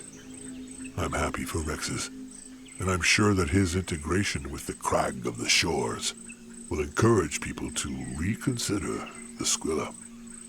Better lives await us, and we have new mountains to climb.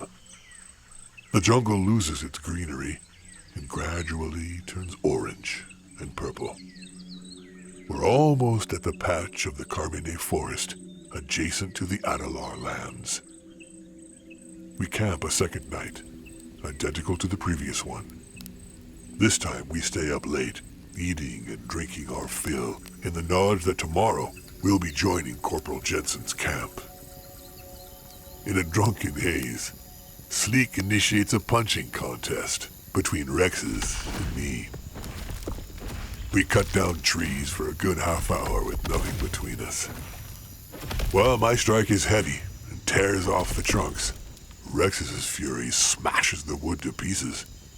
We declare a draw, finish the drink under the stars, and go to bed to the nightly song of the insects. As I examine the horns of the Mandricorn, lying facing the sky, a a somewhat hazy detail comes back to me. I still don't understand how the beast managed to follow us since we entered the forest, or how it was able to conceal its tracks for 3 weeks. Fatigue and alcohol prevent me from unraveling the different possible scenarios. I quickly fall into a dreamless sleep.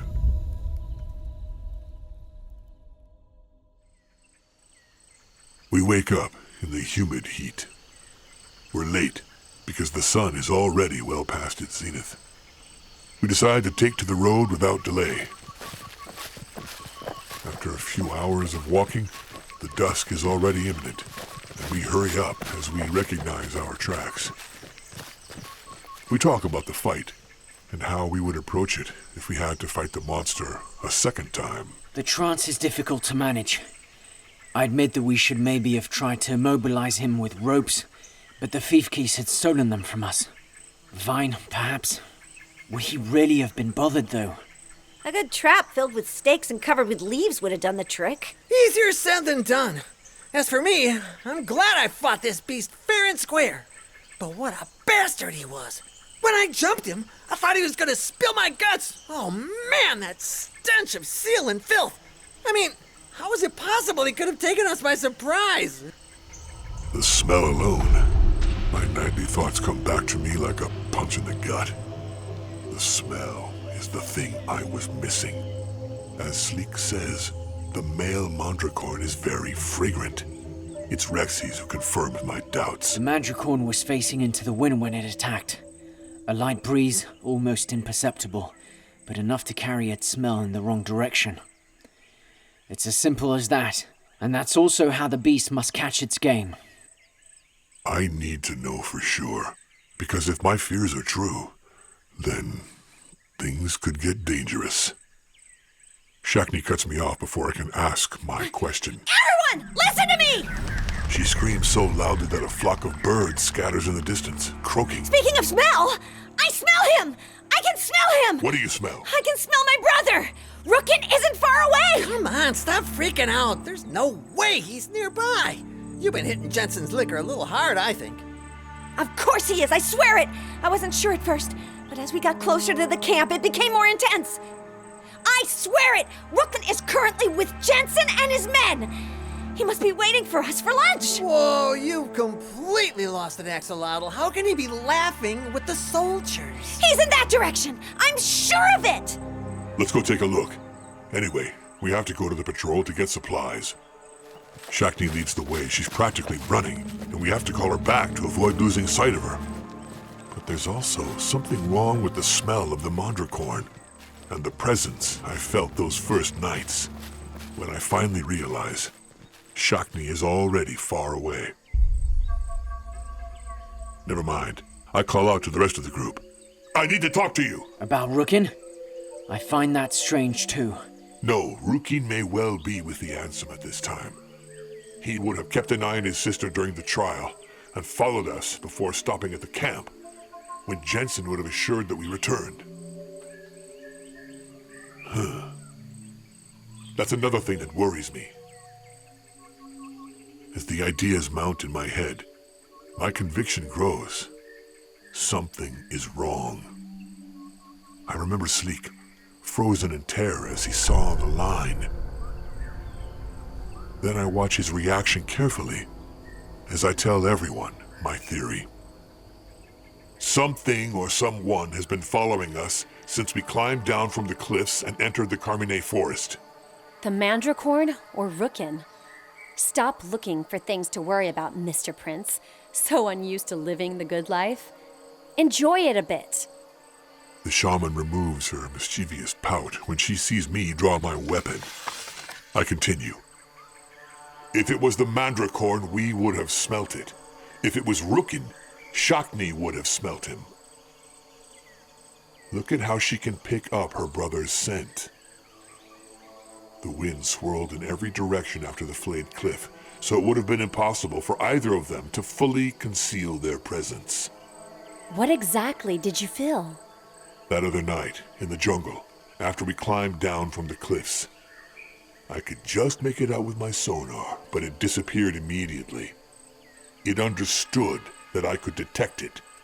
It had no smell. Believe me, this thing's neither a wild animal nor Rookyn. He's not the type to camouflage himself. This thing was far too discreet and agile, and knew exactly what it was doing. This presence and the smell of Rookyn suddenly reappearing. No, nothing makes sense. I can see in the eel's eye that my speech has hit the nail on the head, and that he's just remembered the line. I know him so well, it's obvious when he's hiding something. So I don't give him time to bury his panic and continue. Anything you'd like to share with us, Sleek? No, nothing at all. Are you sure? He hesitates, trembles, finally spills the beans. Okay, I do have to tell you something, but you must promise not to repeat it. We're listening. The night of the ceremony, when Matriachs was sentenced to exile, I'd had a bit to drink and, And what? Out with it! I didn't take it well, that scumbag. What he did to Rexus was unacceptable, so I followed him to teach him a lesson. Only, I slipped, and I came on too strong. He didn't survive my attack. I was drunk. I didn't mean it. Please don't tell your father. You defied the king's judgment? You complete idiot! If this gets out, grandson of the great Sawangi or not, you'll be banished. I am aware of that! But that's not the most worrying thing. When I realized how stupid I'd been, I decided to climb as far as I could in the southeast and hide the body in the jungle. Then I smashed him all over with a stone so it looked like he was, assaulted. So no one would be looking for electrocution marks. Well, guess what? When we got to the line, I recognized his body from the marks left by the rock I beat him with. Matriachs was hanging by his feet in full view! Where exactly did you leave the body? 4 hours walk southeast of the shores! To the southeast, you hear me? There's no way Matriachs is gonna be here, and I'm not mistaken, it was him! A dolphin's body covered in bruises, believe me, this is not a common sight! How can you be so sure, Sleek? And even if it was Matriachs hanging on that rope, what does it all mean? I decide to keep my cool. But something inside me expands and stifles any anger I might have towards the eel for acting so stupidly. It's an emotion I'm unfamiliar with, and it only occurs in the worst situations. It must be what people call fear. I'm totally certain, damn it! He had glass bracelet marks. It was Matriachs. And the only way to explain how he wandered dead from the shore to the line in such a short time is that he was taken by someone or something.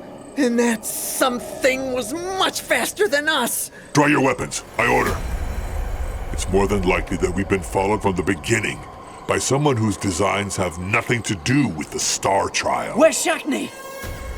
I take Sleek and Arkanza and hoist them onto my back. We set off down the path and set a frantic pace to catch the axolotl. The night's almost upon us. My eyes are struggling to adjust. I stumble over roots and tear through brambles to try to make up for lost ground. The path turns slightly, and we see her in the distance, perhaps 500 strokes before the bend. We scream with all our might to stay where she is, but she waves back, full of enthusiasm, blinded by hope. She runs back into the jungle and disappears from our view once again. Eventually we reach her. Once I've caught my breath, I see we're only about 20 strokes from the Ansem camp. At least, what's left of it. Shackney seems petrified. My hand instinctively grips my halberd as my eyes scan the carnage in the dead silence.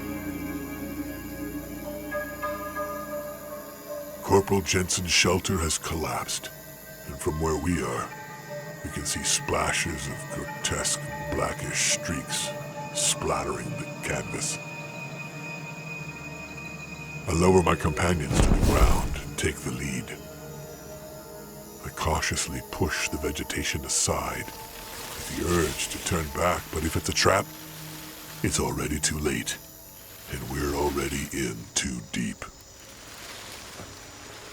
We move forward a few strokes with freezing sweat beating down our backs. Rexus is on guard. Everyone draws their weapons. Arkanza shouts. Look! A few meters to our right, I can see Jensen's face, as well as those of the three subordinates. They stare skyward with twisted, empty eyes. Their heads are planted on spikes. Taking the head of the corporal. Whoever did this is no amateur. It's a nightmare. I'm gonna puke! We move a little further into the camp. The surrounding jungle seems dead, as if death had taken over the place and sucked the souls of the smallest insect. The disemboweled bodies of handsome soldiers are strewn here and there amidst their guts. They're riddled with arrows. Before us, in the middle of the clearing, is a body that I know well. A companion of mine in the village. He's face down and looks immaculate. Rookyn! He's here! She rushes towards him to see the extent of the damage. Stop, Shackney! Come back! The axolotl leans over the body, turning it over gently. I try not to look away. She screams in disgust. Rookyn's head is gone, and from his neck springs a swarm of small spiders. I know these tricks. Shackney, come back now, without making a single damn sound. The little axolotl has no time to hear my words. She's literally split in two by the warrior's sword, which emerges from the ground with the speed of a snake striking. Blood flies through the air, and the two halves of her body fall stiffly to the ground with a thud. The killer wears a black hood and a long cape. It's impossible to see his face. There's a creak behind us. I take an arrow in the back. The pain is unbearable. Rexus is hit in the thigh. Sleek in the abdomen. Arkanza appears to be intact. She sends a volley of needles towards the sentinels, who are holding us at gunpoint.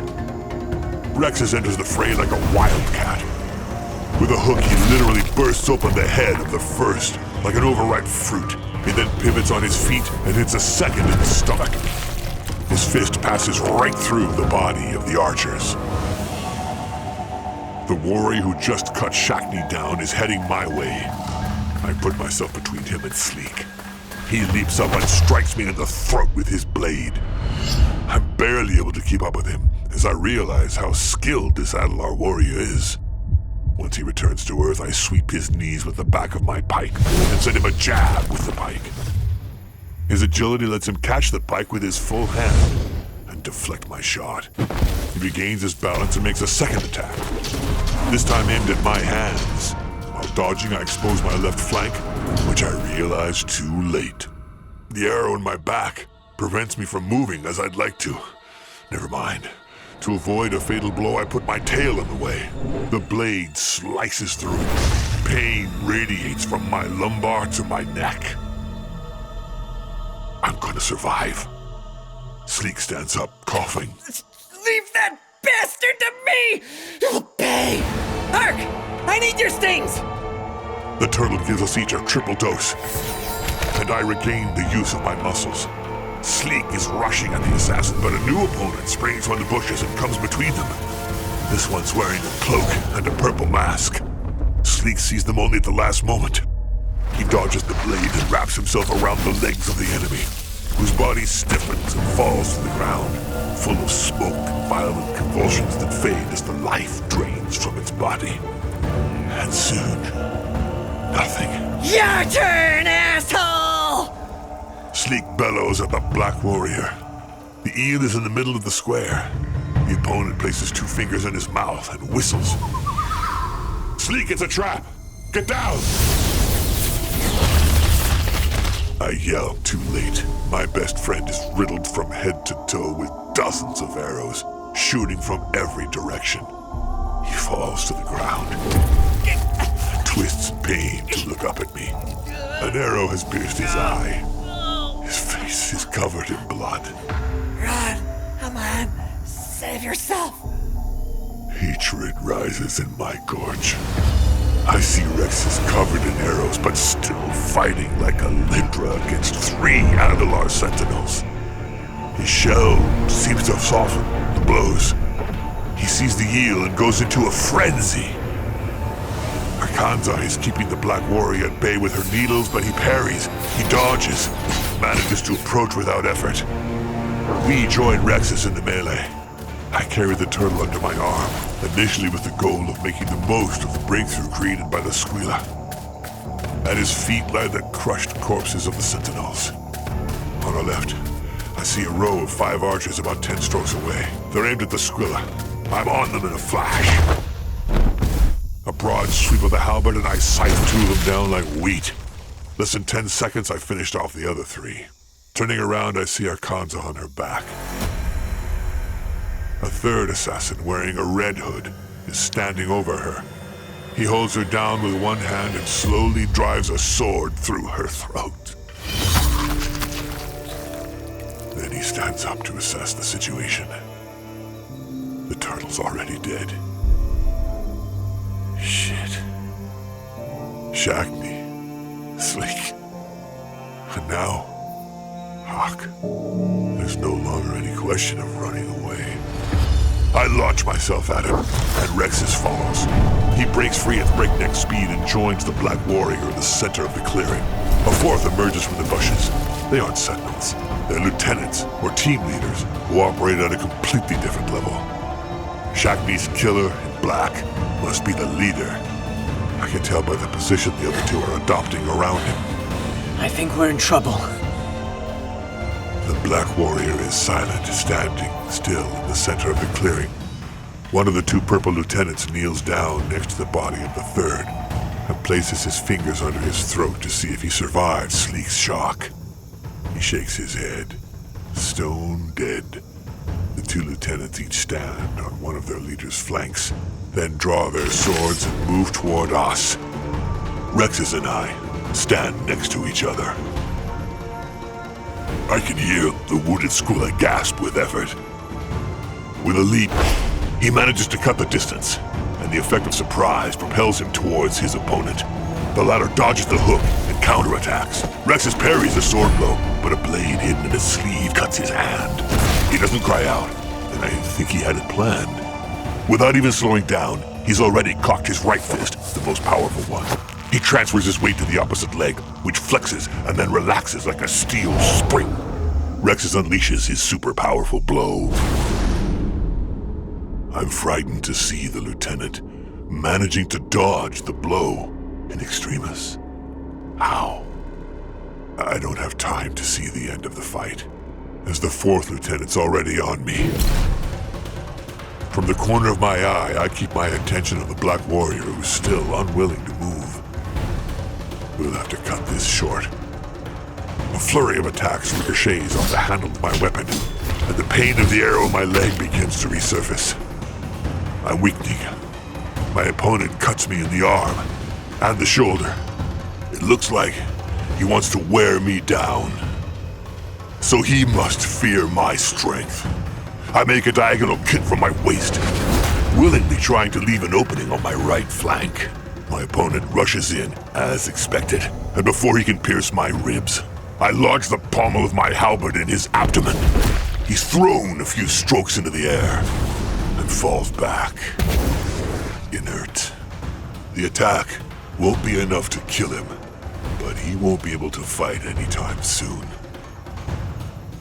I turn to Rexus, covered in slashes. He grabs the hand that stuck a sword in his shoulder. He closes his terrible embrace. The purple warrior doesn't make a sound as his knuckles, fingers, and bones are dislocated by my partner's grip. Maintaining his grip, The Squilla quickly rearms his amputated arm and prepares to send a jab into the face of the fleeing lieutenant. The blow will smash his head. Yes, Rexus has won. Ha ha ha. Huh? But his shot doesn't go off. Instead, it's the Black Warrior's blade in his back that pierces his abdomen from side to side. Before he can do anything, he pulls it out and strikes a second blow in the lung, then a third in the heart. The Squilla coughs painfully, lets out a gush of blood from his mouth. He lets go of the lieutenant as life drains from his body.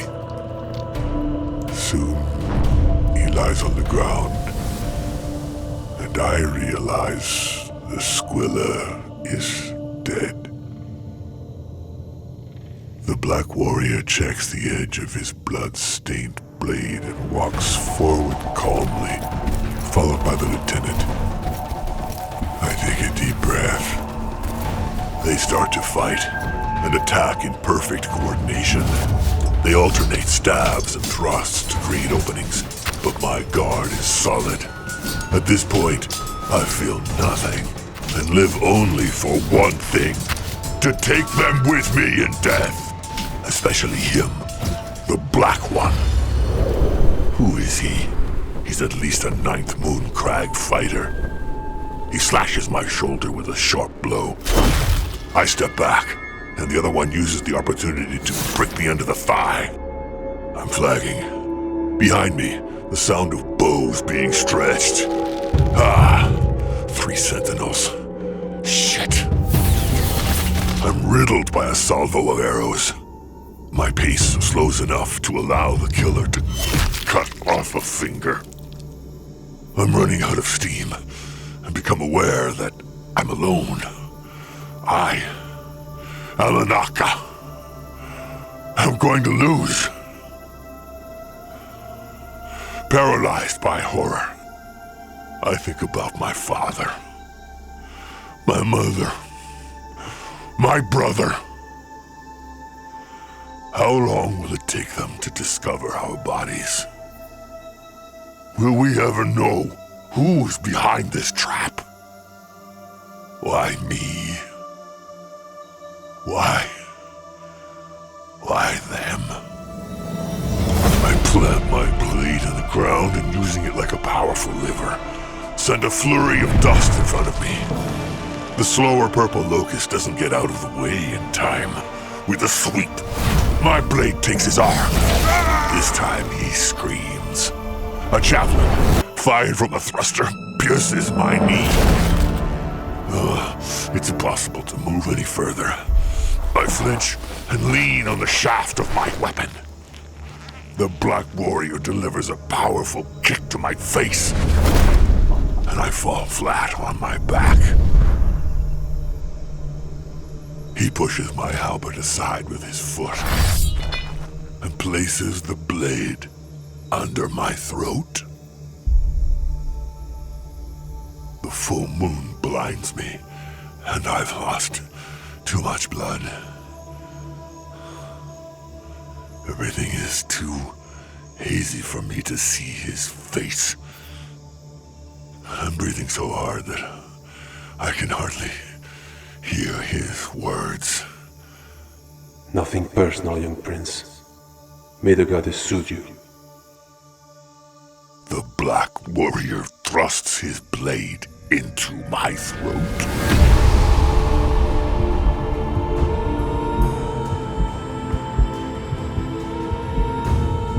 I can hardly feel anything except for the warm stream of blood running down my chest, down my windpipe.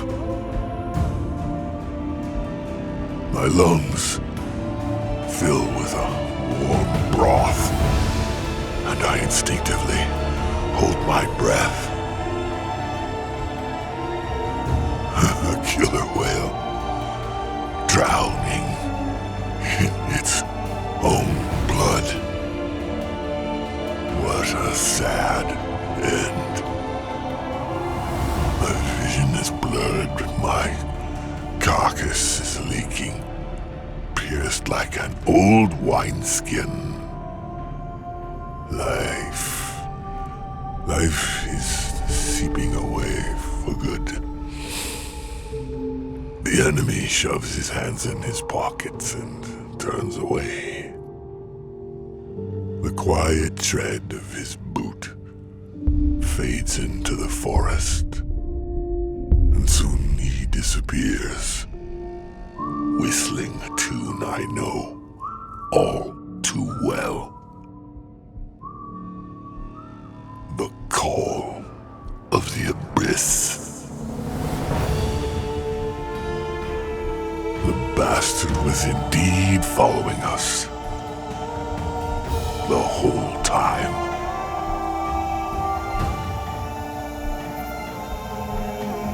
So I hum it to myself one last time.